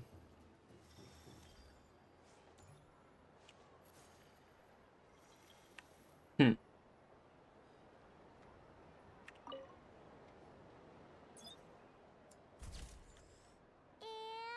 done! Here, take a look! I think it looks quite funny. Well, Paimon thinks it's super cute. It looks like a silly chic badger and a rhyme-horned deer that's about to fall asleep. Maybe I'll stand on the Sheik Badger's side instead. It looks like we've attracted the attention of quite a few animals. Let's make room for them.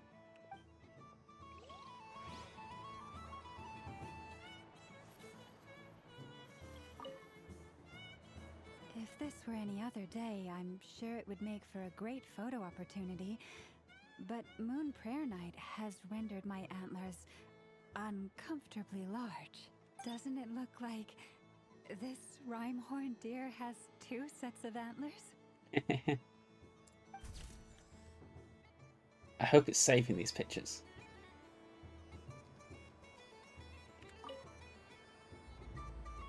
I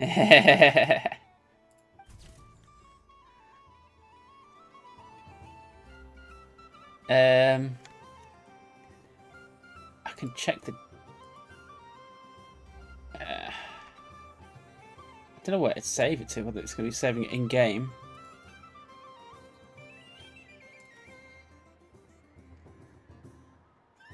It's not saving them as screenshots.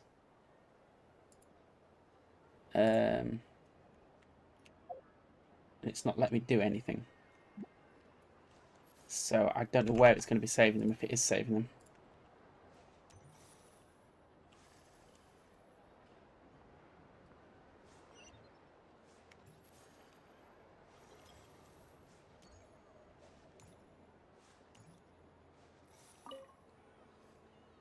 A soft and furry creature that bounces and jumps. Welcome home, Moon Goddess. This one talks too. Allow me to introduce myself. I am a Dodico from a distant archipelago, the most mischievous of all my Dodo brothers and Dodo sisters. When the going got tough, I powered through, and when I met obstacles, I boomed them away. That sounds like a lot of fun. Doesn't it just? Oh, when the trouble started. Recently, I found a lovely beach, the same beautiful jelly color as my hometown, and so I dove in to have a look, only to find it overgrown with seagrass and nasty little spiky fish everywhere, looking to turn me into a Dodoko kebab. It's definitely familiar. I made it back to shore by the skin of my teeth, but my tail was sorely hurt. Couldn't you just boom them away? Oh, I wanted to, believe me. But I've heard that you, Moon Goddess, can understand animal speech. The last thing I wanted was to cause a gigantic fuss and get taken to court by a school of spiky fish. I'd be driven out of these waters for good, and my winter holiday would be ruined. And so, dear Moon Goddess, I was wondering if you might lend me your allegiance. Are you roping me into a crime? Oh, let's call it a once-in-a-lifetime carefree adventure. Does that sound better? All the festival goers tonight are dressed up as the Moon Goddess, but there's nothing to say that the Moon Goddess can't disguise herself as a Dodoko, is there? Besides, this is your home. You should be free to be whoever you wish. I'm afraid I'm not well acquainted with Dodokos, Madam Mage. Oh, that's quite all right. We Dodokos are innocent, happy creatures with a free-spirited nature. Many, like myself, are mischievous troublemakers. Others are lazy souls who like nothing better than to lie down on a nice rock and take a nap. In our eyes, every creature who yearns for happiness and freedom is a Dodoko.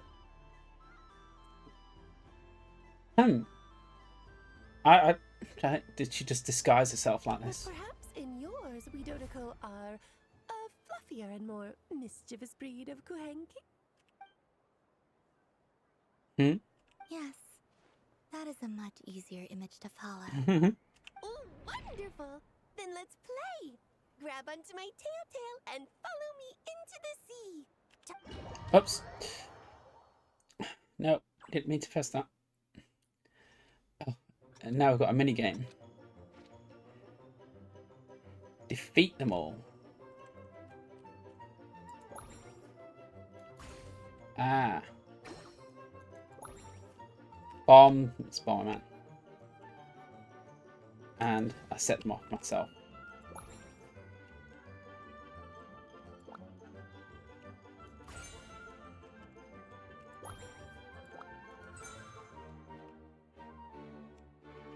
Yeah. Ouch.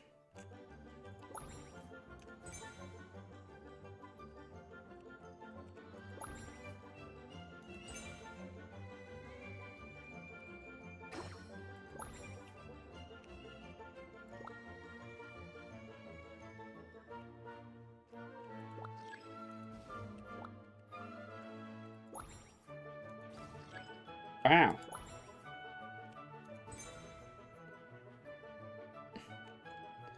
I'm bad at this.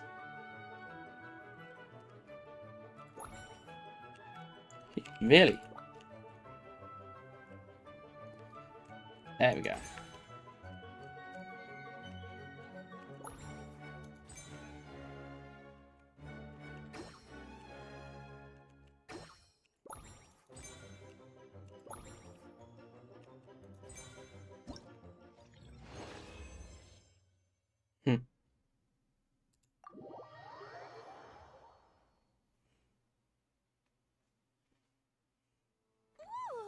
Remarkable talent! So, what do you make of it? The use of Jumpy Dumpties doesn't come as naturally to me as Kuvaki, but their unpredictability makes it fun. I think they call this novelty. Indeed! And how did it feel blowing those pesky nuisances away? Not bad. Any guilt? What do you mean? Oh, wonderful! Lovely answers to all 3 questions. You passed the safety test. Now I can give this special bomb to you as a souvenir. Remember, if you find any meanies living on the moon, you can use this to boom them into oblivion. I'm wearing anything she gives you could be I will. a lot more than you think it is. Up for another round of fish blast? Oh, I mean, of bye-bye, bad fishies. Of course, of course.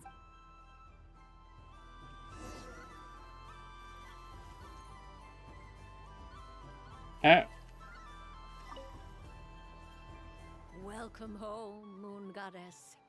Oh, you're the genuine article. Alice was right. This Moon Prayer Night was worth watching after all. Another one that talks. Greetings. Pleased to make your acquaintance. I am the Hexenzirkel member they call B.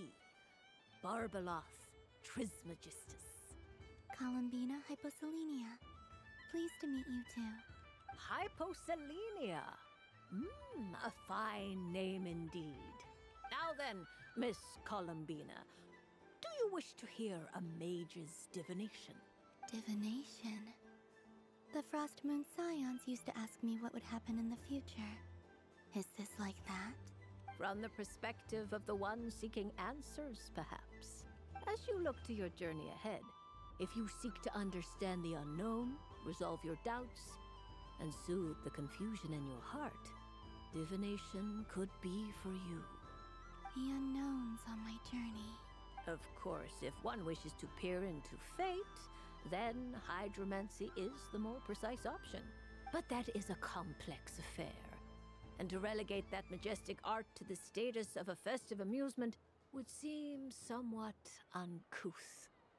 Besides, it is sometimes better to not know fate with great certainty.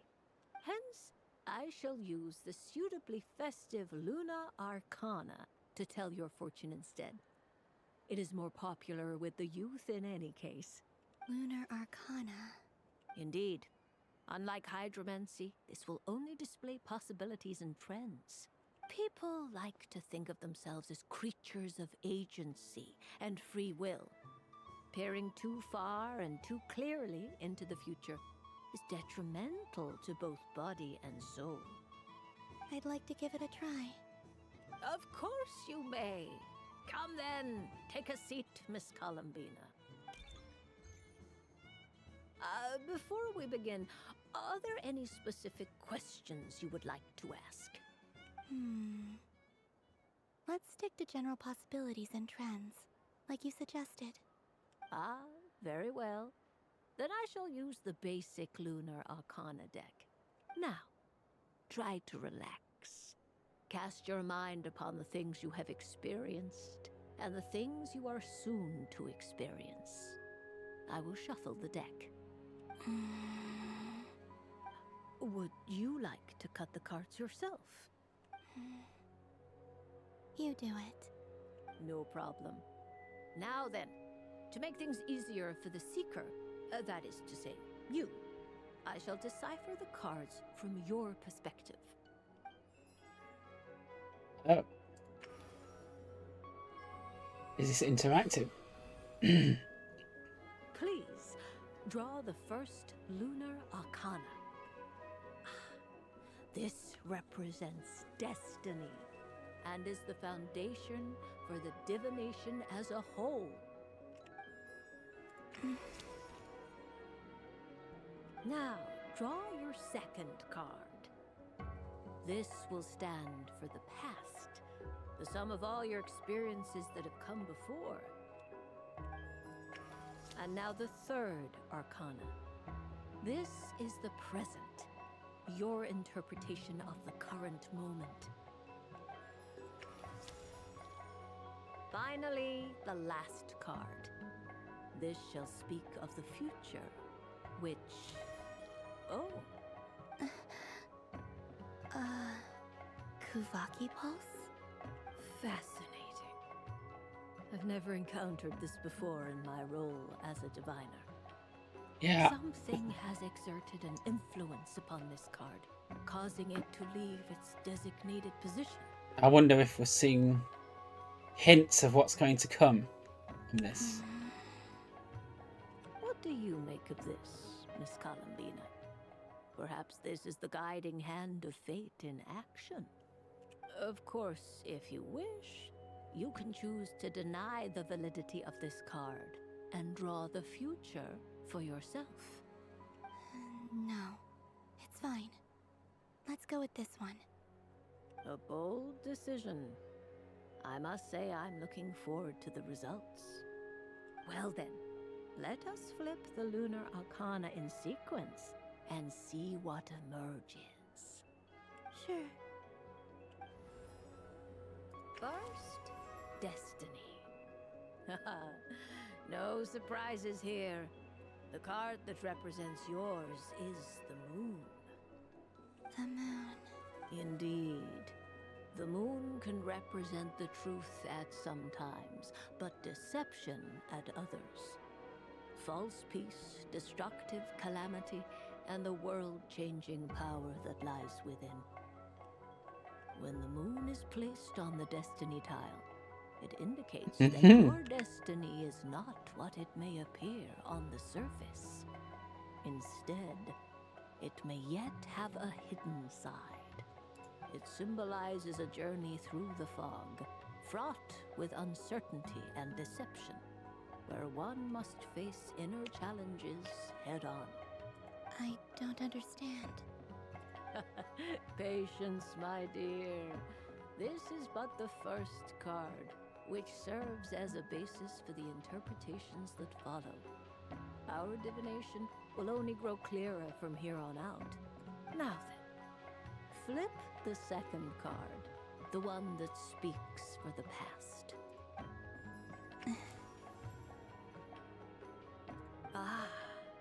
The Hermit, but inverted.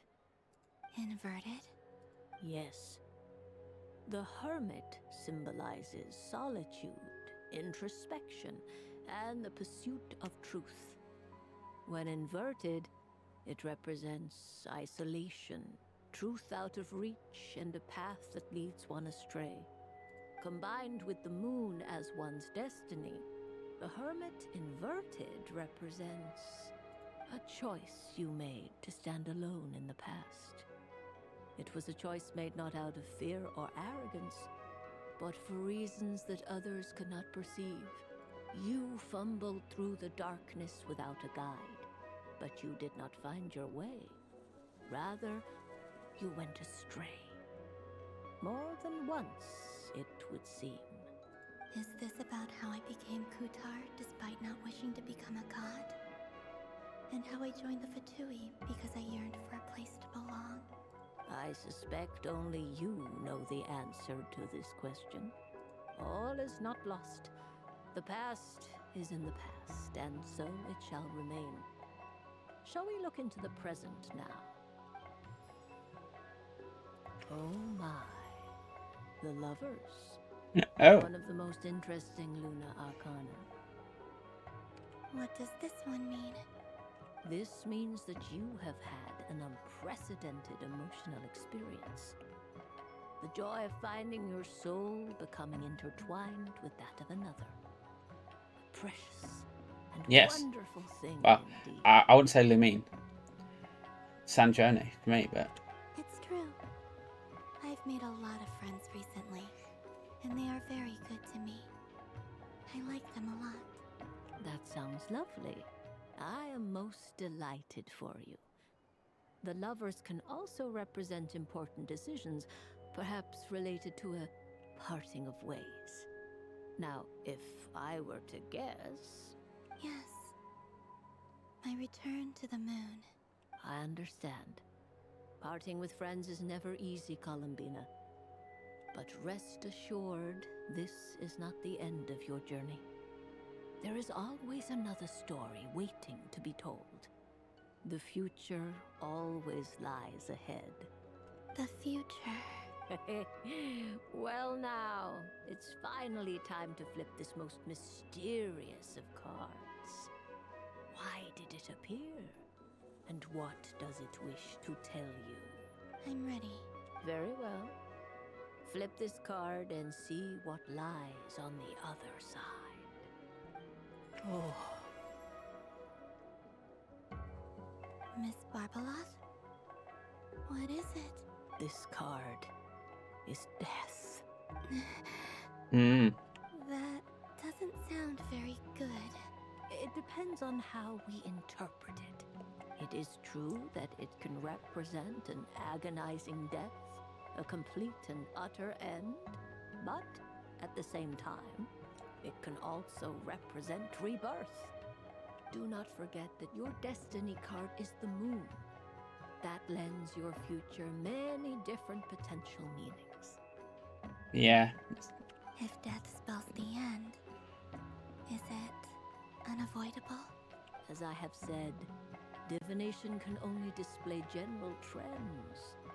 It is a rough guide, but it does not show predetermined outcomes. Allow me to summarize it for you. In the past, you may have lost your way, but now you have gained new connections and new strength. You now face an important decision, one that may bring about a great change in what is yet to be. This change might, in turn, be the end of all things, or their beginning. But remember, everything is subject to change because of the moon present in your destiny. You must see the truth clearly and face your innermost thoughts. The truth. My innermost thoughts. Thank you, Miss Barbaloth. Don't mention it. Some people dislike divinations, for fear of glimpsing an ending to their story that they wish was not so. But I can see that you're different. The result of this divination will not sway your decision. This is a rare quality, and one that diviners always hope to see. I'm moving on it being a change. We are here merely to guide, not to exert undue influence. I understand. Go then and illuminate your future, Miss Columbina. The moonlight that shines from you now is most captivating.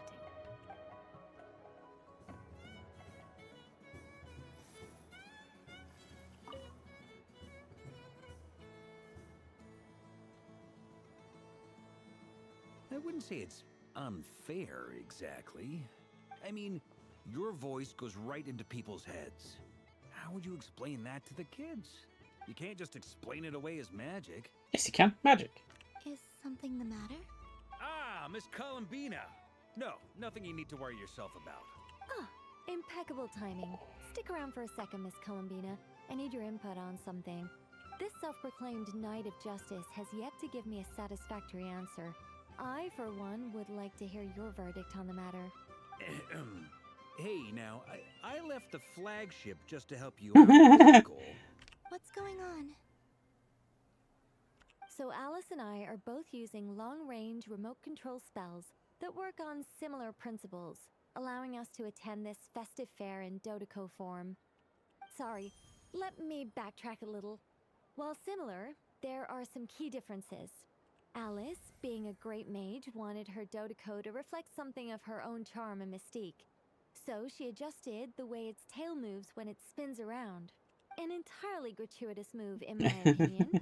I hardly see how anyone is going to notice that. I mean, it's magic that they're here in the first place. If anything, I'd say that anyone who stares intently enough at a Dodeco's tail to notice such a small detail is someone we ought to be highly concerned about. I only say this to emphasize that my question has nothing to do with tails. Now that we're clear on that, why is Alice's Dodeco permitted to interact directly with the children celebrating Moon Prayer Night, while mine is not? Your voice speaks directly into people's minds. See? Exactly what I said. Miss Nicole? Ugh, I can't stand it. I know that probably makes me sound like a whiny child acting out in front of their parents. And it's a little embarrassing now that I think about it. But hey, I've said it now, I can't take it back. That would be even more embarrassing. Also, don't go reading too much into that analogy. It was off the top of my head. I'm actually an awful lot older than either of you. Miss Nicole, are you saying that you'd like someone to play the game you've prepared? I'm not so invested in that. It's just something cobbled together using items I borrowed from Alice. She probably didn't even make them herself. The point is, I want to know everyone's thoughts after they receive their prizes. But as you've said, I can't just ask. I've been biting my lip for so long, and I've had no one to vent my frustrations on. I thought this was going to be a nice, straightforward festival where I'd get the chance to guide people to treasure. Well, can I play? I can't guarantee that I'll win a prize, but... You will? I'd like to try. Then what are we waiting for? Let the game begin! It's like they forgot I was ever here. Just go back to the bar and get drinking.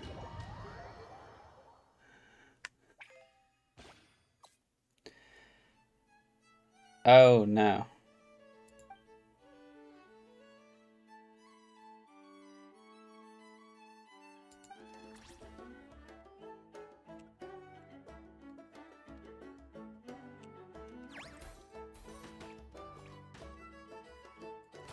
That one.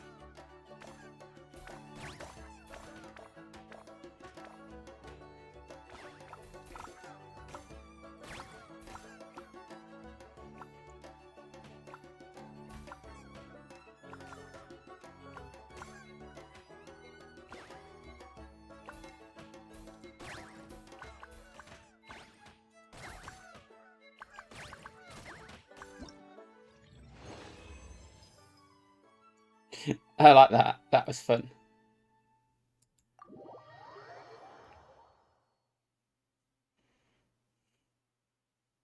Congratulations, Miss Columbina! With your great wisdom, you have overcome every obstacle in your path and conquered the great challenge posed to you by fate. Fate? Well, something to that effect. If you'd prefer something more poetic, it could be the icy winds or the dawn. Anything you like, really. You could even go with the challenge posed to you by Dodeko, if that's what you're into. Anyway, you can take or leave my suggestions. Moving on. All my hopes are now resting on this. Can I open it now? Stop teasing me. Please, I'm begging you. No more talk. Just open it. Wow. What a lovely sculpture. Classic and cute at the same time. Thank you, Miss Nicole. I'll always treasure it. Ah, there we go. Music to my ears. You have my sincerest gratitude, Miss Columbina. Thank you for sharing your precious time with me and fulfilling my wish. Don't mention it. You've all done much to help me. And still, I'm the one receiving all these gifts.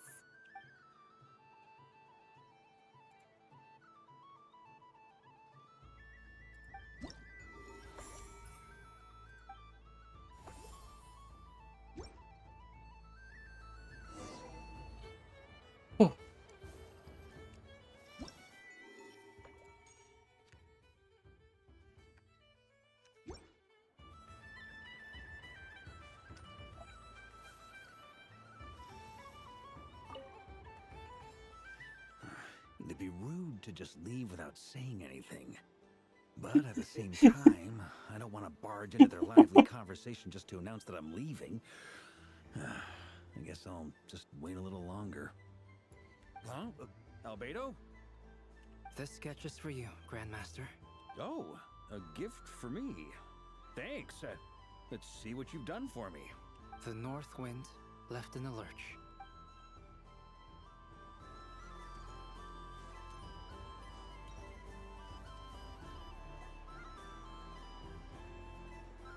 Dodoko's Whirligig! Come check out Dodoko's Whirligig! Can't believe they turned that to a ride. Home, Moon Goddess. Might I ask what this is? Ah, it's a very special amusement sponsored by the Great Mage herself. Ride on a soft and furry Dodoko and embark on an unforgettable adventure. That thing looks like it's going to explode at any minute. I say that, but I'm just following a script here. Who is this mage, anyway? And what the heck is a Dodoko? I'd like to ride. No problem. But, are you by yourself? Is that not okay? Oh, no, it's fine. It's just that each Dodoko can accommodate 2 passengers. Would you like to bring a friend along? My friends. That should do it. Now, we just need to get everyone else to draw something on it too. But we gotta keep it a secret from Columbina. Traveler.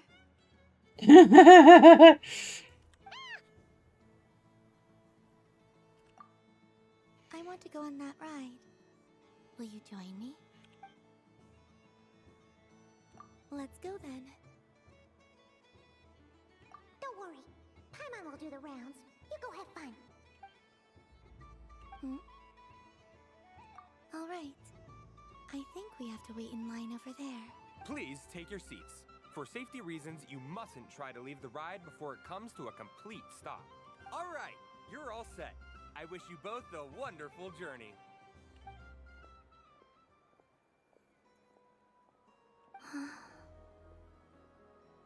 Not bad. It reminds me of riding a moon lane. Sometimes, the Kuhenki circle around me like this, playing their beautiful melodies. Yeah, I'm going to miss them.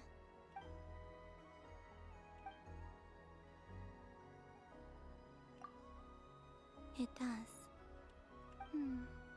I've felt scared in the past, too. But this is a little different.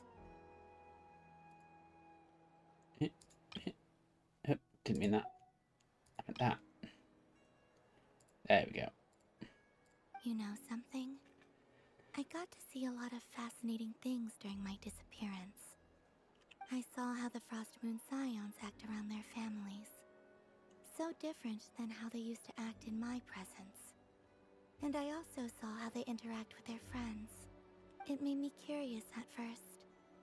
Why do people act so sincere when they're worshipping gods, but save their truest, warmest feelings for each other? Slowly, I came to realize that it's because they trust one another. They know, deep down, that they'll be accepted for who they are. All of it. The good and the bad. I know. I knew it the moment you started calling out my name. What I fear now is the end. I fear losing all this the very night I have gained it.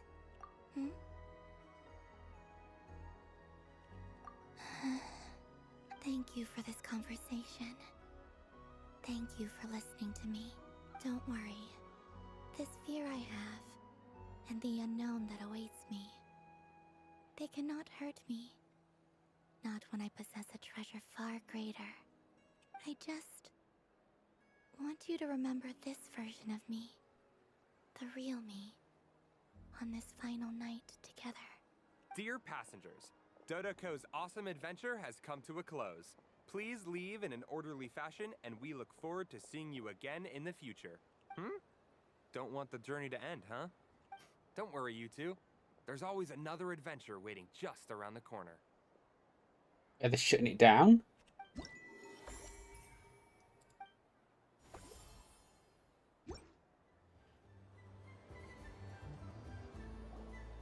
You only get to ride it once?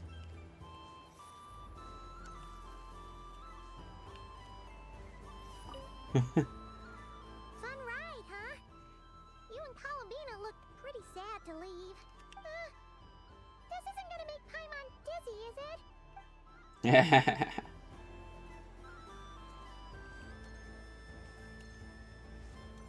Been there, been there. Been there. So, where's left?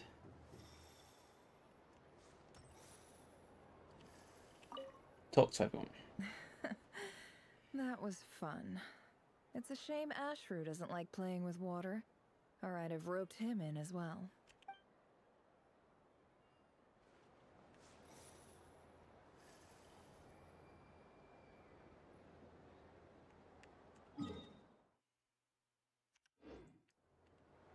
Hmm.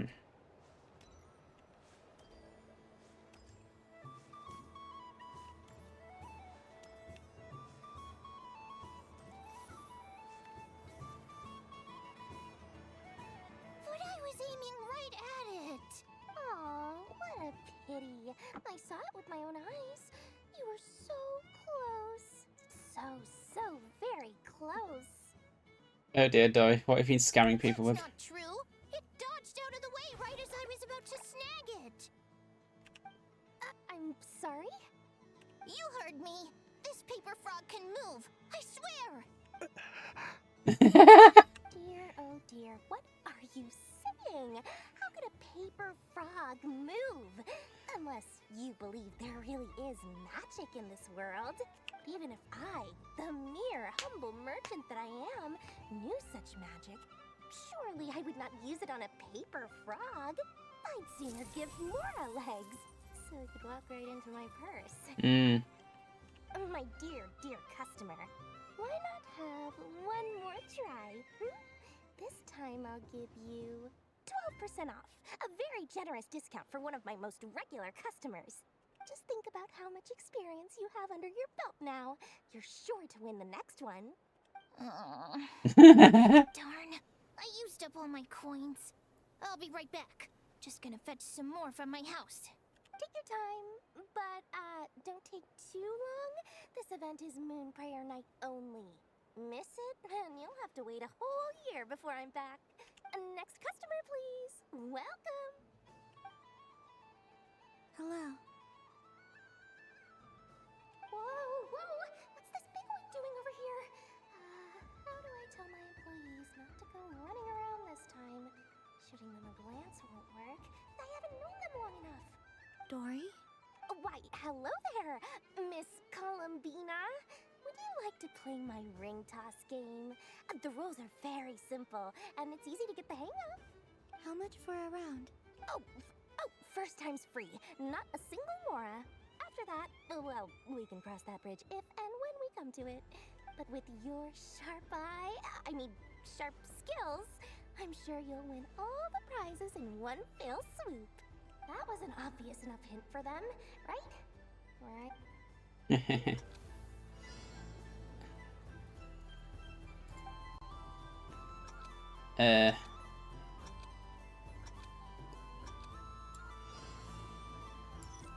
comes the ring! Oh, peanuts.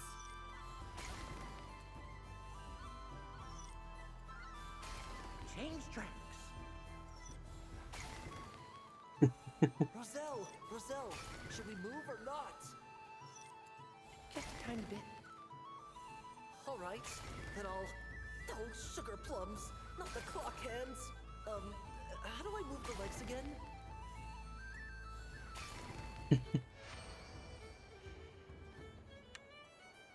Let's see now. Let's see. Wow, very good. That's the highest score we've had all night. And here's your prize. How about another round? As for the cost... Happy Moon Prayer Night, Miss Columbina. Happy Moon Prayer Night, Durin and Hat Guy. Are you here to play the game? Yes.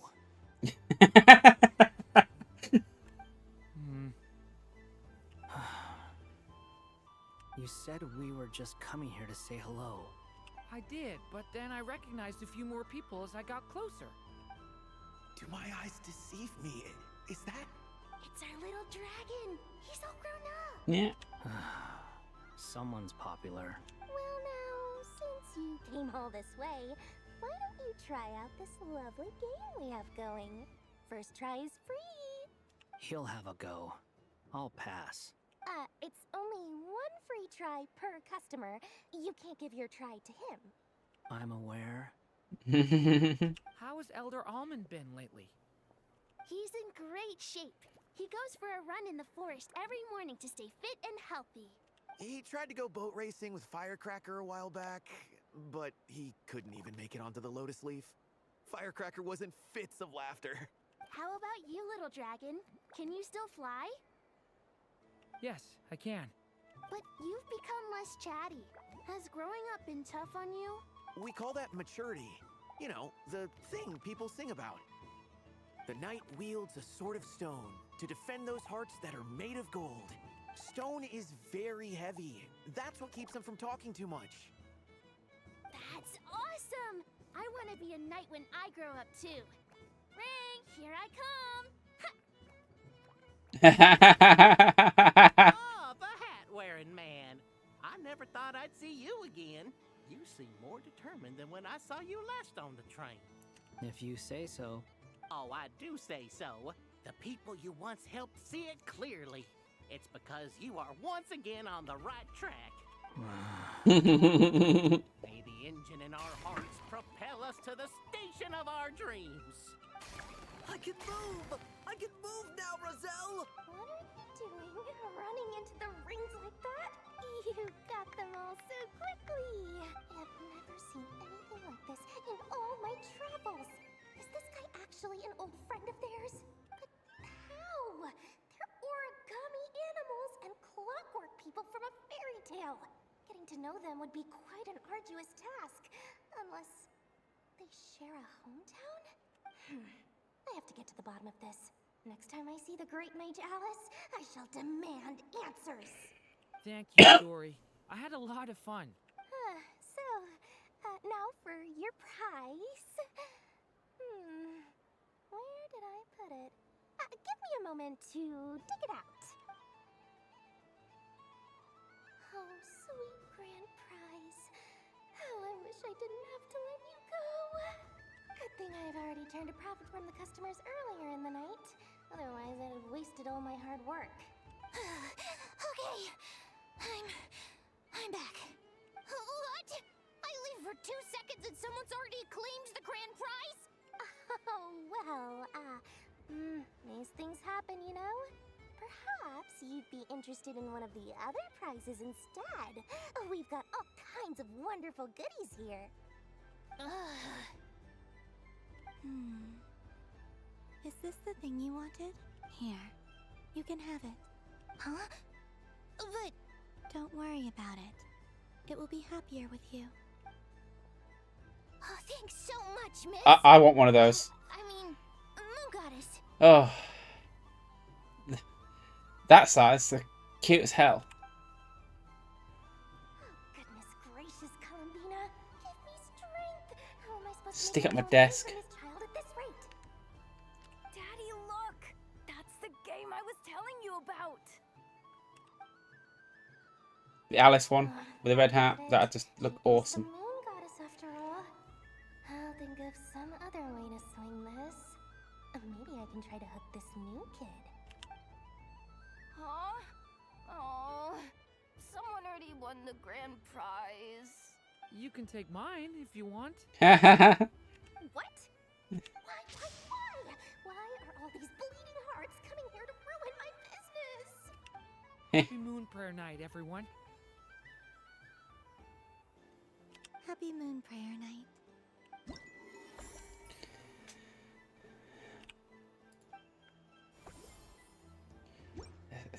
I don't know, to be honest.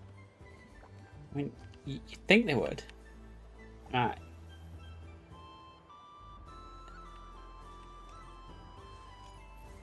Down here. There are so many attractions here. Since I rarely get out, I might as well make the most of it.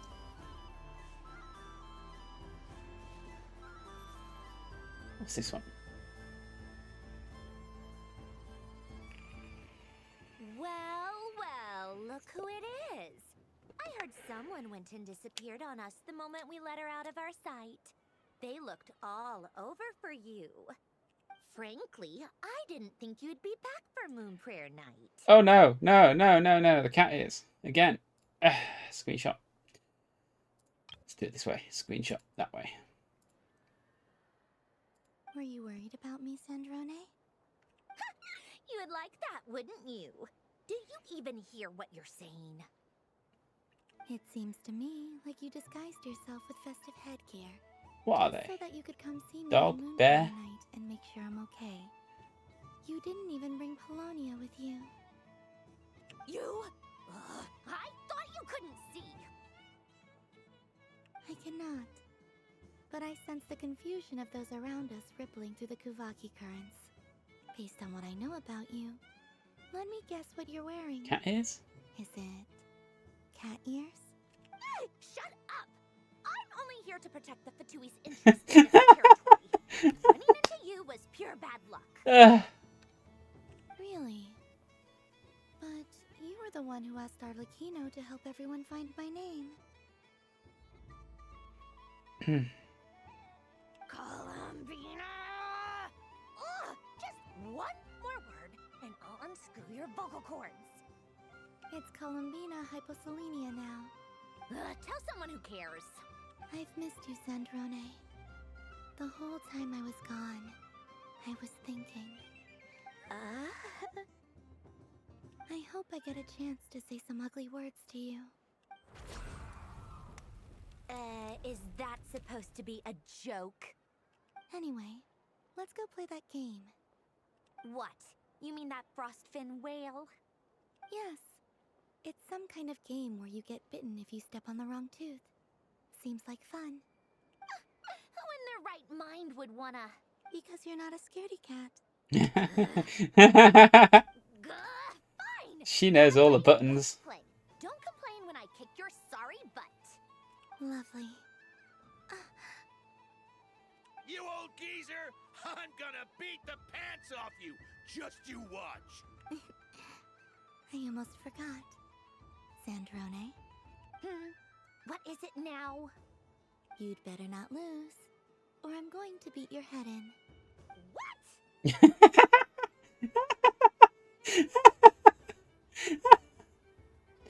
That's beautiful.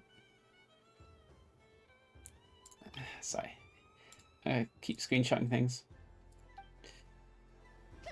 Allow me to demonstrate since I'm feeling so nice. You just step on the teeth, like this.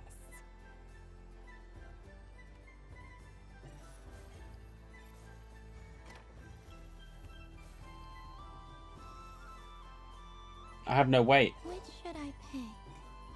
Your turn, Sandrone.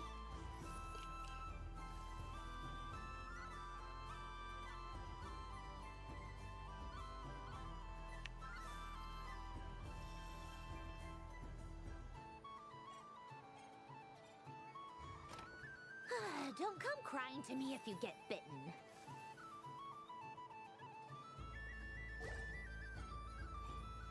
There are less and less teeth remaining.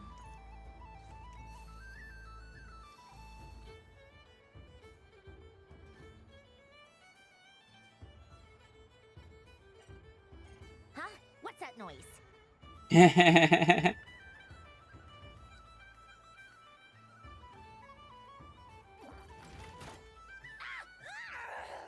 It's a bit dangerous. I think you might have picked a bad tooth, Sandrone. Shut it! Do you need any help? It seems like you're stuck. No! It's just a blasted toy! How is its grip this strong?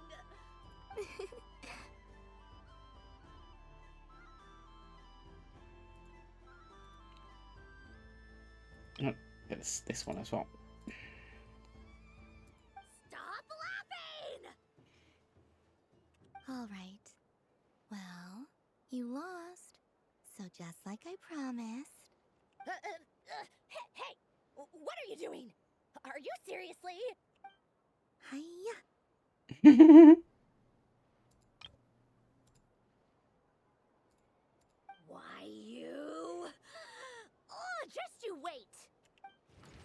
Rematch!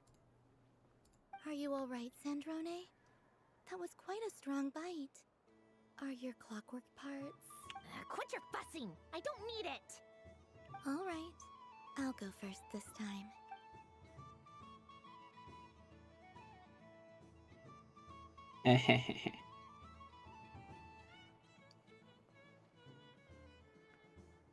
I see it now.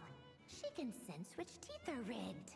So I just need to avoid the same ones that she does.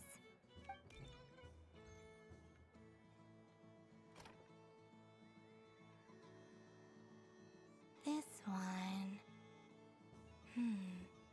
Seems fine. She avoided that one then? Now I've got you. All right, my turn.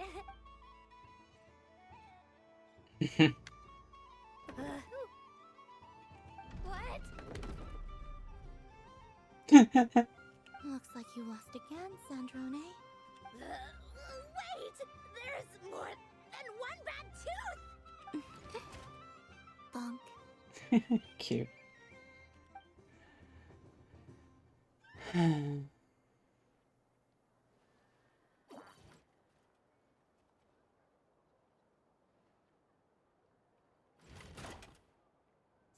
Stupid game! What idiot came up with this? Are you alright, Sandrone? You said some nasty things just now. Oh, I'm peachy. Should I let you bonk me on the head as well? Ah, forget it! Come on, bonk away. It can be your consolation prize for losing so badly. I told you, forget it! Gah, you've always been so annoying. Singing right outside my door, inviting yourself to my tea parties, going AWOL. And now you're off to the moon or something. Here we go.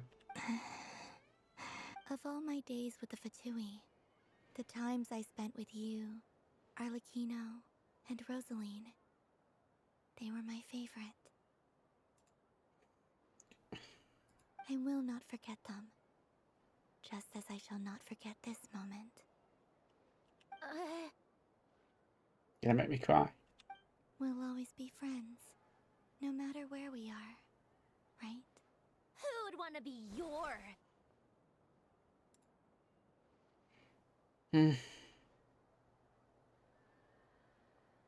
I'll miss you, Sandrone.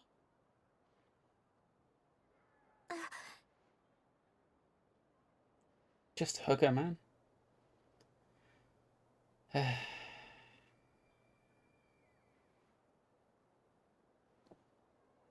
Goodbye, Sandrone.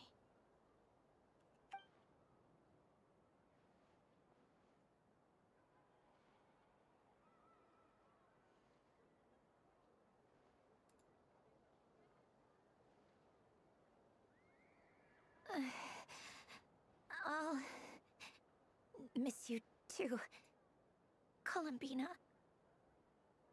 Sorry, what was that? Yeesh! No need to freak out. What's wrong? We've been looking everywhere for you. What do you want? Oh, nice ears. What do you want? This. Huh? It's your turn to draw something. You're one of her friends too, aren't you? Doesn't know how lucky she is.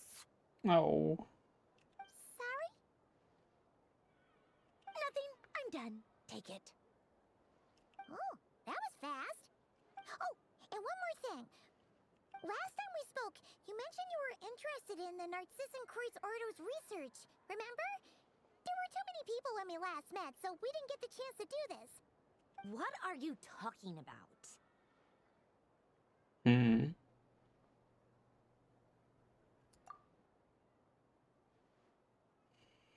Wow, bringing this lore in. This is... Oh. Alain, Renee, and Marianne. Huh. The holy blade. A savior's plaything. It's not about whether I approve or not.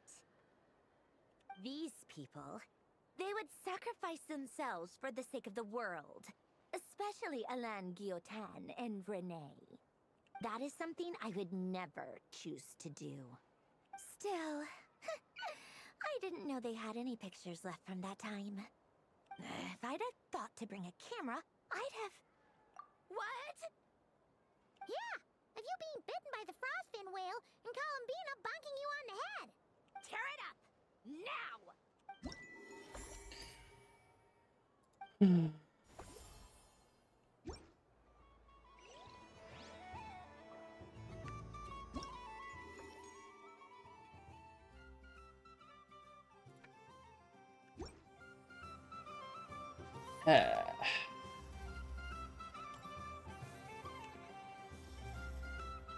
I'm all turned around because I can't see anything. There we go.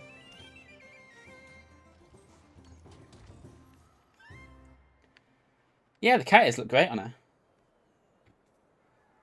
This doesn't make any sense. How am I losing every single time? Wait, Ineffa, you're cheating, aren't you? Yeah, that must be it. I am not cheating, I know. Uh-oh, sounds like Ineffa's turning into a big baloney bot. I think it's time for some serious maintenance. Moon Goddess, help me. Miss Columbina, I know, is attempting to cheat. What the? I'm not the cheater. You're the cheater. How dare you throw it back at me? I didn't know robots could have smug looks.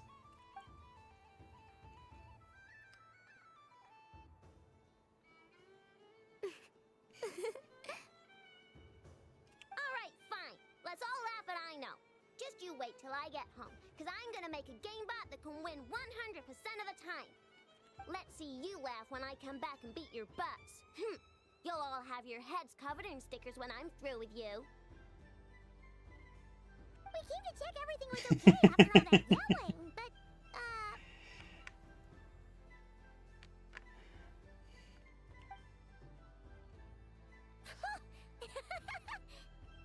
Whatever it is, it sounds like cheating is allowed.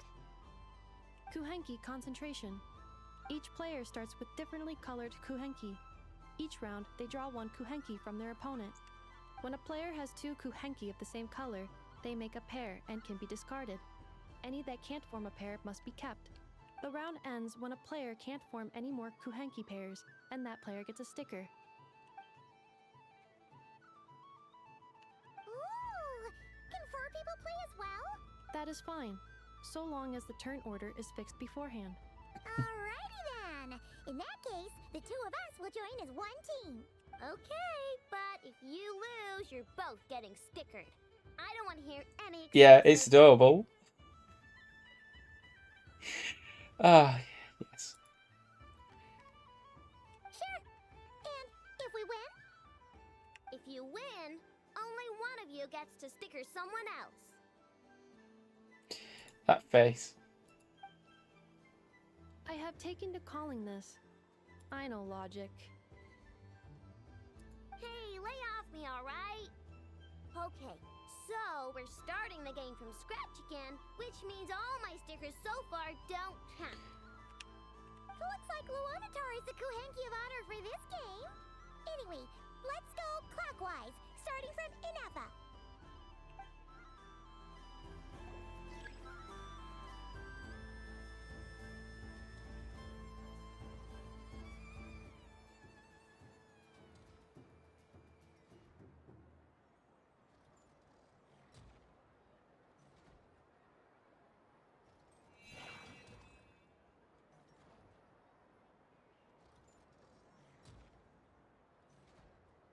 Nice! That's a pair!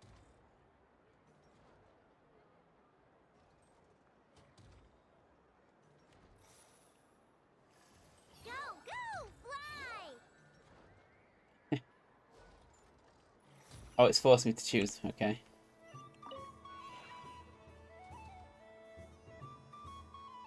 Go on.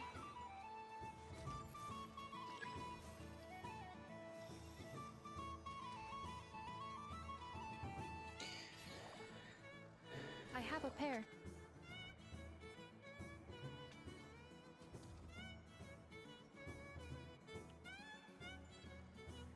Uh-oh! We gotta pick up the pace!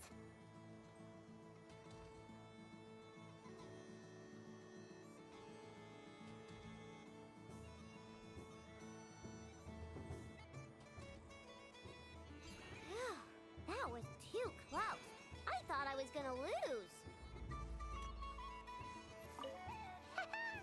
Let's see who's gonna be the unlucky one.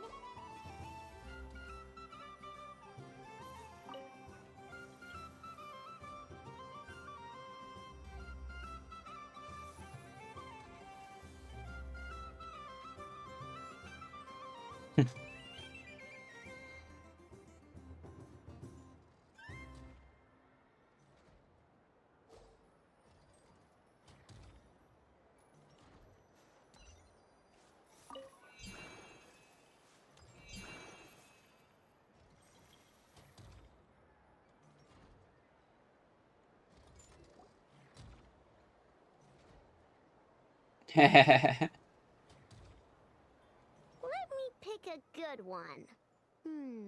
What's it gonna be? Sticker on her face. You're not looking very pleased with yourself there. What happened to being a huge Grumposaurus? I won. Duh.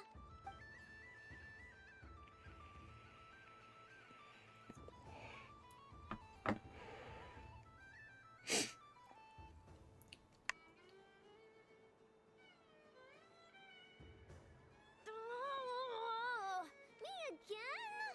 Don't fidget too much, Ino, or the sticker's going to fall off. I don't care. If it falls off, it falls off. If a pair of Kuhengi get discarded, why not a pair of stickers? Huh? Huh?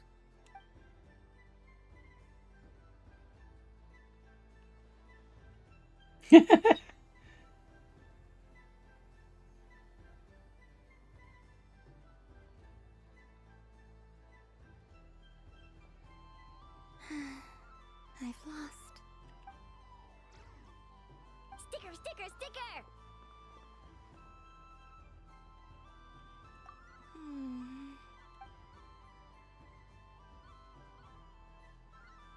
Cute! You think so? Shame. I can't see it for myself.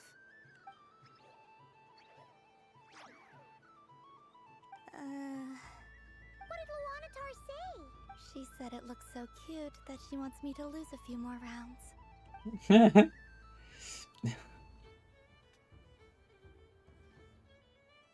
Except for one. Who put these stickers on Paima's eyebrows? Ugh, she can barely see! Alright, now, I think we got enough evidence to prove that there's a serious problem here. Yes, I agree as well. The culprit is... Inefa! Culprit? What did I do? Quit acting dumb, Inefa! You're not wriggling your way out of this one. I've been watching you. Not only did you remember whose side Luanatar started at, but every time someone drew a Kuhenki, you were logging it and calculating every last possibility. Which Kuhenki pairs were gone, who had what color Kuhenki in their hand, even our facial expressions. You were keeping track of it the entire time. That's a game. Exactly! What Ino said! Putting aside the fact that running calculations is not against the game rules, do you have any evidence to support your allegations? But that's not against the rules either. So she admits it. She certainly does. Alright, everyone grab a sticker. It's time to get Inefa back. But... Take that! Eh.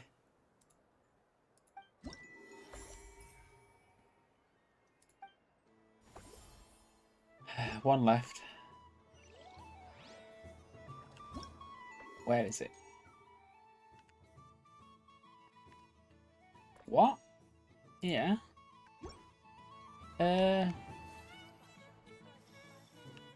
That's on the other side, if I remember rightly.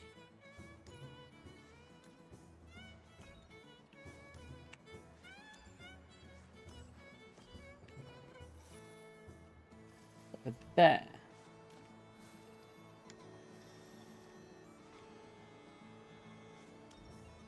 But I've been here. So what haven't I done?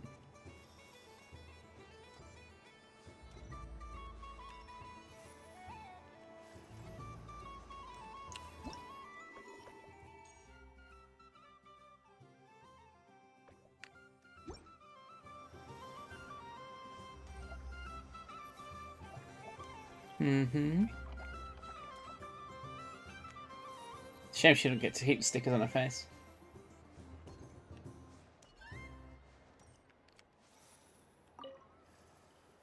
I've seen Linny and the other children play this game before. It would seem that it's not a bad way to relax once in a while.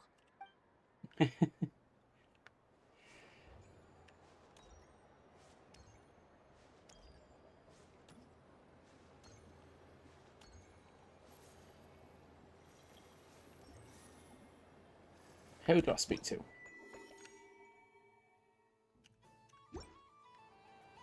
Alright. Look for names.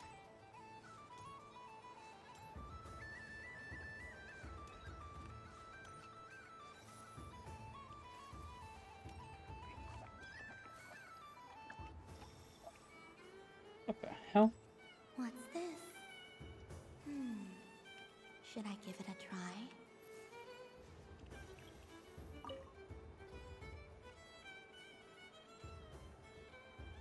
Come on, Citrus. One more round. Just one more. But my neck. Oof. It's acting up again. You should take a break. Health comes first. Yeah, don't push yourself. We'll find someone else. Hey, don't look at me. I'm the referee. What are we gonna do then? Do you need any help? Yes, we do. We need one more player for our game. All right. Could you teach me how to play? It's really simple. You just throw the dice and move by that number of tiles. First one to reach the finish line wins. Rolling a hamster means you move one tile. A paper frog is 2 tiles, and a flying squirrel is 3 tiles. 'Cause they go the fastest. Okay, I get it. So, we're Forgotten all already. set? In that case, please take your places and let the game begin!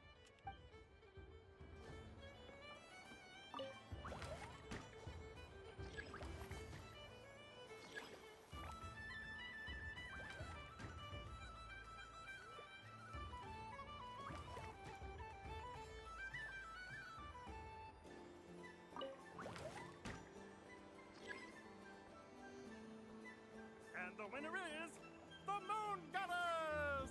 Congratulations!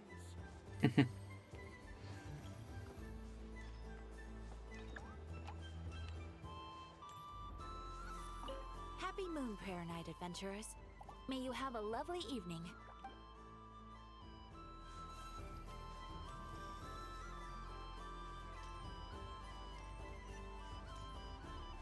Ah, it's guiding me now. Moon Prayer Candy! Beautiful, tasty Moon Prayer Candy! Buy a whole box, share it with your friends and family! Candy? To share?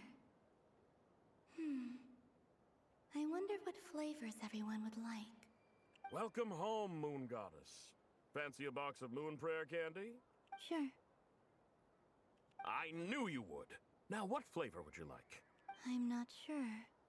What flavors do you have? Is this for yourself or as a gift? A gift for my friends. Ah, I see. In that case, I'd recommend apple, lockaberry, or midsummerberry. Those are the most popular. Do you have nocturnal blossom flavor? Huh. I've seen couples give those as gifts before, but I did not know they were edible. No? Okay then. Moonfall silver? You did say this was for friends, right? Maybe Smetana then. Hey, now that's a creative idea! I've never tried it before, but if you're happy to wait, I can see about whipping up a batch on the spot. While we're at it, you got any other ideas? Coffee. That'd be nice.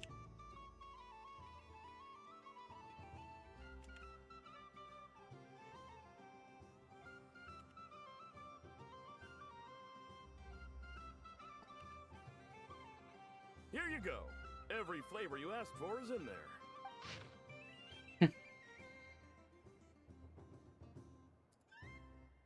Thank you.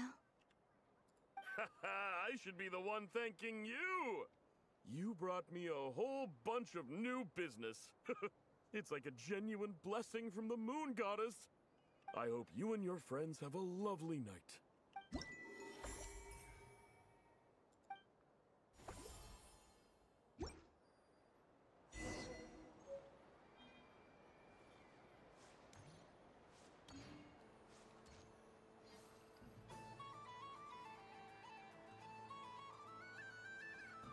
What is going on over here? It looks like fun. Hold it right there! You can't run away from me, Moon Goddess. Are you talking to me? Of course. Do you see anyone else here dressed up as the Moon Goddess besides me and you? Hey, come on! Call me by my title. Happy Moon Prayer Night, Moon Goddess. And the same to you. Anyway, there's no time to waste. Get ready for the duel of a lifetime. Duel? Meet my partner, Stacko. Come on out, Stacko. Well, don't just stand there. Let's see your partner. Partner?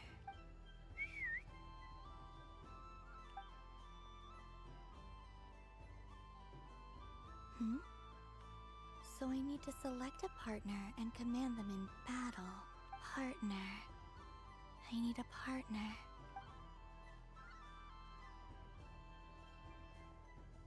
Whoa!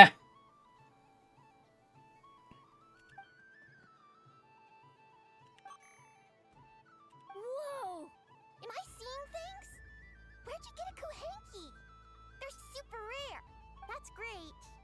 But you can only bring one partner to battle against me and Stacko. No ganging up allowed. They all look so eager to be picked. Which one should I choose? To go with the Kanky. This one usually lives in Nasha Town. She likes falling asleep to the sound of striking hammers. And I bet she's quite familiar with robots' weak spots. Testing! Testing! Oh, this is an emergency broadcast! An exciting battle is about to take place right here at the Nasha Town Special Arena! In this corner, we have the Moon Goddess and her robot partner. And in the other, we have the Moon Goddess and her Kuhenki partner. Only one Moon Goddess can be victorious in this ultimate battle of destiny. But who will it be? There's only one way to find out. Now, without further ado, let the Battle of the Moons begin! I don't care who we're up against. Stacko and I ain't gonna lose. Let's strike first. Stacko, formation shift. Ho-ho-ho! The robot has kicked things off with a change of formation. But how will this affect the battle? Nobody knows. Always attack. The other party chooses to attack. Let's see how their partner performs.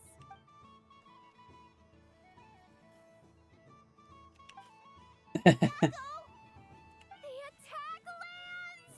And if those sizzling sounds are anything to go by, it was very effective. Okay then. Stacko, maintain formation and enter your empowered state. Empowered state! There we go. Now we're talking. Absorbing the immense Kuvaki present on Moon Prayer Night, this lean, mean machine has greatly increased its offensive power. for nothing if you beat them before they can use it. Oh, it's a hit! But Stacko stands firm. The battle is heating up fast. Go for it, Stacko. Set Kuvakia to maximum. Can their opponents withstand this blow? And what will this moon goddess do? Don't be afraid. Fight however you wish. It's a moon lane!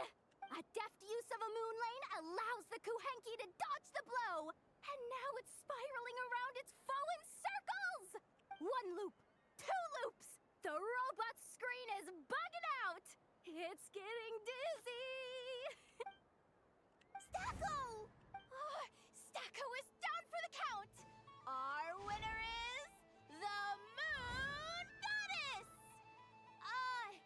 The slightly taller one, I mean. You did your best, Stacko. I'll take you to Inos for a checkup right away, don't you worry. Well, you beat me fair and square, I guess. Honestly, I underestimated you.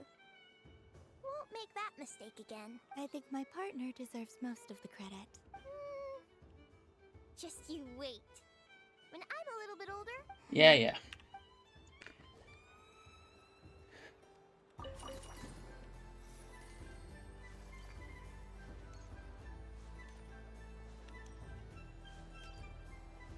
The robot show will now begin.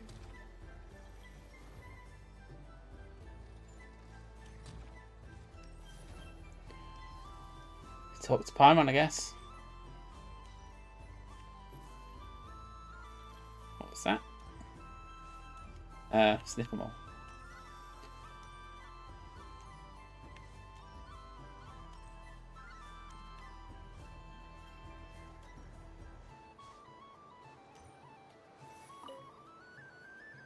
Traveler, Hey there, Kalamina!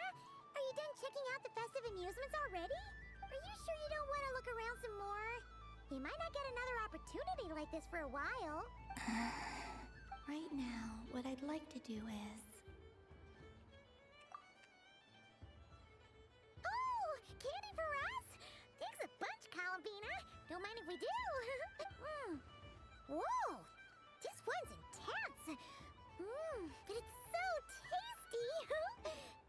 What about you, Traveler? How does yours taste? Oh, sounds good. Paimon's drooling now. Are there any more Smetna candies in the box? Yes, I believe so. Okay, gotcha. Let's... Sure. This one. And... Yep. This one looks right, too. Okay, that's 3. Here we go. 1 per person. It's so sweet.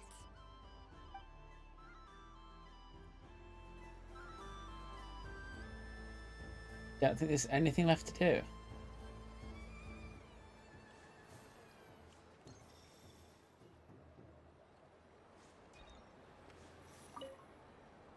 It's sad to say it, but Kalamina! Finished with the festival already? Really? You're sure you don't want to have a little more fun out there? Final answer. Yes, I am sure.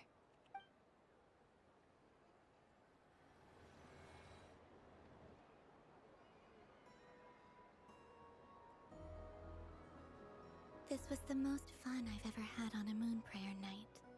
Everywhere I went, people were saying, "Welcome home," and there were friends at every turn. I only wish it could last longer than one night. Yes, you're right. The moon prayer blossoms. Ooh, look! Look! Moon prayer night has come.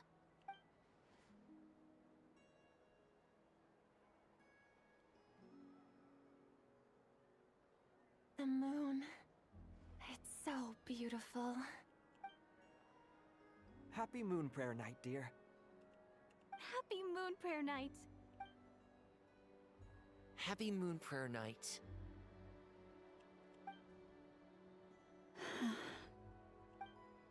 Aww.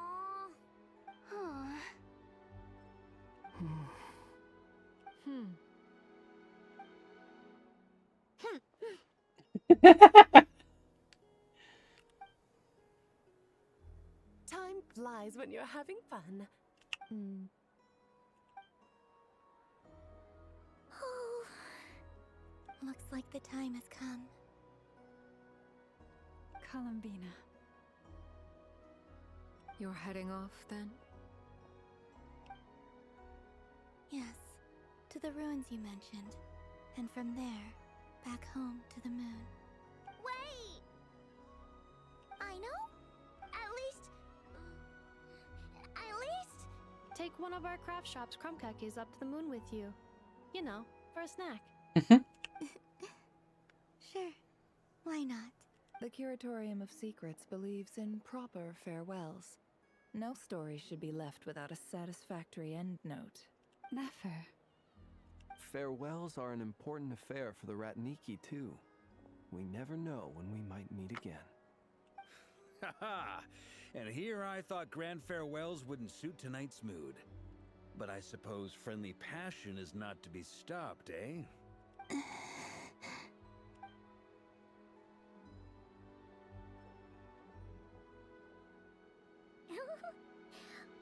made a little something for you, Columbina. Ta-da! What is it? A Moon Prayer Night greeting card with drawings by all of your friends.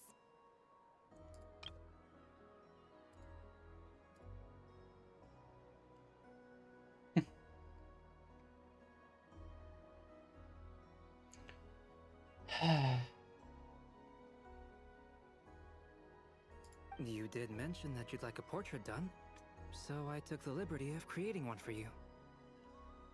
I, meanwhile, did the portrait of Mr. Albedo, and Mr. Varka did the same for me.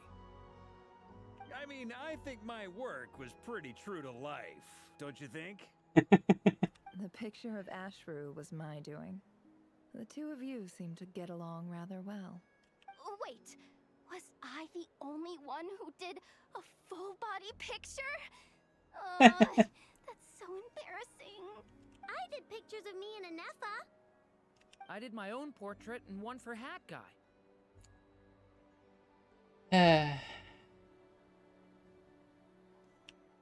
Plus, there's the two mages, Arlecchino and Sandrone. So, if you ever miss us, just flip the card open and we'll all be right there with you. I don't know what to say. Thank you so much, everyone. This whole Moon Prayer Night was more than I could have ever asked for. It is the greatest gift I have ever received. Lama, I figured it out. Figured what out? Remember how the Frost Moon Scions used to use milk as invisible ink to write hidden messages? That was a very long time ago. Oh, are you saying? Yes. When I miss you all, I shall use moonlight in the same way, to write words that only you can see upon the moon itself. Wow, that sounds lovely. Quite. But how will we see them?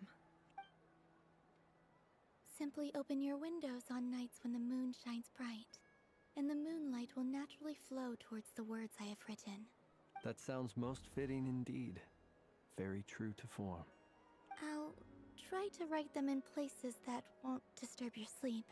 I, for one, would sleep all the better for having read one of your messages before settling down for the night. Exactly. So don't worry about disturbing anyone's sleep. Just promise you'll write to let us know you're okay, alright? All right. I promise.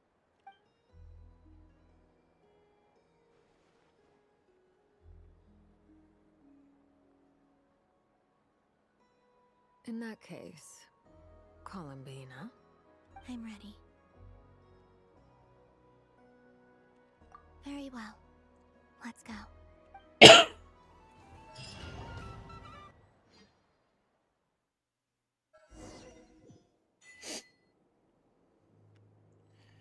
In just a few moments, I will be gone.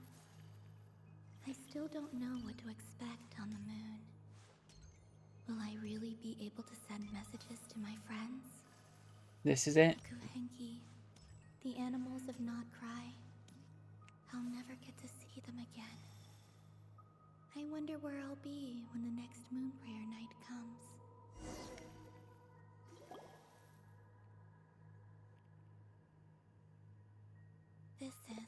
I hope so. This is where the people of Hyperborea used to communicate with the moons.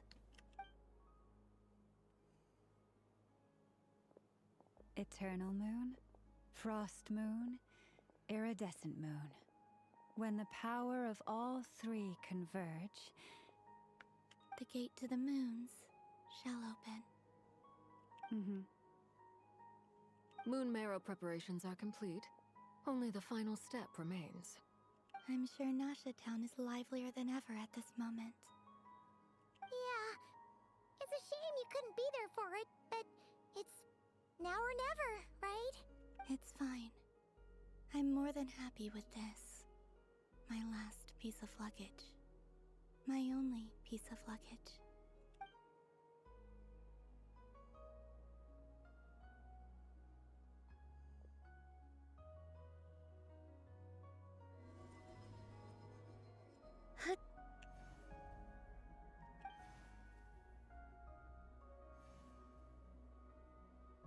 I can already feel the moon calling to me.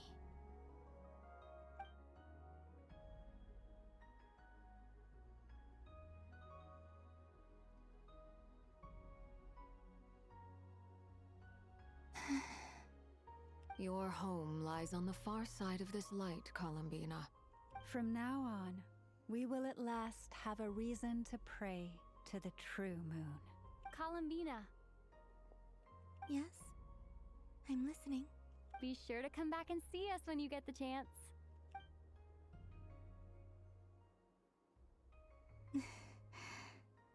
Of course. But if that chance doesn't come, then remember that you have friends on this planet. People who will miss Columbina. Yes, I will. Thank you for everything you've done for me. And remember, come night or day, the moonlight shall always connect us. Well then, farewell, my friends. Something bad about to happen? Is it going to be a twist right at the end?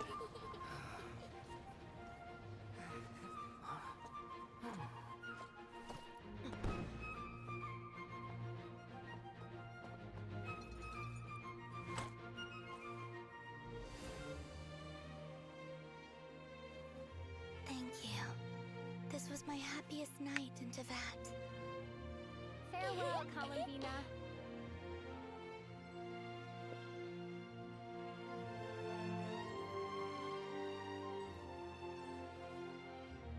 I'm expecting music change.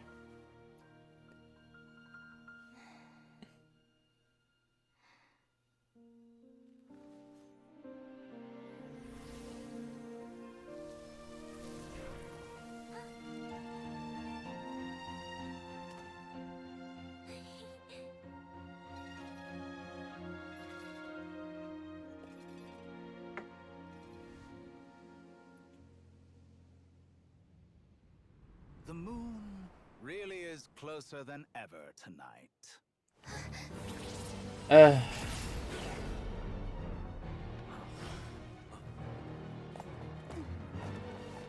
Columbina. All three moons in one place. Time for one final experiment. Reason, life, death, time and space. They all believed I would fail. But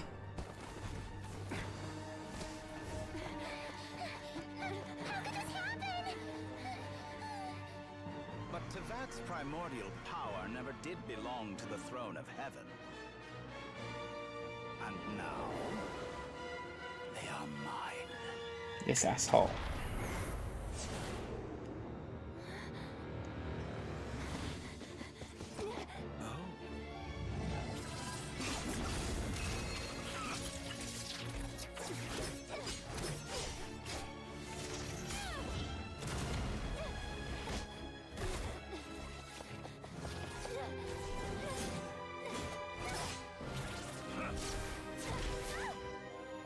No, as long as I'm here.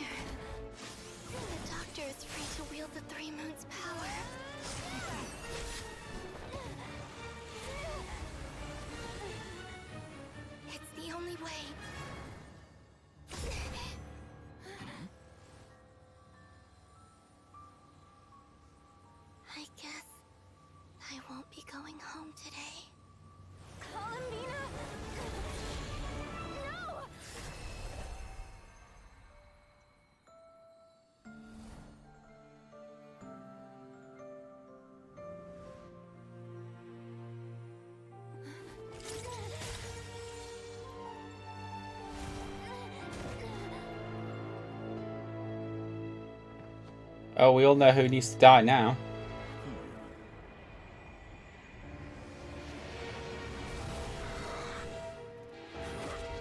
Stubborn world, do not try to control me.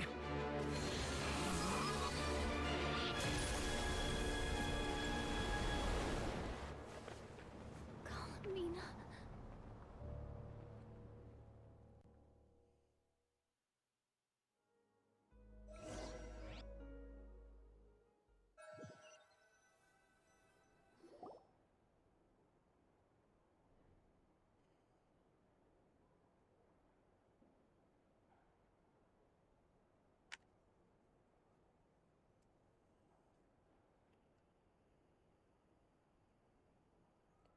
Are you all right? Do your wounds still hurt? I had someone prepare a little medicine that could prove effective. Take it if you need to. In that case, let me relate the contents of the call we made to Alice after the incident occurred. That Dottore is a crafty one. He distracted the Hexen Circle by creating a huge fuss at Tevat's borders. I'd assumed that the cause was an abyssal intrusion from the outside world, which in fairness is a rather common occurrence. But after learning that you managed to influence the phantoms in Nodcry, I realized that perhaps this interference could have come from within Tevat instead. But we weren't able to change their fates. True, you couldn't change how their stories ended, but you did build some variables around yourself. Variables? Yes. Things you heard that you could not otherwise have learned. Ideas that would otherwise have never crossed your mind.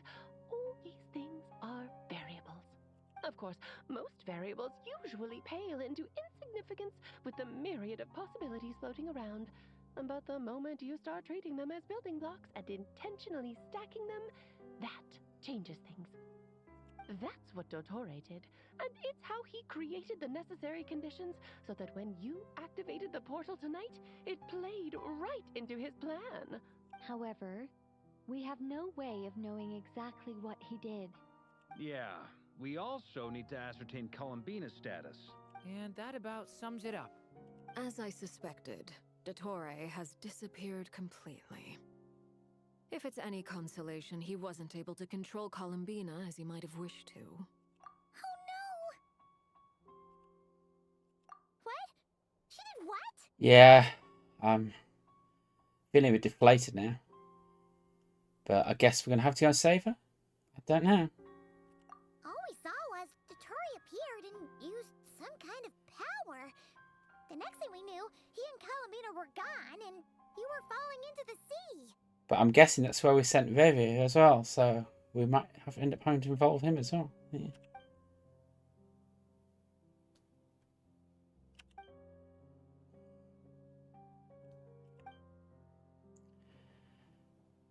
Yeah, the good old descender powers. Columbina intentionally opened the moon gate and escaped into the same mysterious world as Rerir and Thalindis. Looks like I know where we're going next then. Sounds like bad news. Seen in that way, the Trilunar Syzygy and Rerir's emergence, Dottore might have been pulling the strings in both cases. According to Miss Alice, he is attempting to transcend his destiny and finish an experiment that only a god might complete. An utter lunatic. Wait a sec, where's Hat Guy? Seems like he'd want to be here for this. He took off with the Dodo communication device after we spoke to Alice. He said he had a hunch that he wanted to investigate by himself. She's not gone until we see it. She escaped. She's not dead. The look on his face was terrifying. I've never seen him like that before.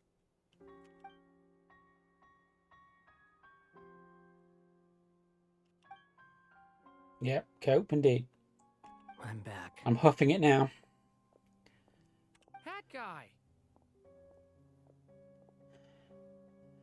I went to look for the Hyperborean phantoms again. I think I've gotten to the bottom of it.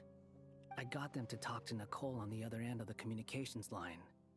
Turns out, the history they describe is different from how Nicole remembers it. Really? Surely Nicole can't have been wrong.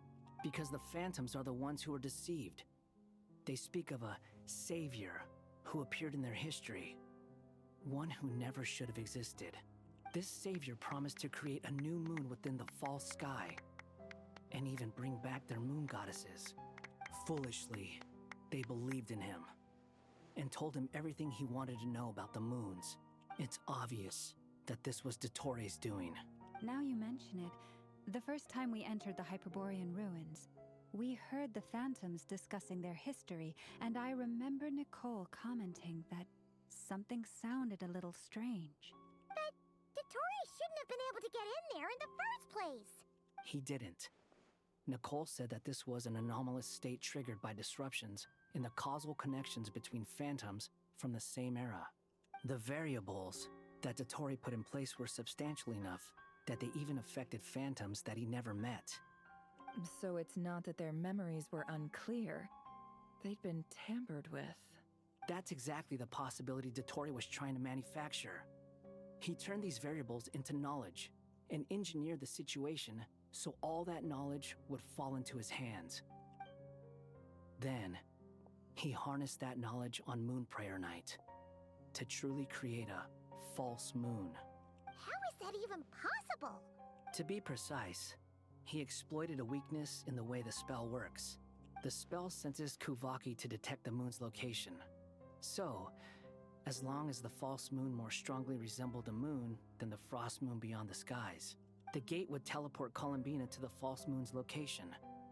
In other words, to Dottori's side. Once he had her under control, the teleportation spell remained active, and he manipulated her power to seize both moon marrows. At that moment, the moon marrows disappeared right before our eyes. It was already too late, even as we were leaving the ruins. By then, Dottore had already amassed the power of all 3 moons. So, where does that leave us? What do we do now? I'd certainly like to know what Her Majesty thinks, now that the concerns I expressed to her have come to pass. But we cannot simply sit and wait for her to decide the matter. And in any case, it is not the Fatui Harbinger Damselette who sees us as her friends, but rather Columbina Hyposelenia. If, even in such extreme circumstances, Her Majesty will not lift the prohibition on Harbingers drawing steel against one another, then I will do as my heart demands. I will fight as Peruware instead. Wow, she's pissed off. You don't want her pissed off. Time is short, so I'll make the first move.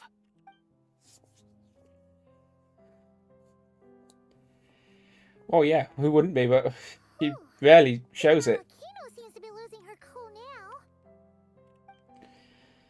now.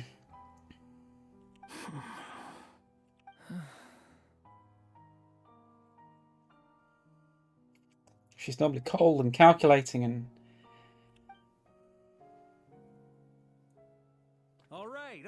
All right. Lose those dejected looks for a moment and let me get a word in. It looks bad, I won't lie. Very bad, in fact. So Dottori's pulled some real dirty tricks to gain the upper hand. For now. And yeah, it's to the point where even the mages say that his variables have affected destiny. I'm not so sure, though. Many have told me that Tevat's destiny is fixed. And that does appear to be the case. Well, what makes Dottori so sure he'll be the exception? And since he was able to stack these variables up, who's to say we can't do the same? You of all people should not be discouraged, traveler from afar. This isn't over yet. And you're not alone in that. Everyone here does, whether they've spoken thus far or not. But none of us are the type to sit back and wait for the sun to shine again. That's exactly how a knight should roll. If they knock you down, you get back up and get back in it. Don't forget, Honorary Knight, you're a legitimate member of Mondstadt too. Mark is right. This is far from over. Dottori's already way overdue a butt-kicking given his past shenanigans. And after this, he's earned himself a double dose. I'm waiting for what it takes to piss Paimon off properly. That's like, whatever power she's got actually comes out. That's what I'm talking about. How's everyone else feeling? I'll use Kuvaki to investigate Columbina's whereabouts. I am not ready to give up either.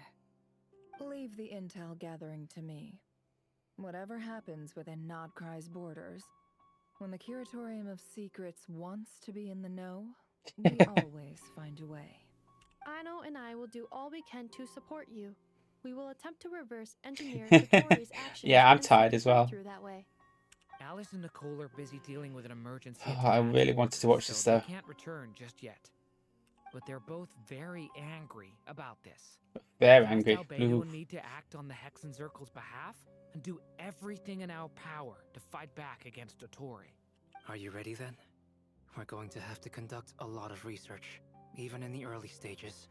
I'll do my best. As for me, I'm pretty familiar with Dotori's way of doing things, so I can try to predict his next move. I'll help with your investigation. Nice! Looks like we have our basic division of labor. I'll get in touch with Flints and Eatlua, get them to have a chat with their Starshiner. It couldn't hurt to bring the Lightkeepers on board as well.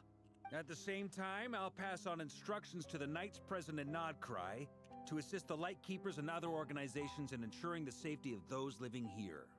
Yeah! We'll show him! That's it then. Good luck, everyone.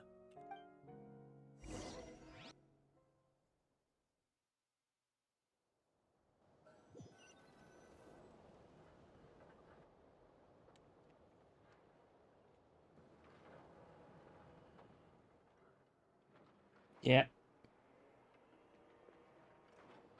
I never thought that Columbina would become my real name. It went from being a Fatui code name to something my friends call me. And remember, come night or day, the moonlight shall always connect us.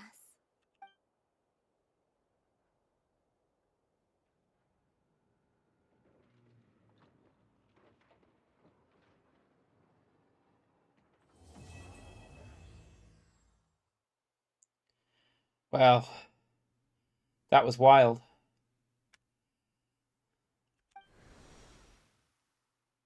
Oh dear. Oh dear, oh dear. That's not good.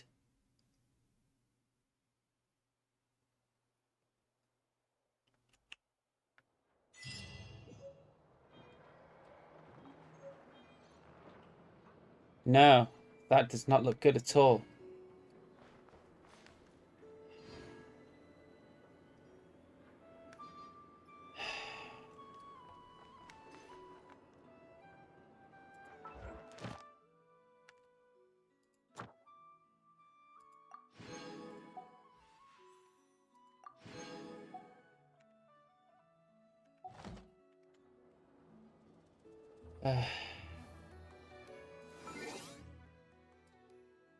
What do you want?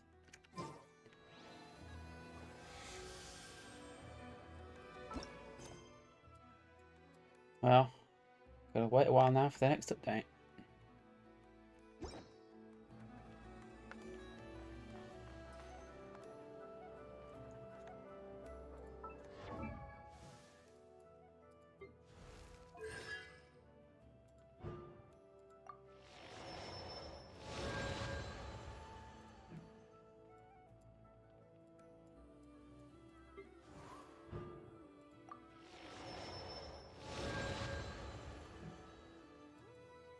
Everyone?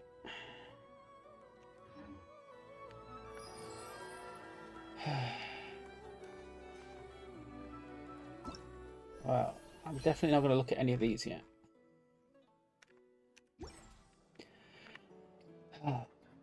Just process that while I'm sleeping. If I can sleep.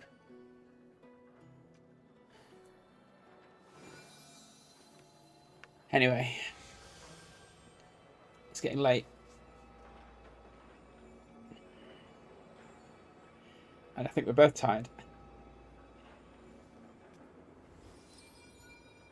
Thank you. Thank you for this, for joining me.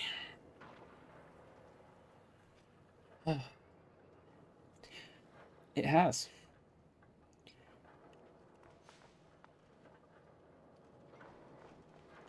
I've got some more stuff to do tomorrow. Well, when I play next. Depends what mood I'm in next time. Wuthering Waves or this. Yeah. Anyway. Have a good rest of the evening, morning, whatever it is. But for me, good night. If ever you Meow, find that meow. the animals in Nodcry behave in